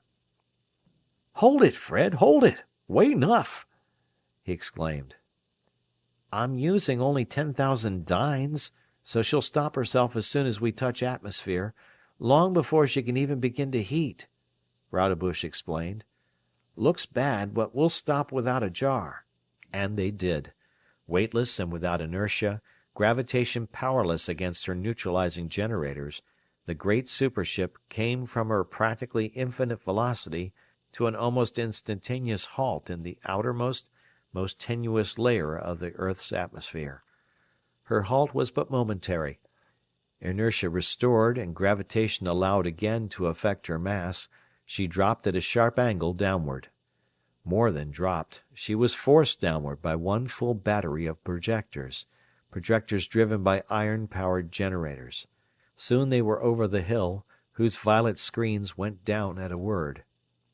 Flaming a dazzling white from the friction of the atmosphere through which she had torn her way, the Boise slowed abruptly as she neared the ground, plunging toward the surface of the small but deep artificial lake below the hill's steel apron. Into the cold waters the spaceship dove, and even before they could close over her, furious geysers of steam and boiling water erupted as the stubborn alloy gave up its heat to the cooling liquid. Endlessly the 3 necessary minutes dragged their slow way into time, and finally the water ceased boiling, and Rodebush tore the ship from the lake and hurled her into the gaping doorway of her lock. The massive doors of the airlocks opened, and while the full crew of picked men hurried aboard with their personal equipment, Samms talked earnestly to the 2 scientists in the control room. "And about half the fleet is still in the air. They aren't attacking. They are just trying to keep her from doing much more damage until you can get there. How about your takeoff? We can't launch you again. The tracks are gone. But you handled her easily through coming in?" "That was all my fault," Rodebush admitted. "I should have neutralized inertia first, but I had no idea that the fields would extend beyond the hull, nor that they wouldn't act simultaneously. We'll bring her out on the projectors this time, though, the same as we brought her in. She handles like a bicycle. The projector blast tears things up a little, but nothing serious. Have you got that Pittsburgh beam for me yet? We're about ready to go." "Here it is, Dr. Rodebush," came the secretary's voice, and upon the screen there flashed into being the view of the events transpiring above that doomed city. "The dock is empty and sealed against your blast." And thereupon, "Goodbye, and power to your tubes," came Samms' ringing voice. As the words were being spoken, mighty blasts of power raved from the driving projectors, and the immense mass of the super ship shot out from the portals and upward into the stratosphere. Through the tenuous atmosphere the huge ship rushed with ever-mounting speed, and while the hope of Triplanetary drove eastward, Rodebush studied the ever-changing scene of battle upon his plate, and issued detailed instructions to the highly trained specialists manning every offensive and defensive weapon. But the Nevians did not wait to join battle until the newcomers arrived. Their detectors were sensitive, operative over untold thousands of miles, and the ultra-screen of the hill had already been noted by the invaders as the Earth's only possible source of trouble. Thus the departure of the Boise had not gone unnoticed, and the fact that, not even with his most penetrant rays could he see into her interior, had already given the Nevian commander some slight concern. Therefore, as soon as it was determined that the great ship was directed towards Pittsburgh, the fish-shaped cruiser of the void went into action. High in the stratosphere, speeding eastward, the immense mass of the Boise slowed abruptly, although no projector had slackened its effort. Cleveland, eyes upon interferometer grating and spectrophotometer charts, fingers flying over calculator keys, grinned as he turned toward Rodebush. "Just as you thought, Skipper. An ultra-band pusher. C4 V63 L29. Shall I give him a little pull?" "Not yet. Let's feel him out a little before we force a close-up. We've got plenty of mass. See what he does when I put full push on the projectors." As the full power of the terrestrial vessel was applied, the Nevian was forced backward, away from the threatened city, against the full drive of her every projector. Soon, however, the advance was again checked, and both scientists read the reason upon their plates. The enemy had put down reinforcing rods of tremendous power. 3 compression members spread out fanwise behind her, bracing her against the low mountain side, while one huge tractor beam was thrust directly downward, holding in an unbreakable grip a cylinder of earth extending deep down into bedrock. 2 can play at that game. And Rodebush drove down similar beams and forward-reaching tractors as well. "Strap yourselves in solid, everybody," he sounded a general warning. "Something is going to give way somewhere soon, and when it does, we'll get a jolt." And the promised jolt did indeed come soon. Prodigiously massive and powerful as the Nevian was, the Boise was even more massive and more powerful. And as the already enormous energy feeding their tractors, pushers, and projectors was raised to its inconceivable maximum, the vessel of the enemy was hurled upward, backward, and that of Earth shot ahead with a bounding leap that threatened to strain even her mighty members. The Nevian anchor rods had not broken. They had simply pulled up the vast cylinders of solid rock that had formed their anchorages. "Grab him now!" Rodebush yelled, and even while an avalanche of falling rock was burying the countryside, Cleveland snapped a tractor ray upon the flying fish and pulled tentatively. Nor did the Nevian now seem averse to coming to grips. The 2 warring super-dreadnoughts darted toward each other, and from the evader there flooded out the dreadful crimson opacity which had heretofore meant the doom of all things Solarian. It flooded out and engulfed the immense mass of humanity's hope in its spreading cloud of redly impenetrable murk. But not for long. Triplanetary's supership boasted no ordinary terrestrial defense, but was sheathed in screen after screen of ultra-vibrations. Imponderable walls, it is true, but barriers impenetrable to any unfriendly wave. To the outer screen the red veil of the Nevians clung tenaciously, licking greedily at every square inch of the shielding sphere of force, but unable to find an opening through which to feed upon the steel of the Boise's armor. "Get back! Way back! Go back and help Pittsburgh!" Rodebush drove an ultra-communicator beam through the murk to the instruments of the terrestrial admiral. For the surviving warships of the fleet, its most powerful units, were hurling themselves forward to plunge into that red destruction. "None of you will last a second in this red field. And watch out for a violet field pretty soon. It'll be worse than this. We can handle them alone, I think, but if we can't, there's nothing in the system that can help us." And now the hitherto passive screen of the supership became active. At first invisible, it began to glow in livid violet light, and as the glow brightened to unbearable intensity, the entire spherical shield began to increase in size. Driven outward from the supership as a center, its advancing surface of seething energy consumed the crimson murk as a billow of blast furnace heat consumes a cloud of snowflakes in the air above its shaft.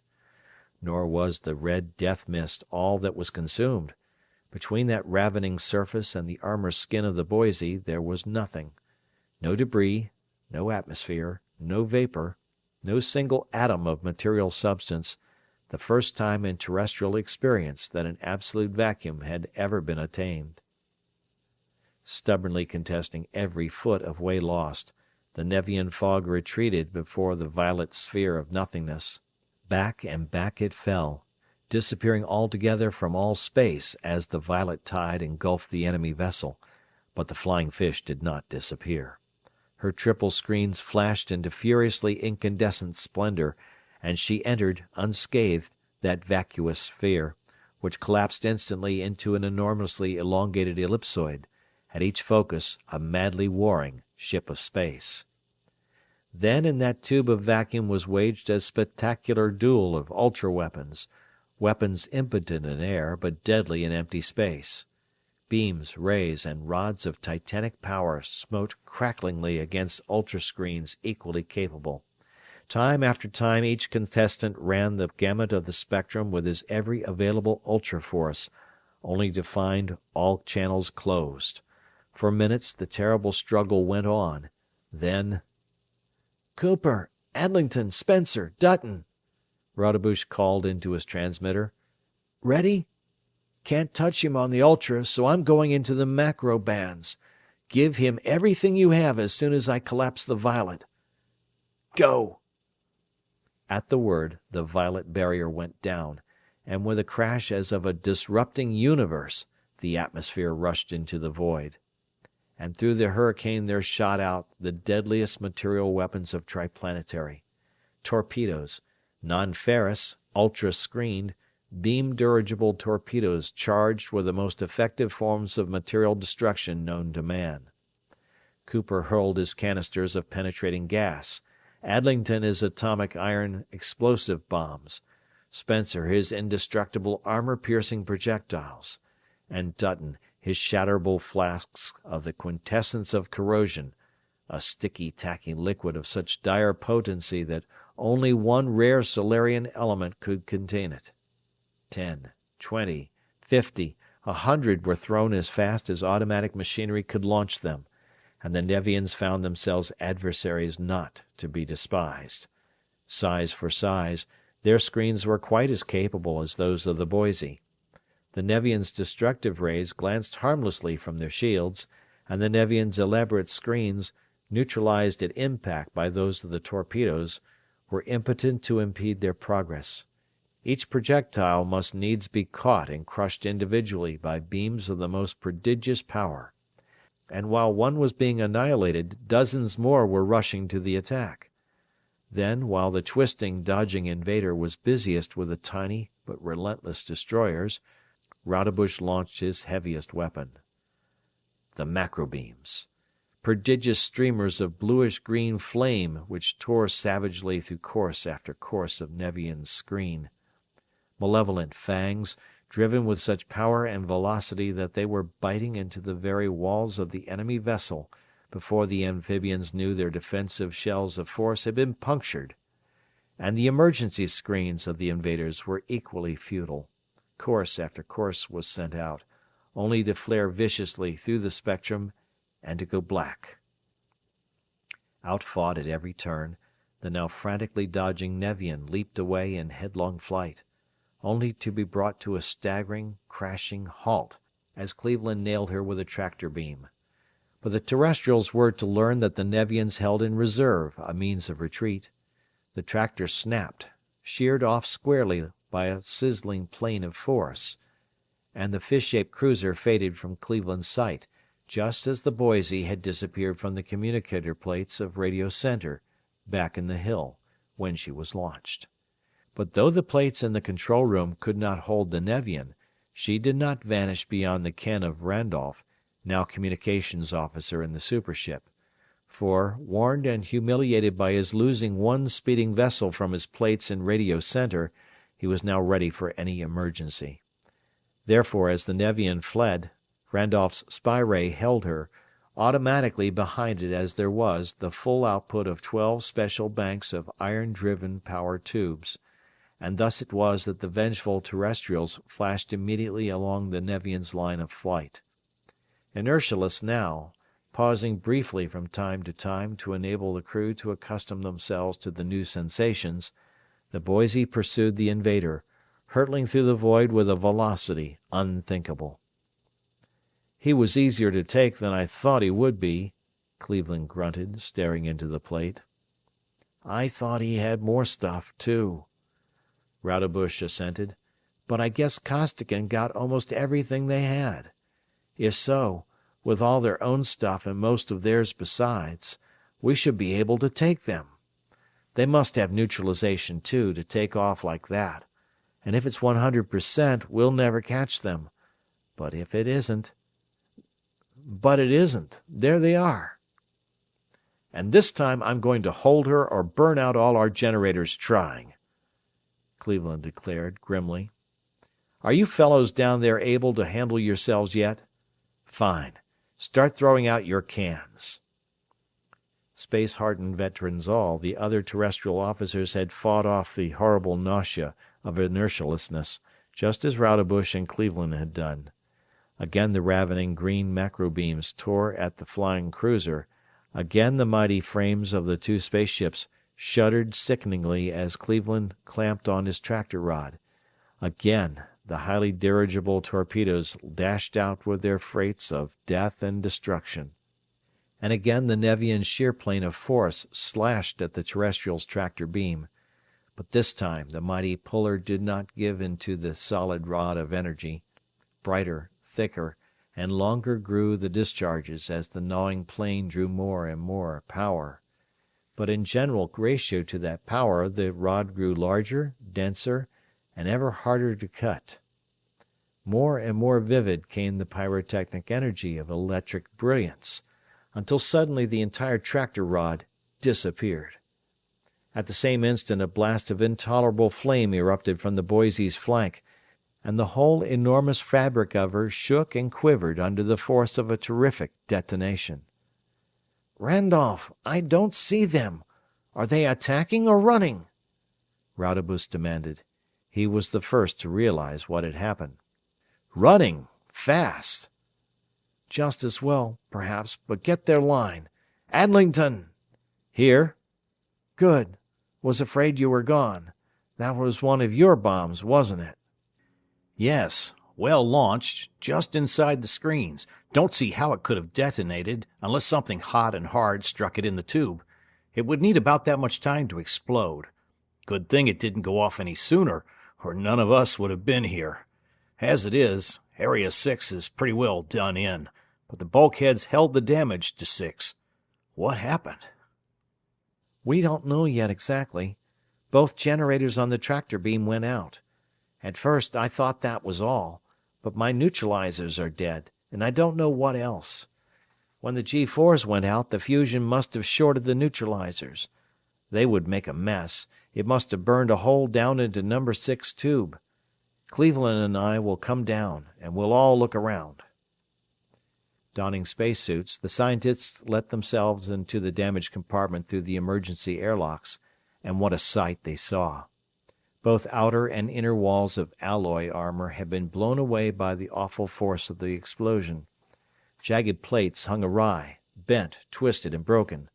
The great torpedo tube, with all its intricate automatic machinery, had been driven violently backward and lay piled in hideous confusion against the backing bulkheads. Practically nothing remained whole in the entire compartment. "Nothing much we can do here," Rodebush said finally, through his transmitter. "Let's go see what number 4 generator room looks like." That room, though not affected by the explosion from without, had been quite as effectively wrecked from within. It was still stiflingly hot. Its air was still reeking with the stench of burning lubricant, insulation, and metal. Its floor was half covered by a semi-molten mass of what had once been vital machinery. For with the burning out of the generator bars, the energy of the disintegrating allotropic iron had had no outlet, and had built up until it had broken through its insulation, and in an irresistible flood of power had torn through all obstacles in its path of neutralization. Should have had an automatic shut-off. One detail we overlooked," Rodebush mused. "The electricians can rebuild this stuff here, though. That hole in the hull is something else again." "I'll say it's something else," the grizzled chief engineer agreed. "She's lost all her spherical strength. Anchoring a tractor with this ship now would turn her inside out. Back to the nearest triplanetary shop for us, I would say." "Come again, Chief," Cleveland advised the engineer. "None of us would live long enough to get there. We can't travel inertialess unless the repairs are made, so if they can't be made without very much traveling, it's just too bad." "I don't see how we could support our jacks." The engineer paused, then went on. "If you can't give me Mars or Tellus, how about some other planet? I don't care about atmosphere, or about anything but mass. I can stiffen her up in 3 or 4 days if I can sit down on something heavy enough to hold our jacks and presses, but if we have to rig up space cradles around the ship herself, it'll take a long time. Months, probably. Haven't got a spare planet on hand, have you?" "We might have, at that," Rodebush made surprising answer. "A couple of seconds before we engaged, we were heading toward a sun with at least 2 planets. I was just getting ready to dodge them when we cut the neutralizers, so they should be fairly close somewhere.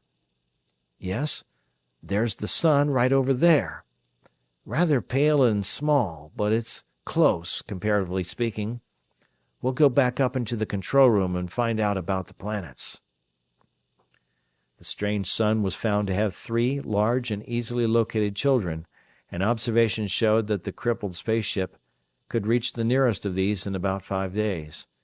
Power was therefore fed to the driving projectors, and every scientist, electrician, and mechanic bent to the task of repairing the ruined generators, rebuilding them to handle any load which the converters could possibly put upon them. For 2 days the Boise drove on. Then her acceleration was reversed, and finally a landing was effected upon the forbidding, rocky soil of the strange world. It was larger than the earth, and of a somewhat stronger gravitation. Although its climate was bitterly cold, even in its short daytime, it supported a luxuriant but outlandish vegetation. Its atmosphere, while rich enough in oxygen and not really poisonous, was so rank with indescribably fetid vapors as to be scarcely breathable. But these things bothered the engineers not at all. Paying no attention to temperatures or to scenery, and without waiting for chemical analysis of the air, the spacesuited mechanics leaped to their tasks, and in only a little more time than had been mentioned by the chief engineer, the hull and giant frame of the supership were as staunch as of yore. "All right, Skipper," came finally the welcome word. You might try her out with a fast hop around this world before you shove off in earnest." Under the fierce blast of her projectors, the vessel leaped ahead, and time after time, as Rodebush hurled her mass upon tractor beam or pressor, the engineers sought in vain for any sign of weakness. The strange planet half girdled, and the severest test passed flawlessly, Rodebush reached for his neutralizer switches.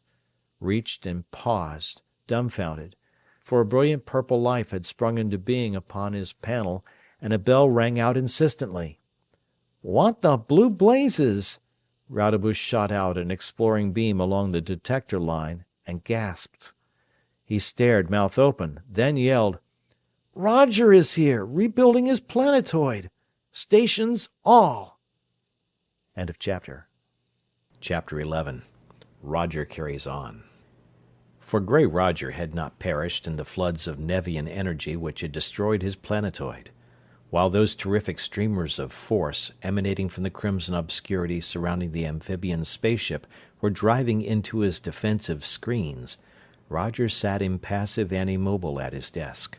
His hard, grey eyes moved methodically over his instruments and recorders, and after a few minutes he smiled coldly, while an expression of relief struggled fleetingly to move his expressionless face. Even though his screens were better than anyone had supposed, why admit it? Baxter, Hartkopf, Chatelier, Andrusung, Penrose, Nishimura, Mirsky.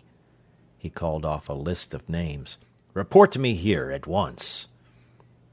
"The planetoid is lost," he informed his select group of scientists when they had assembled, "and we must abandon it in exactly 15 minutes, which will be the time required for the robots to fill this first section with our most necessary machinery and instruments.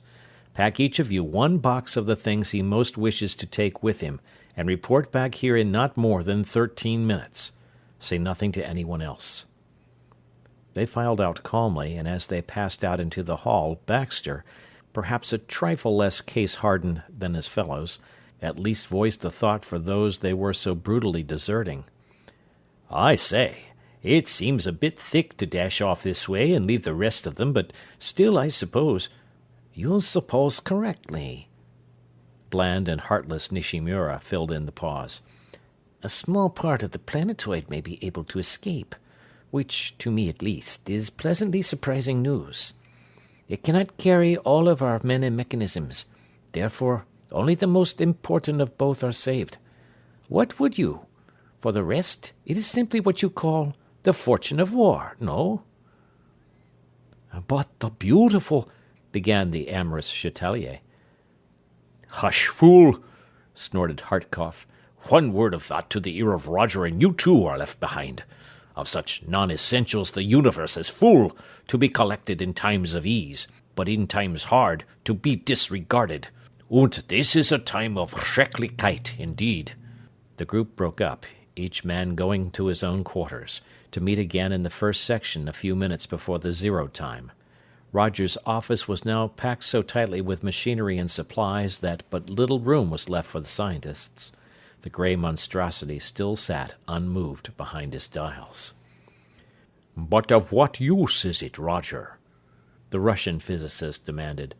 "Those waves are of some ultra-band, of a frequency immensely higher than anything heretofore known. Our screens should not have stopped them for an instant. It is a mystery that they have held so long, and certainly this single section will not be permitted to leave the planetoid without being destroyed." "There are many things you do not know, Mirsky," came the cold and level answer. "Our screens, which you think are of your own devising, have several improvements of my own in the formulae, and would hold forever had I the power to drive them. The screens of this section, being smaller, can be held as long as will be found necessary." "Power!" the dumbfounded Russian exclaimed. "Why, we have almost infinite power, unlimited, sufficient for a lifetime of high expenditure." But Roger made no reply, for the time of departure was at hand.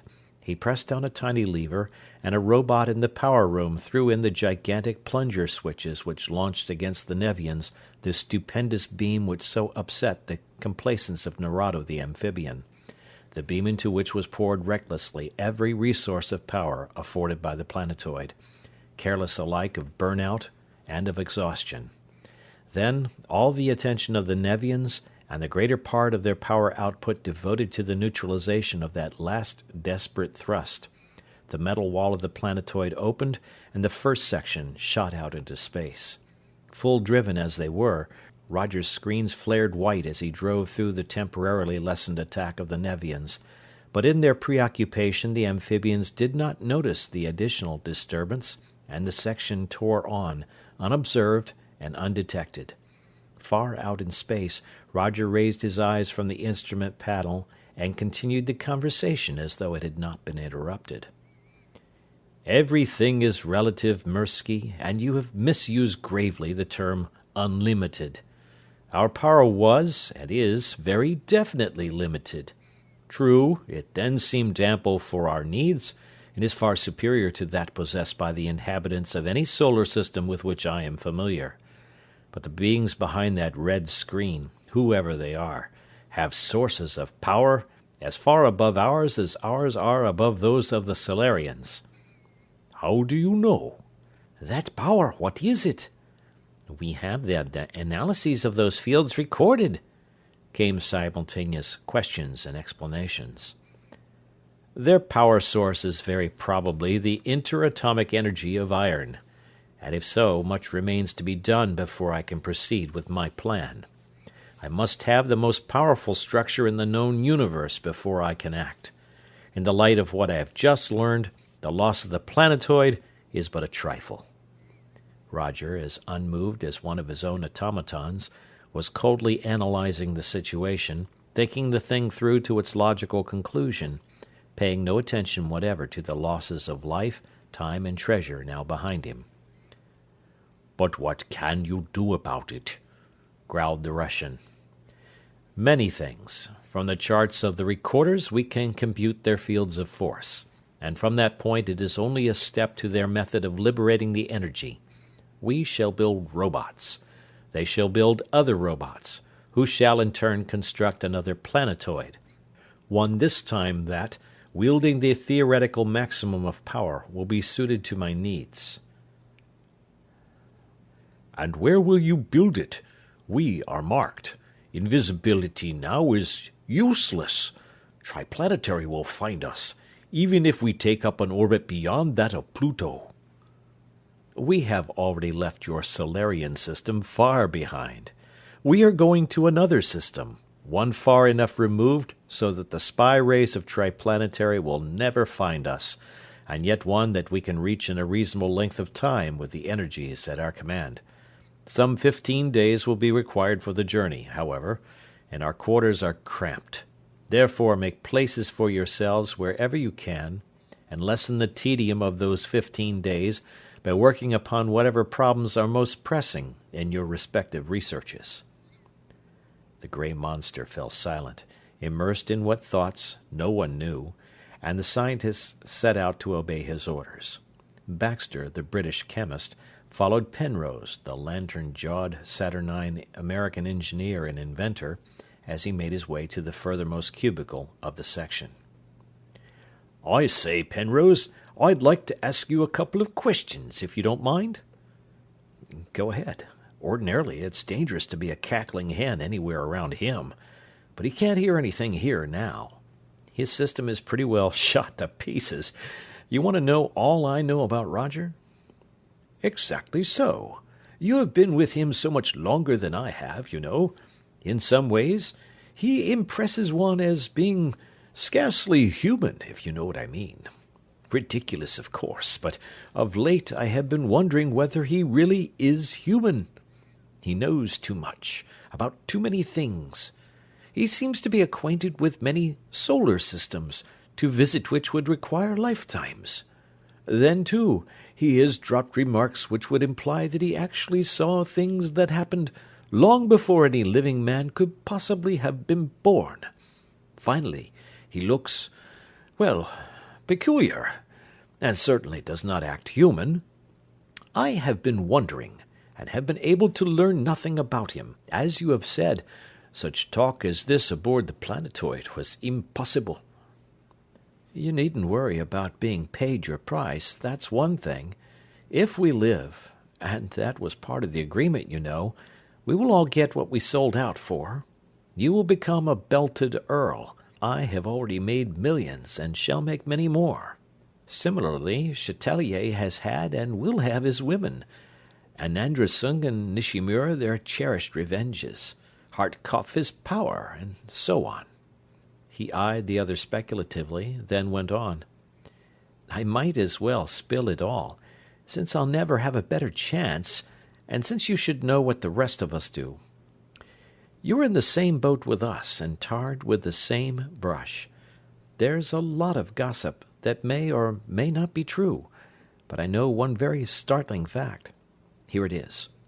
My great-great-grandfather left some notes which, taken in connection with certain things I myself saw on the planetoid, prove beyond question that our Roger went to Harvard University at the same time he did. Roger was a grown man then, and the elder Penrose noted that he was marked like this."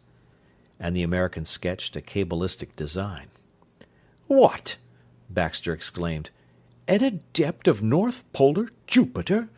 Them?" "Yes, that was before the first Jovian War, you know, and it was those medicine men, really high-caliber scientists, that prolonged that war so—" "But I say, Penrose, that's really a bit thick. When they were wiped out, it was proved a lot of hocus-pocus." "Some of it was, but most of it wasn't," Penrose interrupted in turn. "I'm not asking you to believe anything except that one fact. I'm just telling you the rest of it. But it is also a fact that those adepts knew things and did things that take a lot of explaining. Now for the gossip, none of which is guaranteed. Roger is undoubtedly of Tellurian parentage, and the story is that his father was a moon pirate, his mother a Greek adventuress. When the pirates were chased off the moon, they went to Ganymede, you know, and some of them were captured by the Jovians. It seems that Roger was born at an instant of time sacred to the adepts, so they took him on. He worked his way up through the Forbidden Society as all adepts did, by various kinds of murder and job lots of assorted deviltries, until he got clear to the top, the 77th mystery." "The secret of eternal youth!" gasped Baxter, awed in spite of himself. "Right, and he stayed chief devil, in spite of all the efforts of all his ambitious sub-devils to kill him, until the turning point of the First Jovian War. He cut away then in a spaceship, and ever since then he has been working, and working hard, on some stupendous plan of his own that nobody else has ever got even an inkling of. That's the story. True or not, it explains a lot of things that no other theory can touch. And now I think you'd better shuffle along. Enough of this is a great plenty." Baxter went to his own cubby, and each man of the Adept's cold-blooded crew methodically took up his task. True to prediction, in 15 days a planet loomed beneath them, and their vessel settled through a reeking atmosphere toward a rocky and forbidding plain. Then for another day they plunged along, a few thousand feet above the surface of that strange world, while Roger with his analytical detectors sought the most favorable location from which to wrest the materials necessary for his program of construction. It was a world of cold. Its sun was distant, pale and wan. It had monstrous forms of vegetation, of which each branch and member writhed and fought with a grotesque and horrible individual activity. Ever and anon a struggling part broke from its parent plant and darted away in independent existence, leaping upon and consuming or being consumed by a fellow creature equally monstrous. This flora was of a uniform color, a lurid, sickly yellow. In form, some of it was fern-like, some cactus-like, some vaguely tree-like, but it was all outrageous, inherently repulsive to all Solarian senses. And no less hideous were the animal-like forms of life, which slithered and slunk rapaciously through that fantastic pseudo-vegetation. Snake-like, reptile-like, bat-like, the creatures squirmed, crawled, and flew, each covered with a dankly oozing yellow hide, and each motivated by twin common impulses, to kill, and insatiably and indiscriminately to devour. Over this reeking wilderness Roger drove his vessel, untouched by its disgusting, its appalling ferocity and horror. There should be intelligence of a kind, he mused, and swept the surface of the planet with an exploring beam. Ah, yes, there is a city, of sorts. And in a few minutes the outlaws were looking down upon a metal-walled city of roundly conical buildings. Inside these structures and between and around them there scuttled formless blobs of matter, one of which Roger brought up into his vessel by means of a tractor ray. Held immovable by the beam, it lay upon the floor, a strangely extensile, amoeba-like metal-studded mass of leathery substance. Of eyes, ears, limbs, or organs, it apparently had none. Yet it radiated an intensely hostile aura, a mental effluvium concentrated of rage and of hatred. "Apparently the ruling intelligence of the planet," Roger commented. "Such creatures are useless to us. We can build robots in half the time required for their subjugation and training. Still, it should not be permitted to carry back what it may have learned of us." As he spoke, the adept threw the peculiar being out into the air and dispassionately rayed it out of existence. "That thing reminds me of a man I used to know back in Penobscot." Penrose was as coldly callous as his unfeeling master. The evenest-tempered man in town, mad all the time. Eventually Roger found a location which satisfied his requirements of raw materials, and made a landing upon that unfriendly soil. Sweeping beams denuded a great circle of life, and into that circle leaped robots. Robots requiring neither rest nor food, but only lubricants and power. Robots insensible alike to that bitter cold and to that noxious atmosphere. But the outlaws were not to win a foothold upon that inimical planet easily, nor were they to hold it without effort. Through the weird vegetation of the circle's bare edge there scuttled and poured along a horde of the metal-studded men, if men they may be called, who, ferocity incarnate, rushed the robot line. Mowed down by hundreds, still they came on, willing, it seemed, to expend any number of lives in order that one living creature might once touch a robot with one out-thrust metallic stud. Whenever that happened there was a flash as of lightning, the heavy smoke of burning insulation, grease, and metal, and the robot went down out of control. Recalling his remaining automatons, Roger sent out a shielding screen, against which the defenders of their planet raged in impotent fury. For days they hurled themselves and their every force against that impenetrable barrier, then withdrew. Temporarily stopped, but by no means acknowledging defeat. Then, while Roger and his cohorts directed affairs from within their comfortable and now sufficiently roomy vessel, there came into being around it an industrial city of metal, peopled by metallic and insensate mechanisms. Mines were sunk, furnaces were blown in, smelters belched forth into the already unbearable air their sulphurous fumes, rolling mills and machine shops were built and equipped, and as fast as new enterprises were completed, additional robots were ready to man them.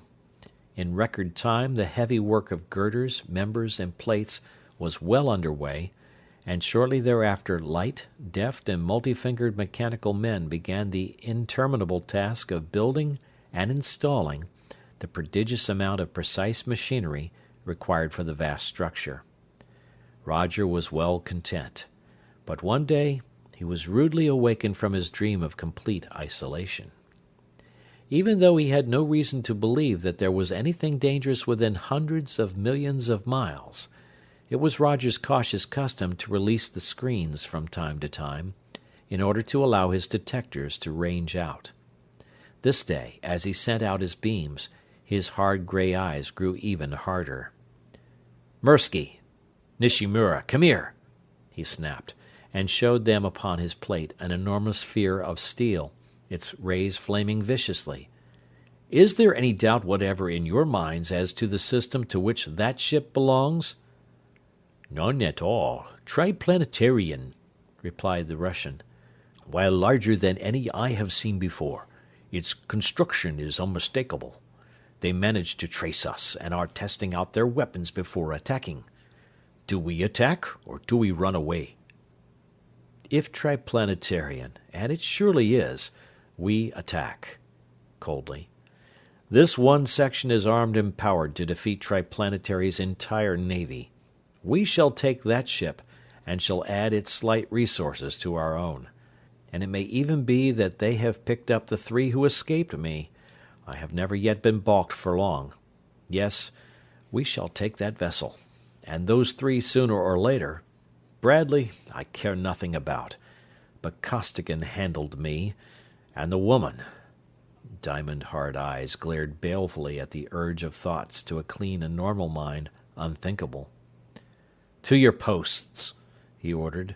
The robots will continue to function under their automatic controls during the short time it will require to abate this nuisance. One moment, a strange voice roared from the speakers. Consider yourselves under arrest, by order of the Triplanetary Council. Surrender and you shall receive impartial hearing. Fight us and you shall never come to trial. From what we have learned of Roger, we do not expect him to surrender, but if any of you other men wish to avoid immediate death, leave your vessel at once. We will come back for you later. Any of you wishing to leave this vessel have my full permission to do so, Roger announced, disdaining any reply to the challenge of the Boise. Any such, however, will not be allowed inside the planetoid area after the rest of us return from wiping out that patrol. We attack in 1 minute. Would not one do better by stopping on? Baxter, in the quarters of the American, was in doubt as to the most profitable course to pursue. I should leave immediately if I thought that ship could win. But I do not fancy that it can, do you? That ship? One triplanetary ship against us? Penrose laughed raucously. Do as you please. I'd go in a minute if I thought that there was any chance of us losing, but there isn't, so I'm staying. I know which side my bread's buttered on. Those cops are bluffing, that's all. Not bluffing exactly either, because they'll go through with it as long as they last. Foolish, but it's a way they have. They'll die trying every time instead of running away, even when they know they're licked before they start. They don't use good judgment. None of you are leaving? Very well. You each know what to do, came Roger's emotionless voice. The stipulated minute having elapsed, he advanced a lever and the outlaw cruiser slid quietly into the air. Toward the poised Boise, Roger steered. Within range, he flung out a weapon new learned and supposedly irresistible to any ferrous thing or creature, the red converter field of the Nevians, for Roger's analytical detectors had stood him in good stead during those frightful minutes, and in the course of which the planetoid had borne the brunt of Nerado's superhuman attack. In such good stead that from the records of those ingenious instruments, he and his scientists had been able to reconstruct not only the generators of the attacking forces, but also the screens employed by the amphibians in the neutralization of similar beams. With a vastly inferior armament, the smallest of Roger's vessels had defeated the most powerful battleships of Triplanetary. What had he to fear in such a heavy craft as the one he now was driving, one so superlatively armed and powered?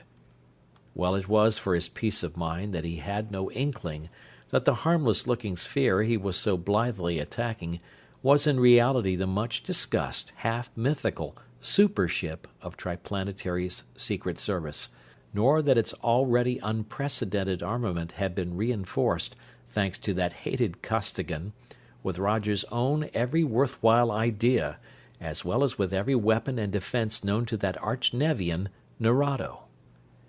Unknowing and contemptuous, Roger launched his converter field, and instantly found himself fighting for his very life. For from Roudebush at the controls down, the men of the Secret Service countered with wave after wave and with salvo after salvo of vibratory and material destruction. No thought of mercy for the men of the pirate ship could enter their minds. The outlaws had each been given a chance to surrender, and each had refused it. Refusing, they knew, as the Triplanetarians knew, and as all modern readers know, meant that they were staking their lives upon victory. For with modern armaments it is seldom indeed that a single man lives through the defeat in battle of a war vessel of space. Roger launched his field of red opacity, but it did not even reach Boise's screens. All space seemed to explode into violet splendor as Roudebush neutralized it, drove it back with his obliterating zone of force, but even that all-devouring zone could not touch Roger's peculiarly efficient screen. The outlaw vessel stood out unharmed. Ultraviolet, infrared, pure heat, infrasound, solid beams of high-tension, high-frequency current, in whose paths the most stubborn metals would be volatilized instantly. All iron-driven, every deadly and torturing vibration known was hurled against that screen. But it, too, was iron-driven, and it held. Even the awful force of the macro beam was dissipated by it, reflected, hurled away on all sides in coruscating torrents of blinding, dazzling energy. Cooper, Adlington, Spencer, and Dutton hurled against it their bombs and torpedoes, and still it held. But Roger's fiercest blasts and heaviest projectiles were equally impotent against the force shields of the supership. The adept, having no liking for a battle upon anything like equal terms, sought safety in flight, only to be brought to a crashing, stunning halt by a massive tractor beam. That must be that six-phase polycyclic screen that Conway reported on. Cleveland frowned in thought. I've been doing a lot of work on that, and I think I've calculated an opener for it, Fred, but I'll have to have number 10 projector and the whole output of number 10 power room. Can you let me play with that much juice for a while? All right, Blake, tune her up to 55,000. There, hold it. Now, you other fellows, listen. I'm going to try to drill a hole through that screen with a hollow, quasi-solid beam, like a diamond drill cutting out a core. You won't be able to shove anything into the hole from outside the beam, so you'll have to steer your cans out through the central orifice of number 10 projector. That'll be cold, since I'm going to use only the edge. I don't know how long I'll be able to hold the hole open, though, so shoot them along as fast as you can. Ready? Here goes. He pressed a series of contacts.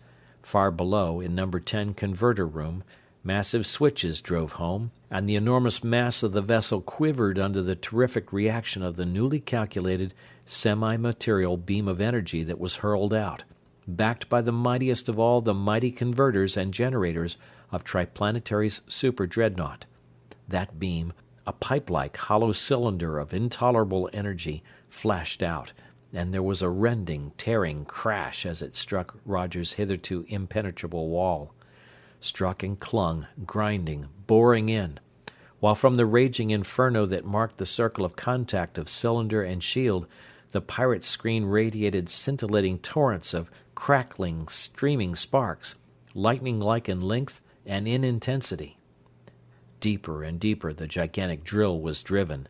It was through, pierced Roger's polycyclic screen, exposed the bare metal of Roger's walls, and now, concentrated upon one point, flamed out in seemingly redoubled fury Triplanetary's raging rays. In vain.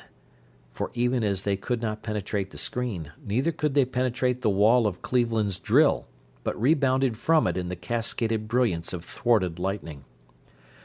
"Oh, what a dumbbell I am!" groaned Cleveland. Why didn't I have somebody rig up a secondary XX7 beam on 10's inner rings? Hop to it, will you, Blake, so that we'll have it in case they're able to stop the cans? But the pirates could not stop all of Triplanetary's projectiles, now hurrying along inside the pipe as fast as they could be driven. In fact, for a few minutes desperate Roger, knowing that he faced his long life's gravest crisis, paid no attention to them at all, nor to any of his own useless offensive weapons. He struggled only and madly to break away from the savage grip of the Boise's tractor rod. Futile. He could neither cut nor stretch that inexorably anchoring beam. Then he devoted his every resource to the closing of that unbelievable breach in his shield, the barrier which through all previous emergencies had kept death at bay. Equally futile. His most desperate efforts resulted only in more frenzied displays of incandescence along the curved surface of contact of that penetrant cylinder. And through that terrific conduit came speeding package after package of destruction, bombs and armor-piercing shells, gas shells, and shells of poisonous and corrosive fluids followed each other in close succession. The surviving scientists of the planetoid, expert gunners and raymen all, destroyed many of the projectiles, but it was not humanly possible to frustrate them all, and the breach could not be forced shut against the all but irresistible force of Cleveland's opener.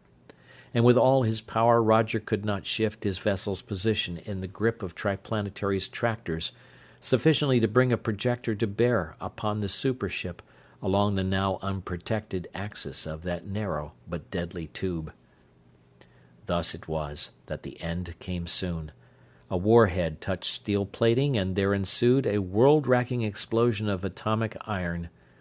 Gaping wide, helpless, with all defenses down, other torpedoes entered the stricken hulk and completed its destruction even before they could be recalled. Explosive bombs literally tore the pirate vessel to fragments, while vials of pure corrosion dissolved her substance into dripping corruption and reeking gases, filled every cranny of the wreckage as its torn and dismembered fragments began their long plunge to the ground. The spaceship followed the pieces down, and Rodebush sent out an exploring ray. Resistance was such that it was necessary to use corrosive, and ship and contents were completely disintegrated, he dictated into his vessel's log some time later. While there were, of course, no remains recognizable as human, it is practically certain that Roger and his last 11 men died. "Look here, Fred." Cleveland called his attention to the plate, upon which was pictured a horde of the peculiar inhabitants of the ghastly planet, wreaking their frenzied electrical wrath upon everything within the circle bared by Roger. "I was just going to suggest that we clean up that planetoid Roger started, but I see that the local boys are attending to it." "Just as well, perhaps. I would like to stay and study these people a little while, but we must get back on the trail of the Nevians." And the Boise leaped away into space, toward the line of flight of the amphibians. They reached that line, and along it they traveled at full normal blast. As they traveled, their detecting receivers and amplifiers were reaching out with their utmost power, ultra instruments capable of rendering audible any signal originating within many light years of them, upon any known frequency, and constantly at least 2 men were listening to those instruments with every sense concentrated in their ears. Listening, straining to distinguish in the deafening roar of background noise from the overdriven tubes any sign of voice or signal.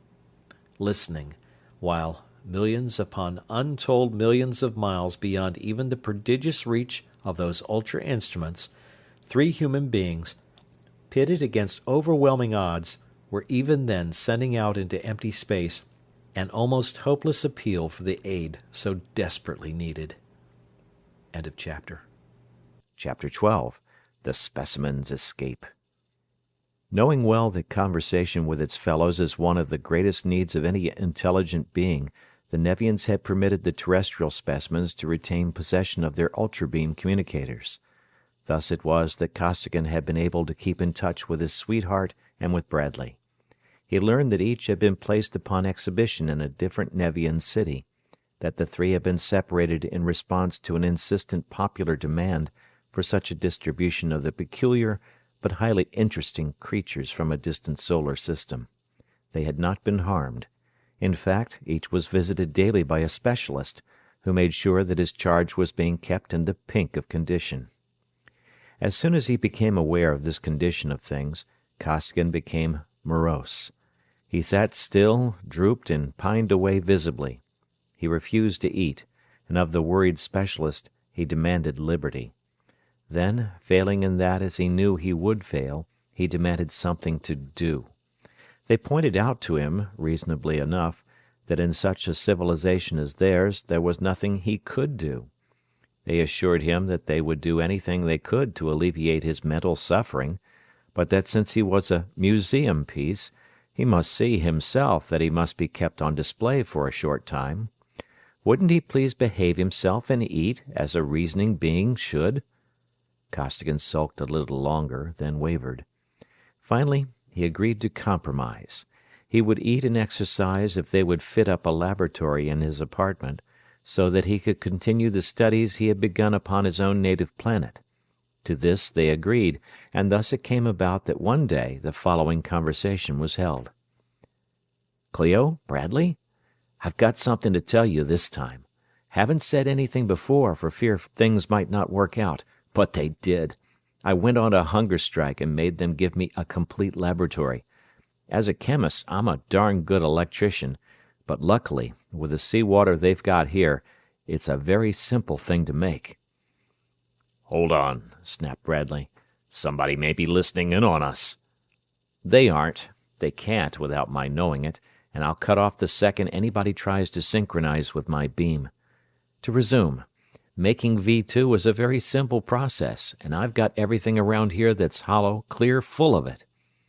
"How come they let you?" asked Clio. "Oh, they don't know what I'm doing. They watched me for a few days, and all I did was make up and bottle the weirdest messes imaginable.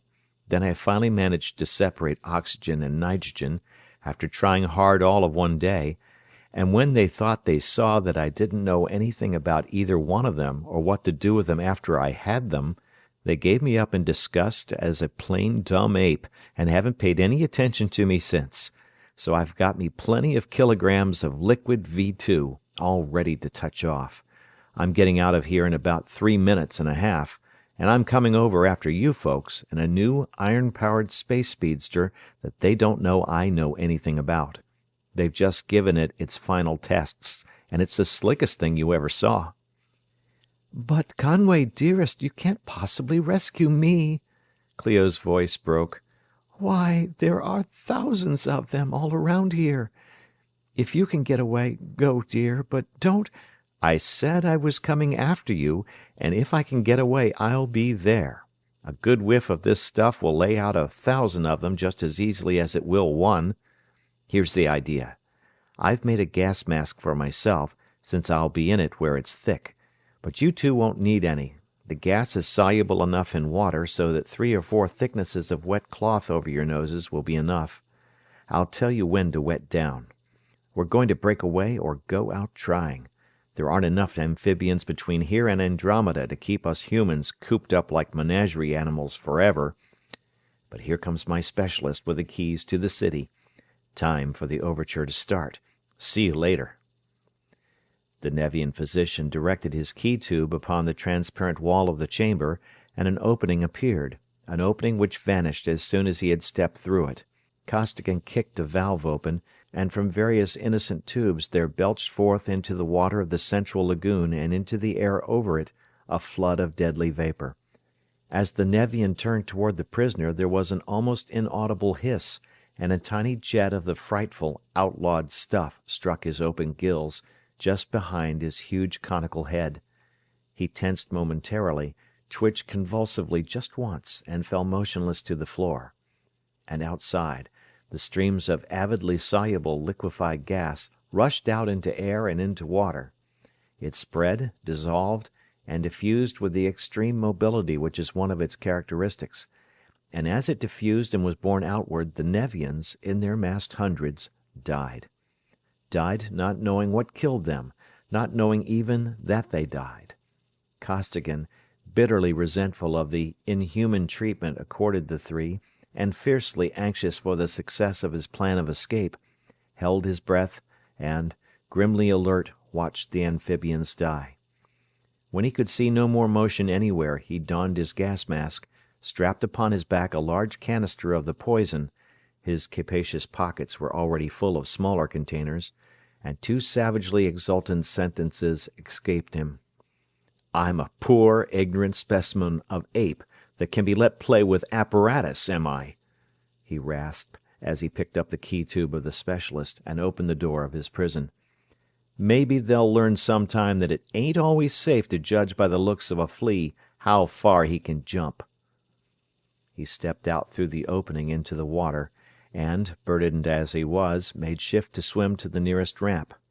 Up it he ran, toward a main corridor, but ahead of him there was wafted a breath of dread V2, and where that breath went also unconsciousness, an unconsciousness which would deepen gradually into permanent oblivion, save for the prompt intervention of one who possessed not only the necessary antidote, but the equally important knowledge of exactly how to use it. Upon the floor of that corridor were strewn Nevians who had dropped in their tracks. Past or over their bodies Costigan strode, pausing only to direct a jet of lethal vapor into whatever branching corridor or open doorway caught his eye. He was going to the intake of the city's ventilation plant, and no unmasked creature dependent for life upon oxygen could bar his path. He reached the intake, tore the canister from his back, and released its full, vast volume of horrid contents into the primary airstream of the entire city. And all through that doomed city Nevians dropped, quietly and without a struggle, unknowing. Busy executives dropped upon their cushioned, flat-topped desks. Hurrying travelers and messengers dropped upon the floors of the corridors, or relaxed in the noxious waters of the ways. Lookouts and observers dropped before their flashing screens. Central operators of communications dropped under the winking lights of their panels. Observers and centrals in the outlying sections of the city wondered briefly at the unwonted universal motionlessness and stagnation. Then the racing taint in water and in air reached them too, and they ceased wondering forever. Then through those quiet halls Costigan stalked to a certain storage room, where with all due precaution he donned his own suit of triplanetary armor.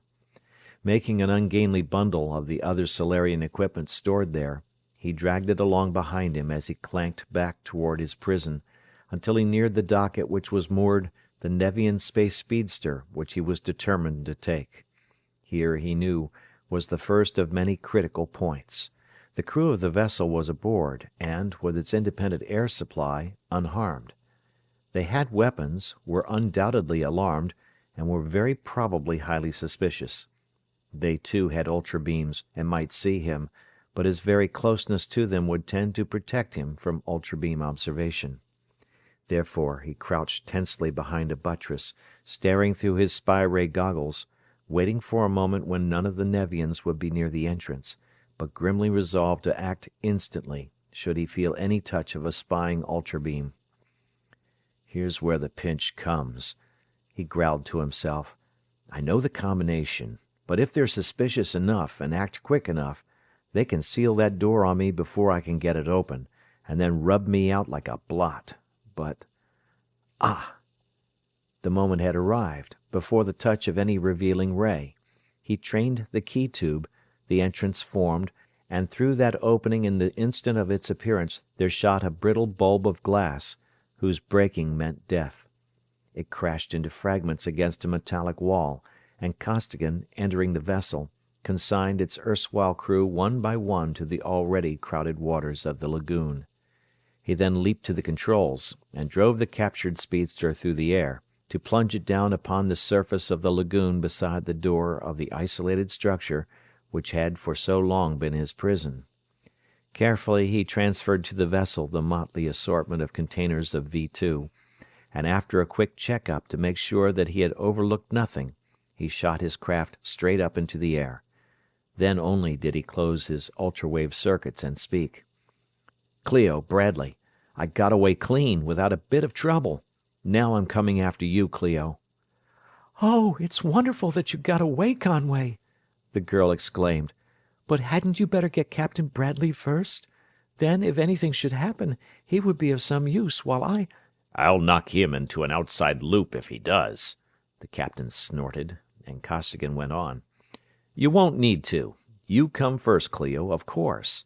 But you're too far away for me to see you with my spy, and I don't want to use the high-powered beam of this boat for fear of detection, so you'd better keep on talking so that I can trace you." "That's one thing I am good at." Clio laughed in sheer relief. "If talking were music, I'd be a full brass band." And she kept up a flow of inconsequential chatter until Costigan told her that it was no longer necessary, that he had established the line. "Any excitement around there yet?" he asked her then. "Nothing unusual that I can see," she replied. "Why? Should there be some?" "I hope not, but when I made my getaway I couldn't kill them all, of course, and I thought maybe they might connect things up with my jailbreak and tell the other cities to take steps about you two. But I guess they're pretty well disorganized back there yet, since they can't know who hit them, or what with, or why. I must have got about everybody that wasn't sealed up somewhere, and it doesn't stand to reason that those who are left can check up very closely for a while yet. But they're nobody's fools. They'll certainly get conscious when I snatch you, maybe before. There, I see your city, I think." "What are you going to do?" "Same as I did back there, if I can. Poison their primary air and all the water I can reach." "Oh, Conway!" Her voice rose to a scream. "They must know. They're all getting out of the water and are rushing inside the buildings as fast as they possibly can." "I see they are," grimly. "I'm right over you now, way up. Been locating their primary intake. They've got a dozen ships around it, and have guards posted all along the corridors leading to it, and those guards are wearing masks. They're clever birds, all right, those amphibians. They know what they got back there and how they got it. That changes things, girl. If we use gas here, we won't stand a chance in the world of getting old Bradley. Stand by to jump when I open that door." "Hurry, dear. They're coming out here after me." "Sure they are." Costigan had already seen the two Nevians swimming out toward Clio's cage, and had hurled his vessel downward in a screaming power dive. "You're too valuable a specimen for them to let you be gassed, but if they can get there before I do, they're traveling fast." He miscalculated slightly, so that instead of coming to a halt at the surface of the liquid medium, the speedster struck with a crash that hurled solid masses of water for hundreds of yards. But no ordinary crash could harm that vessel's structure. Her gravity controls were not overloaded, and she shot back to the surface, gallant ship and reckless pilot alike unharmed. Costigan trained his key tube upon the doorway of Clio's cell, then tossed it aside. "Different combinations over here," he barked. "Got to cut you out. Lie down in that far corner." His hands flashed over the panel, and as Clio fell prone without hesitation or question, a heavy beam literally blasted away a large portion of the roof of the structure. The speedster shot into the air, and dropped down until she rested upon the tops of opposite walls still glowing semi-molten. The girl piled a stool upon the table and stood upon it, reached upward, and seized the mailed hands extended downward toward her. Costigan heaved her up into the vessel with a powerful jerk, slammed the door shut, leaped to the controls, and the speedster darted away. "Your armor's in that bundle there. Better put it on, and check your Lewistons and pistols.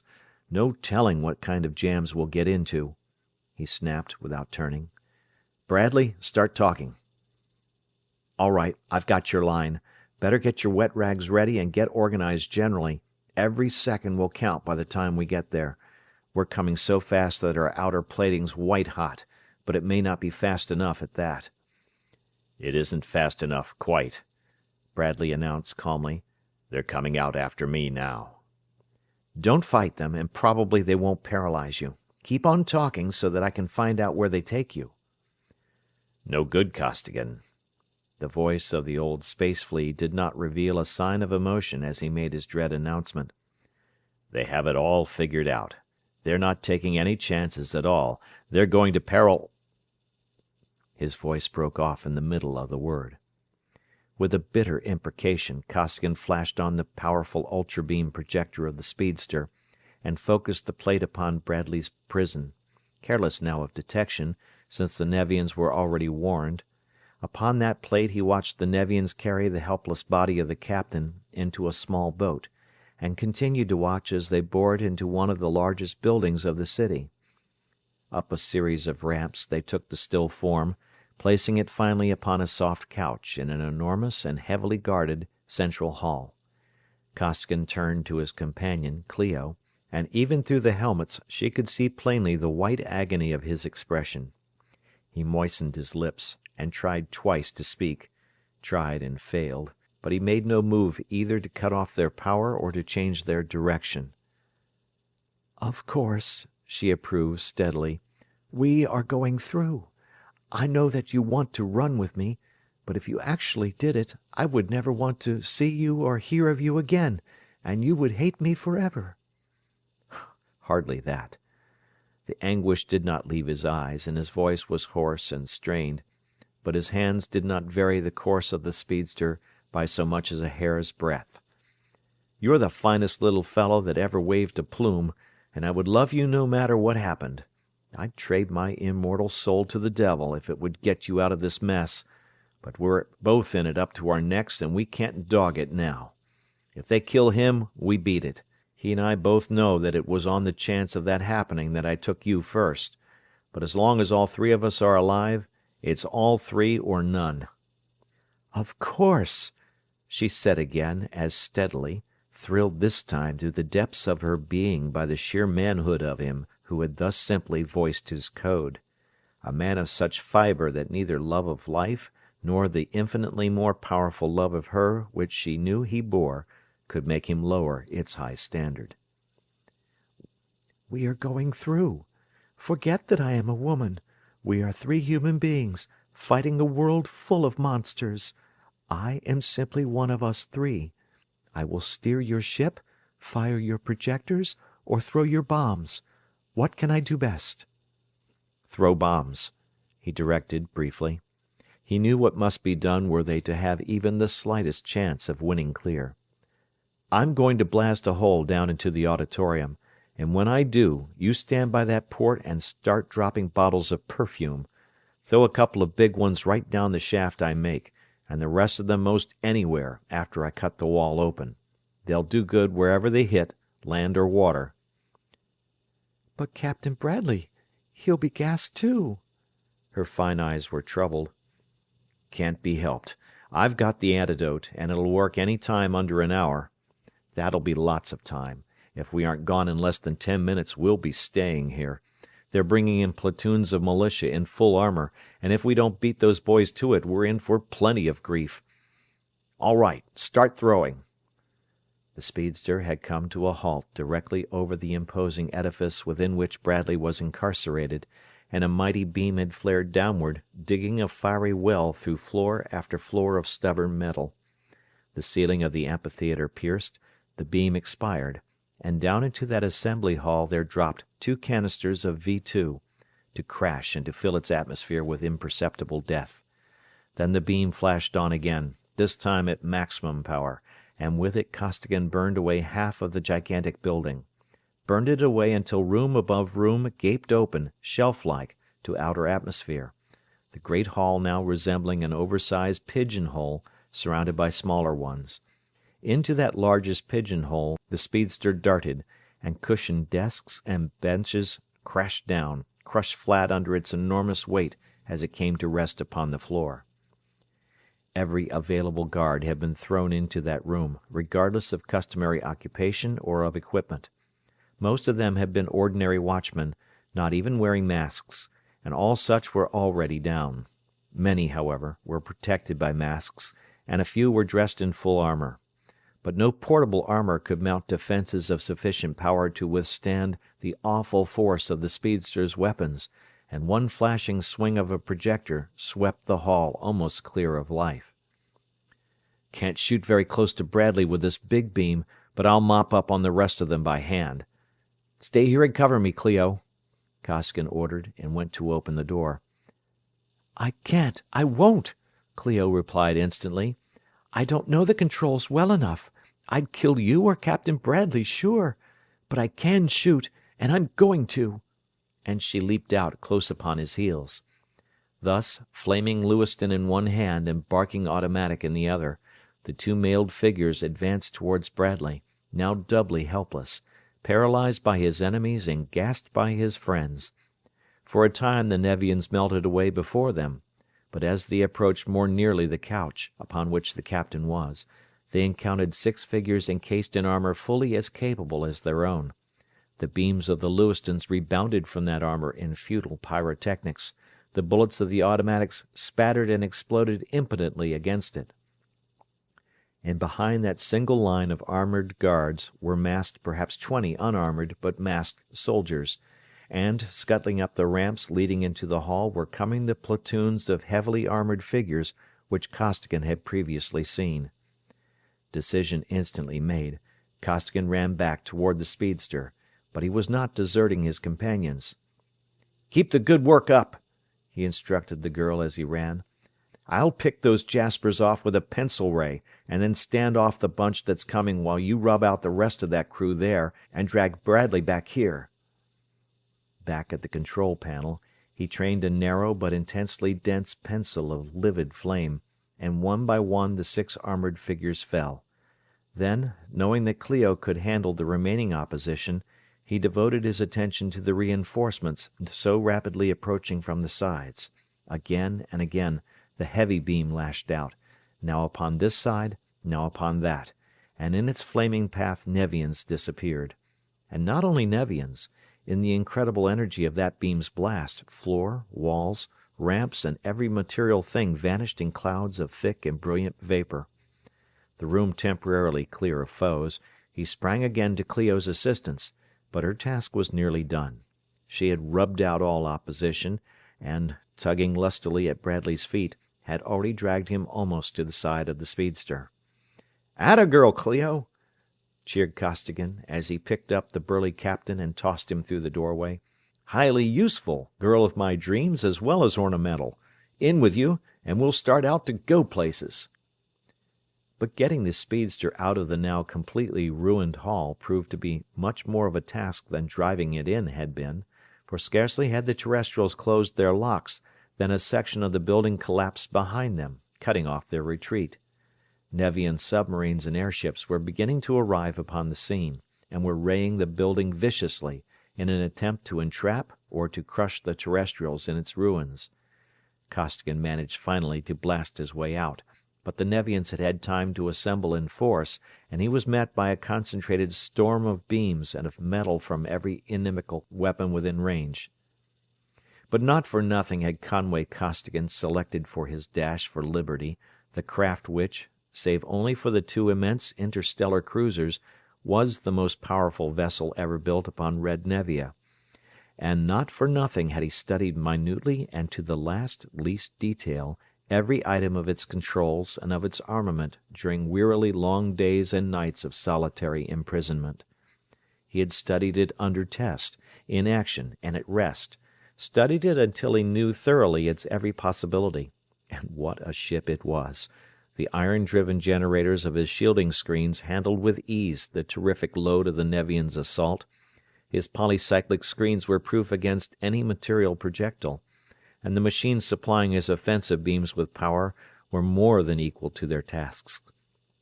Driven now at full rating, those frightful weapons lashed out against the Nevian blocking the way, and under their impacts her screens flared brilliantly through the spectrum and went down.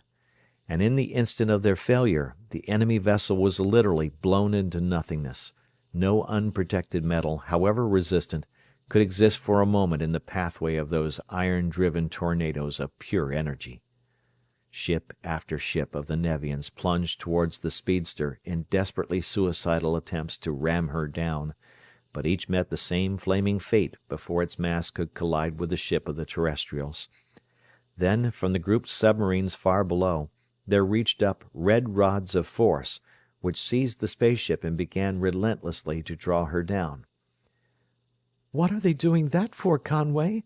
They can't fight us." "They don't want to fight us. They want to hold us. But I know what to do about that, too." And the powerful tractor rods snapped as a plane of lurid light drove through them. Upward now at the highest permissible velocity, the speedster leaped, and past the few ships remaining above her she dodged. There was nothing now between her and the freedom of boundless space. "You did it, Conway! You did it!" Clio exulted. "Oh, Conway, you're just simply wonderful!" "I haven't done it yet," Costigan cautioned her. "The worst is yet to come. Nerado. He's why they wanted to hold us back, and why I was in such a hurry to get away. That boat of his is bad medicine, girl, and we want to put plenty of kilometers behind us before he gets started." "But do you think he will chase us?" "Think so? I know so. The mere facts, that we are rare specimens and that he told us that we were going to stay there all the rest of our lives, would make him chase us clear to Dustheimer's Nebula. Besides that, we stepped on their toes pretty heavily before we left. We know altogether too much now to be let get back to Tellus, and finally, they'd all die of acute enlargement of the spleen if we get away with this prize ship of theirs. I hope to tell you they'll chase us." He fell silent, devoting his whole attention to his piloting, driving his craft onward at such velocity that its outer plating held steadily at the highest point of temperature compatible with safety. Soon they were out in open space, hurtling toward the sun under the drive of every possible iota of power, and Costigan took off his armor and turned toward the helpless body of the captain. "He looks so dead, Conway. Are you really sure that you can bring him to?" "Absolutely. Lots of time yet. Just 3 simple squirts in the right places will do the trick." He took from a locked compartment of his armor a small steel box, which housed a surgeon's hypodermic and 3 vials. 1, 2, 3. He injected small but precisely measured amounts of the fluids into the 3 vital localities, then placed the inert form upon a deeply cushioned couch. "There. That'll take care of the gas in 5 or 6 hours. The paralysis will wear off before that, so he'll be all right when he wakes up. And we're going away from here with every watt of power we can put out. We have done everything I know how to do for the present." Then only did Costigan turn and look down directly into Clio's eyes. Wide, eloquent blue eyes that gazed back up into his, tender and unafraid. Eyes freighted with the oldest message of woman to chosen man. His hard young face softened wonderfully as he stared at her. There were 2 quick steps, and they were in each other's arms. Clio's lively rounded form nestled against Costigan's powerful body as his mighty arms tightened around her. His neck and shoulder were no less enthusiastically clasped, and less strongly only because of her woman's slighter musculature. Lips upon eager lips, blue eyes to gray, motionless they stood clasped in ecstasy, thinking nothing of the dreadful past, nothing of the fearful future, conscious only of the glorious, the wonderful present. "Clio mine, darling, girl, how I love you." Costigan's deep voice was husky with emotion. "I haven't kissed you for 7,000 years. I don't rate you by hundreds of steps, but if I can just get you out of this mess, I swear by all the space—" "You needn't, lover. Rate me? Good heavens, Conway, it's just the other way." "Chop it," he commanded in her ear. "I'm still dizzy at the idea of your loving me at all, to say nothing of loving me this way. But you do, and that's all I ask, here or hereafter." "Love you. Love you." Their mutual embrace tightened, and her low voice thrilled brokenly as she went on. "Conway, dearest, I can't say a thing, but you know. Oh, Conway." After a time Clio drew a long and tremulous but supremely happy breath as the realities of their predicament once more obtruded themselves upon her consciousness. She released herself gently from Costigan's arms. "Do you really think that there is a chance of us getting back to the earth, so that we can be together? Always?" "A chance, yes. A probability, no," he replied unequivocally. "It depends upon 2 things. First, how much of a start we got on Nerado. His ship is the biggest and fastest thing I ever saw, and if he strips her down and drives her, which he will, he'll catch us long before we can make Tellus. On the other hand, I gave Rodebush a lot of data, and if he and Lyman Cleveland can add it to their own stuff and get that super ship of ours rebuilt in time, they'll be out here on the prowl, and they'll have what can give even Nerado plenty of argument. No use worrying about it anyway. We won't know anything until we detect one or the other of them, and then will be the time to do something about it. If Nerado catches us, will you—" She paused. Rub you out? I will not. Even if he does catch us, and takes us back to Nevia, I won't. There's lots more time coming onto the clock. Nerado won't hurt either of us badly enough to leave scars, either physical, mental, or moral. I'd kill you in a second if it were Roger. He's dirty, and he's thoroughly bad. But Nerado's a good enough old scout, in his way. He's big, and he's clean. You know, I really could like that fish, if I could meet him on terms of equality sometime. "I couldn't," she declared vigorously. "He's crawly and scaly and snaky, and he smells so— So rank and fishy?" Costigan laughed deeply. "Details, girl, mere details. I've seen people who looked like money in the bank, and who smelled like a bouquet of violets that you couldn't trust half the length of Nerado's neck." "But look what he did to us," she protested. "And they weren't trying to recapture us back there. They were trying to kill us." "That was perfectly all right, what he did and what they did. What else could they have done?" he wanted to know. "And while you're looking, look at what we did to them. Plenty, I'd say. But we all had it to do, and neither side will blame the other for doing it. He's a square shooter, I tell you." "Well, maybe. But I don't like him a bit, and let's not talk about him any more. Let's talk about us. Remember what you said once, when you advised me to let you lay, or whatever it was?" Womanlike, she wished to dip again lightly into the waters of pure emotion, even though she had such a short time before led the man out of their profoundest depths. But Costigan, into whose hard life love of woman had never before entered, had not yet recovered sufficiently from his soul-shaking plunge to follow her lead.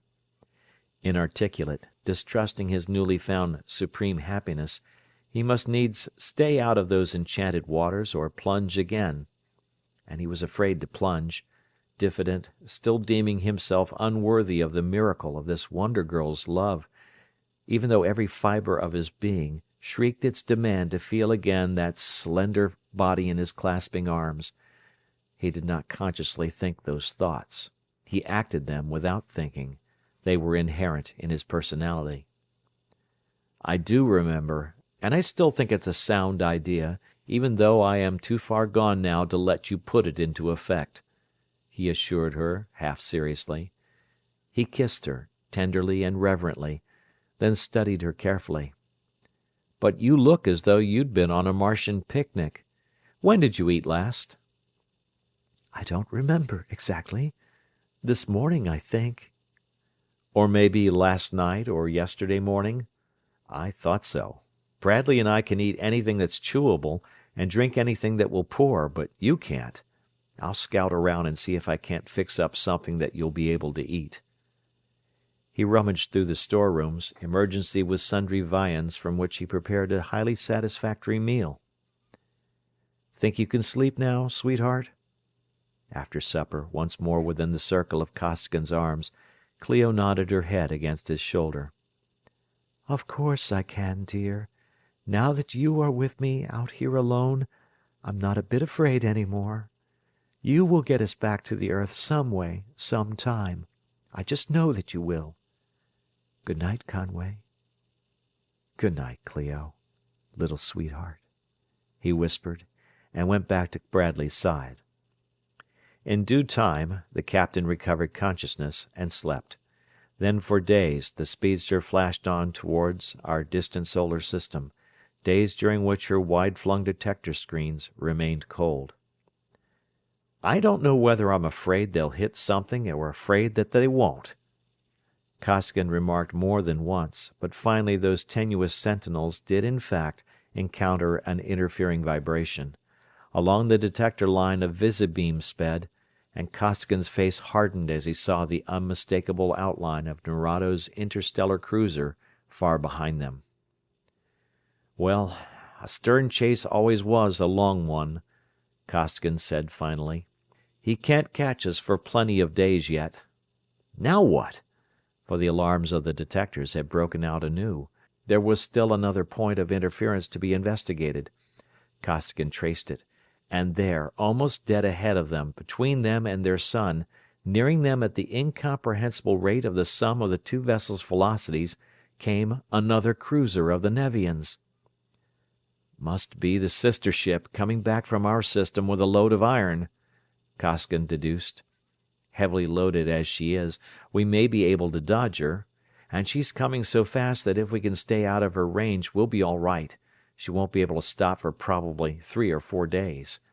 But if our super ship is anywhere in these parts, now's the time for her to rally round." He gave the speedster all the side thrust she would take. Then, putting every available communicator tube behind a tight beam, he drove it sunward and began sending out a long-continued call to his fellows of Triplanetary's Secret Service.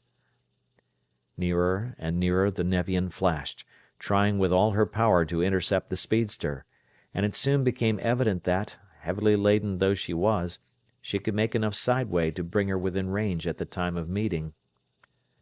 "Of course, they've got partial neutralization of inertia the same as we have." Costigan cogitated. "And by the way he's coming, I'd say that he had orders to blow us out of the ether. He knows as well as we do that he can't capture us alive at anything like the relative velocities we've got now. I can't give her any more side thrust without overloading the gravity controls, so overloaded they've got to be. Strap down, you two, because they may go out entirely." "Do you think that you can pull away from them, Conway?" Clio was staring in horrified fascination into the plate, watching the pictured vessel increase in size moment by moment. "I don't know, girl, but I'm going to try. Just in case we don't, though, I'm going to keep on yelling for help. In solid? All right, boat, do your stuff." End of chapter. Chapter 13. The Meeting of the Giants. "Check your blast, Fred. I think I hear something trying to come through," Cleveland called out sharply. For days the Boise had torn through the illimitable reaches of empty space, and now the long vigil of the keen-eyed listeners was to be ended. Rodebush cut off his power, and through the deafening roar of tube noise an almost inaudible voice made itself heard. "All the help you can give us. Samms, Cleveland, Rodebush, anybody of Triplanetary who can hear me, listen. This is Costigan, with Miss Marsden and Captain Bradley, heading for where we think the sun is, from right ascension about 6 hours, declination about plus 14 degrees. Distance unknown, but probably hundreds of light years. Trace my call. One Nevian ship is overhauling us slowly, another is coming toward us from the sun. We may or may not be able to dodge it, but we need all the help you can give us. Samms, Rodebush, Cleveland, anybody of Triplanetary." Endlessly the faint voice went on, but Rodebush and Cleveland were no longer listening. Sensitive ultraloops had been swung, and along the indicated line shot Triplanetary's super ship at a velocity which she had never before even approached. The utterly incomprehensible, almost incalculable velocity attained by inertialess matter, driven through an almost perfect vacuum by the Boise's maximum projector blast, a blast which would lift her stupendous normal tonnage against a gravity 5 times that of Earth's.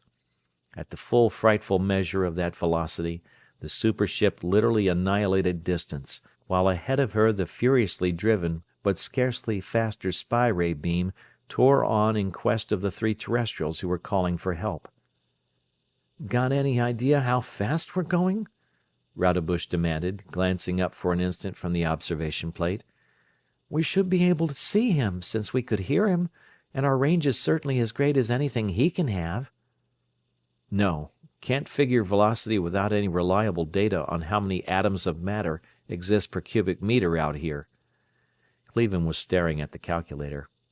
"It's constant, of course, at the value at which the friction of the medium is equal to our thrust. Incidentally, we can't hold it long. We're running a temperature, which shows that we're stepping along faster than anybody ever computed before.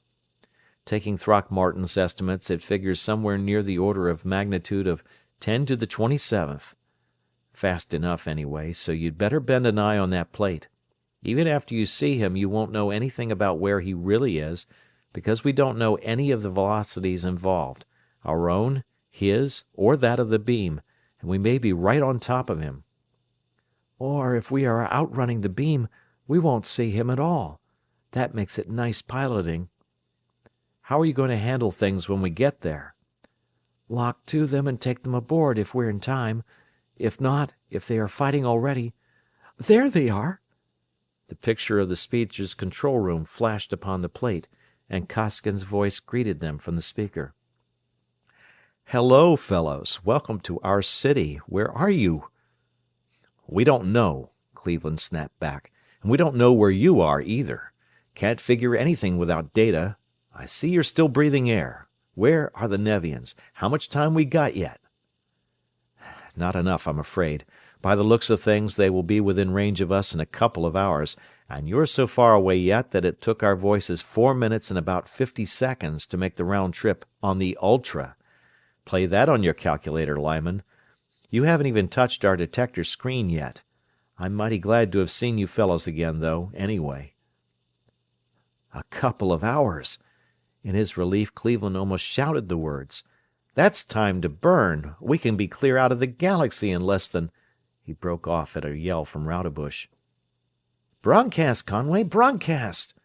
that worthy had cried as Costigan's image had disappeared utterly from his plate. Now he cut off the Boise's power, stopping her instantaneously in mid-space, but the connection had been broken. Costigan could not possibly have heard the orders to change his beam signal to a broadcast, so that they could pick it up, nor would it have done any good if he had heard and had obeyed. So immeasurably great had been their velocity that they had flashed past the speedster without seeing it, even upon the ultraplates, and now they were unknown billions of miles beyond the fugitives they had come so far to help, far beyond the range of any possible broadcast.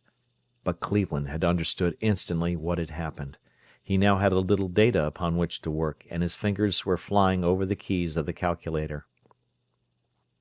"Backblast, maximum, 17 seconds," he directed, crisply. "Not exact, of course, but that'll put us close enough to find 'em with our detectors." Then, for the calculated 17 seconds, the super ship retraced her path, at the same awful speed with which she had come so far. The blast expired, and there, plainly limned upon the observation plates, was the Nevian speedster. "As a computer, you're good," Rodebush applauded. "So close that we can't use the neutralizers to catch him. If we use a dyne of driving force, we'll overshoot him 1,000,000 kilometers before I can snap the switches out."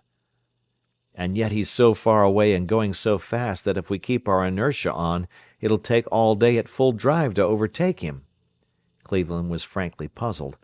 What to do? Shunt in a potentiometer? "No, we don't need it." Rodebush turned to the transmitter. "Costigan, we're going to take hold of you with a very light tractor. Don't cut it." "A tractor? Inertialess?" Cleveland wondered. "Why not?" Rodebush launched the tractor, set at its absolute minimum of power, and threw in his master switches. While hundreds of thousands of miles separating the two vessels and the tractor beam were exerting the least effort of which it was capable, yet the super ship leaped toward the smaller craft at a pace which covered that distance in the twinkling of an eye. So rapidly were the objectives enlarging upon the plates that the automatic focusing devices could scarcely function rapidly enough to keep them in place. Cleveland flinched involuntarily and seized his armrest in a spasmodic clutch as he watched this, the first inertialess space approach, and even Rodebush, who knew better than anyone else what to expect, held his breath and swallowed hard at the unbelievable rate at which the two vessels were rushing together. And if these two, who had rebuilt the space flyer, could hardly control themselves, what of the three in the speedster, who knew nothing whatever of the supership's potentialities. Clio, staring into the plate with Costigan, uttered a piercing shriek as she sank her fingers into his shoulders. Bradley swore a mighty deep space oath and braced himself against certain annihilation. Costigan stared for an instant, unable to believe his eyes, then his hand darted to the contacts which would cut the beam. Too late. Before his flying fingers could reach the studs, the Boise was upon them, had struck them in direct central impact. Moving at the full measure of her unthinkable velocity though the supership was at the moment of impact, yet the most delicate recording instruments of the speedster could not detect the slightest shock as the enormous globe struck the comparatively tiny torpedo and clung to it, accommodating instantly and effortlessly her own terrific pace to that of the smaller and infinitely slower craft. Clio sobbed in relief, and Costigan, one arm around her, sighed hugely. "Hey, you space fleas!" he cried. "Glad to see you and all that, but you might as well kill a man outright as scare him to death. So that's the supership, huh? Some ship." "Hello, Conway!" "Clear ether, Conway!" The two scientists answered the hail of their fellow. "I didn't realize that an inertialess approach would be quite such a terrifying spectacle, or I would have warned you," Rodebush went on. "Yes, thanks to you, the supership works as she should at last. But you had better put on your suits and transfer. You might get your things ready." "Things is good," Costigan laughed, and Clio giggled sunnily. "We've made so many transfers already that what you see us in is all we have," Bradley explained. "We'll bring ourselves, and we'll hurry. That Nevian is coming up fast." "Is there anything on this ship you fellows want?" Costigan asked. "There may be, but we haven't any locks big enough to let her inside, and we haven't time to study her now.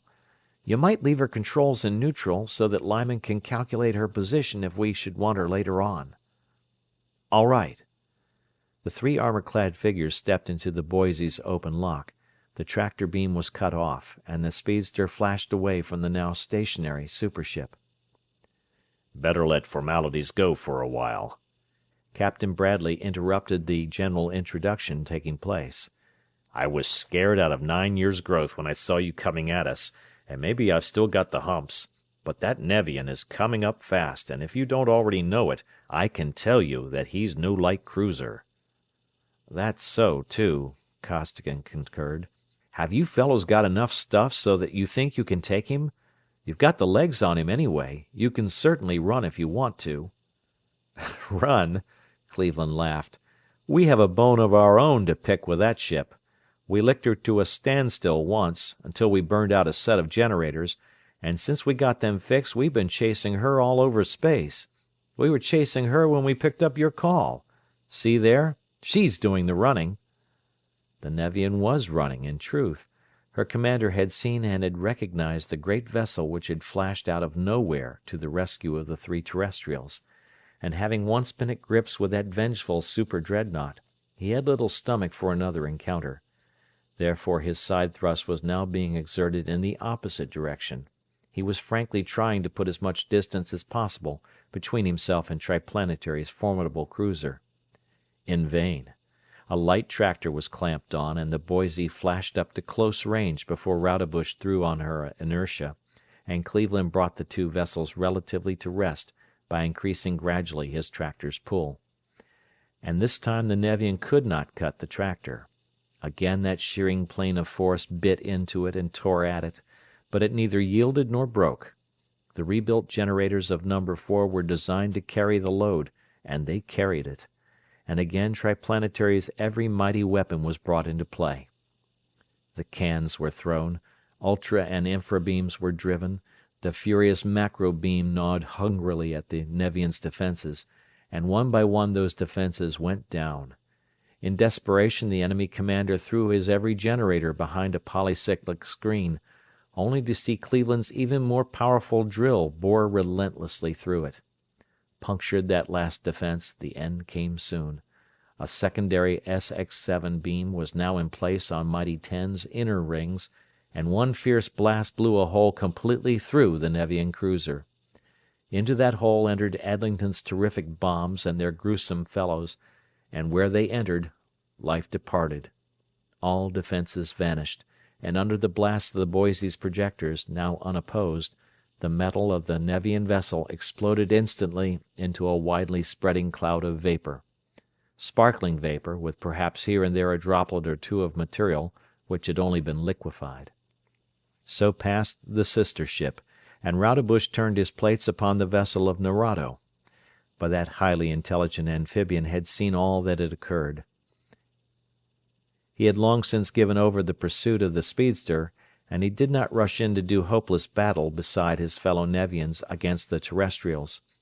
His analytical detectors had written down each detail of every weapon and of every screen employed, and even while prodigious streamers of red force were raving out from his vessel, breaking her terrific progress and swinging her around in an immense circle back toward far Nevia, his scientists and mechanics were doubling and redoubling the power of his already titanic installations, to match and if possible to overmatch those of Triplanetary's super dreadnought. "Do we kill him now, or do we let him suffer a while longer?" Costigan demanded. "I don't think so, yet," replied Rodebush. "Would you, Lyman?" "Not yet," replied Cleveland grimly, reading the thought of the other and agreeing with it. "Let him pilot us to Nevia. We might not be able to find it without a guide. While we're at it, we want to so pulverize that crowd that if they ever come near the Solarian system again they'll think it's 20 minutes too soon." Thus it was that the Boise, under only a few dynes of propulsion, pursued the Nevian ship. Apparently exerting every effort, she never came quite within range of the fleeing raider, yet never was she so far behind that the Nevian spaceship was not in clear register upon her observation plates. Nor was Nerado alone in strengthening his vessel. Costigan knew well and respected highly the Nevian scientist captain, and at his suggestion the entire time of the long and uneventful flight was spent in reinforcing the super ship's armament to the iron-driven limit of theoretical and mechanical possibility. Thus, when Nevia and her hot blue sun appeared upon his plates, Rodebush was ready for any emergency, and hurled his battleship upon the Nevian with every weapon aflame. But so was Nerado ready, and unlike her sister ship, his vessel was manned by scientists well versed in the fundamental theory of the weapons with which they fought. Beams, rods, and lances of energy flamed and flared. Planes and pencils cut, slashed, and stabbed. Defensive screens glowed redly or flashed suddenly into intensely brilliant coruscating incandescence. Crimson opacity struggled sullenly against violet curtain of annihilation. Material projectiles and torpedoes were launched under full beam control, only to be exploded harmlessly in mid-space, to be rayed into nothingness, or to disappear innocuously against impenetrable polycyclic screens. Both vessels were equipped completely with iron-driven mechanisms. Both were manned by scientists capable of wringing the last possible watt of power from their sources. They were approximately equal in size, and each ship now wielded the theoretical ultimate of power for her mass. Therefore neither could harm the other, furiously though each was trying. And more nearly they were approaching the red atmosphere of the world of the amphibians. Down into that crimson blanket the two warring spaceships dropped, down toward a city which Costigan recognized as that in which Nerado made his headquarters. "Better hold off a bit," Costigan cautioned. "If I know that bird at all, he's cooking up something." And even as he spoke there shot upward from the city a multitude of flashing balls.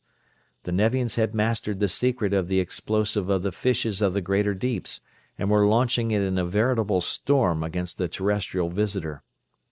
"Those?" asked Rodebush calmly. The detonating balls of destruction were literally annihilating even the atmosphere beyond the polycyclic screen, but that barrier was scarcely affected. "No, that!" pointing out a hemispherical dome which, redly translucent, surrounded a group of buildings towering high above their neighbors.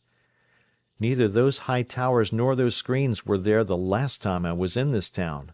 They're stalling for time down there, and that's all those fireballs are for. Good sign, too. Maybe they aren't ready for us yet. If not, you better take 'em while the taking's good, and if they are ready for us, we better get out of here while we're all in one piece." And in fact Nerado had been in touch with the scientists of his city, and had been instructing them in the construction of converters and generators of such weight and power that they could crush even the defenses of the super ship. They were not, however, quite done. The entirely unsuspected possibilities of speed inherent in absolute inertialessness had not entered into Nerado's calculations. "Better drop a few cans down on that dome, fellows, before they make trouble for us," suggested Rodebush to his gunners. "We can't," came Adlington's instant reply. "We've been trying it, but that's a polycyclic screen. Can you drill it? If you can, I've got a real bomb here, that special we built, that will do the trick if you can protect it from their beams until it gets down into the water." "I'll try it," Cleveland answered, at a nod from the physicist. "I couldn't drill Nerado's polycyclics, but I couldn't use any momentum on him. Couldn't ram him, he fell back with my thrust. But that screen down there can't back off, so maybe I can work on it. Get your special ready, and hang on, everybody." The Boise looped upward, and from an altitude of miles dove downward through a storm of force balls, rays, and shells. A dive checked abruptly as the hollow tube of energy, which was Cleveland's drill, snarled savagely down ahead of her and struck the shielding hemisphere with a grinding, lightning-splitting shock. As it struck, backed by all the enormous momentum of the plunging spaceship and driven by the full power of her mightiest generators, it bored in, clawing and gouging viciously through the tissue of that rigid and unyielding barrier of pure energy. Then, mighty drill and plunging mass against iron-driven wall, eye-tearing and furiously spectacular warfare was waged. Well it was for Triplanetary, that day, that its supership carried ample supply of allotropic iron. Well it was that her originally gargantuan converters and generators had been doubled and quadrupled in power on the long Nevian way.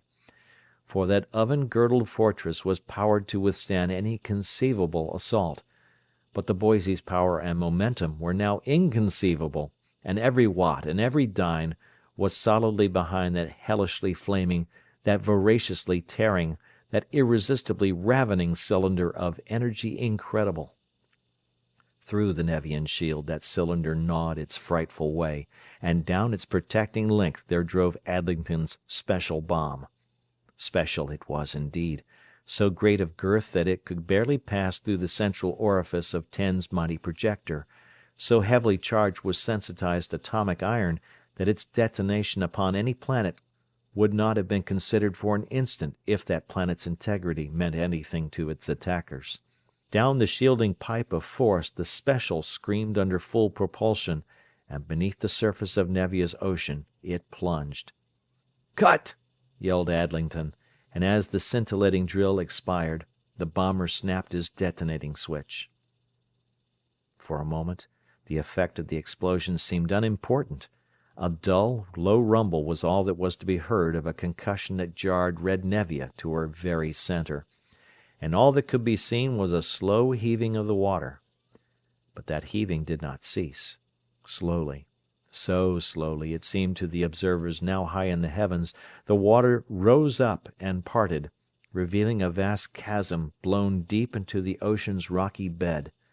Higher and higher the lazy mountains of water reared, effortlessly to pick up, to smash, to grind into fragments, and finally to toss aside every building, every structure, every scrap of material substance pertaining to the whole Nevian city.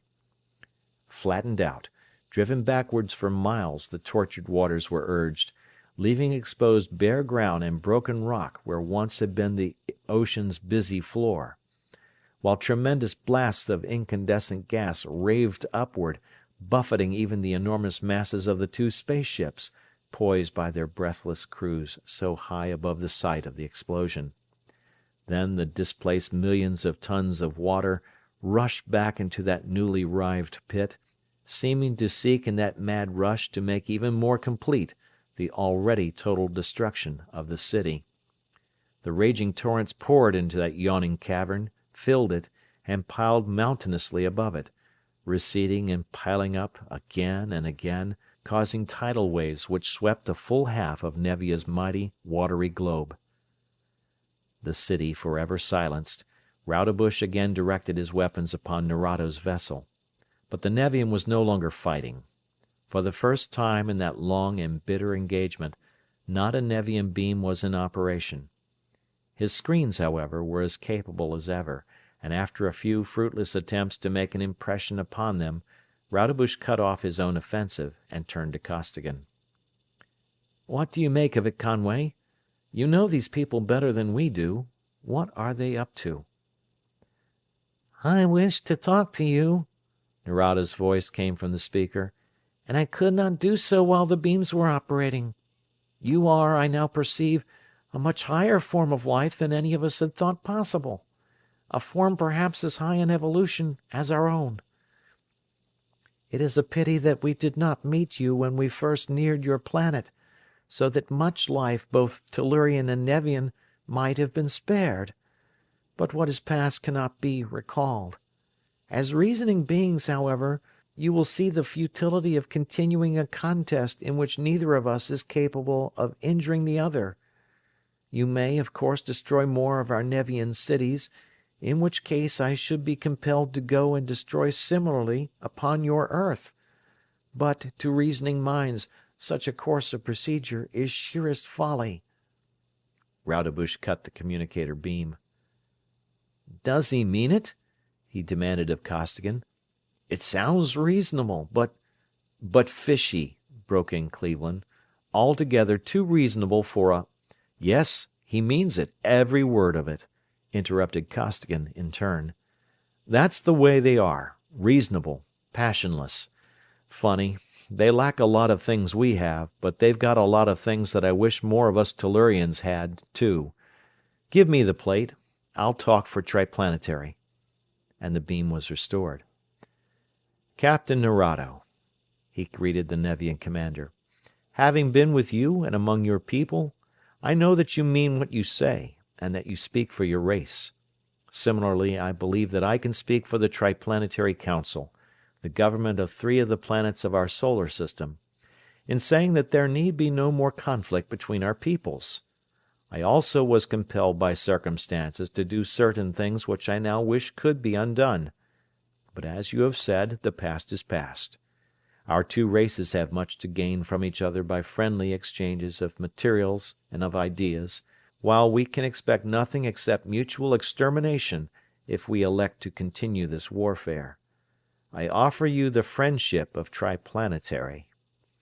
Will you release your screens and come aboard to sign a treaty?" "I will come. My screens are down." Rodebush likewise cut off his power, although somewhat apprehensively, and a Nevian lifeboat entered the main airlock of the Boise. Then, at a table in the control room of Triplanetary's first supership, there was written the first intersystemic treaty. Upon one side the 3 Nevians, amphibious, cone-headed, loop-necked, scale-bodies, 4-legged things to us monstrosities; upon the other the 3 humans, air-breathing, round-headed, short-necked, smooth-bodied, 2-legged creatures equally monstrous to the fastidious Nevians. Yet each of these representatives, of 2 races so different, felt respect for the other race increase within him minute by minute as the conversation went on. The Nevians had destroyed Pittsburgh, but Adlington's bomb had blown an equally populous Nevian city out of existence. One Nevian vessel had wiped out an entire unit of Triplanetary's fleet, but Costigan, practically unaided, had depopulated one Nevian city and had seriously damaged another.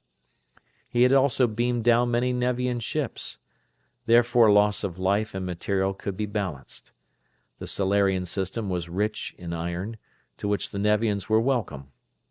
Red Nevia possessed abundant stores of substances upon which Earth were extremely rare and of vital importance. Therefore commerce was to be encouraged. The Nevians had knowledges and skills unknown to earthly science, but were entirely ignorant of many things to us commonplace. Therefore interchange of students and of books was highly desirable. And so on. Thus was signed the Triplanetario-Nevian Treaty of Eternal Peace.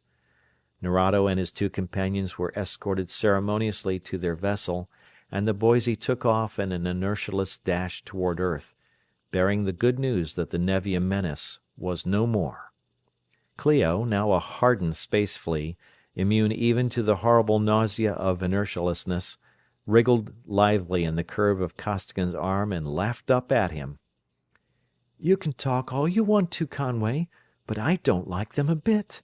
They give me the purple jitters. I suppose that they are really estimable folks, talented, cultured, and everything, but just the same I'll bet that it will be a long, long time before anybody on Earth will really, truly like them." End of chapter. End of book. Thank you for listening.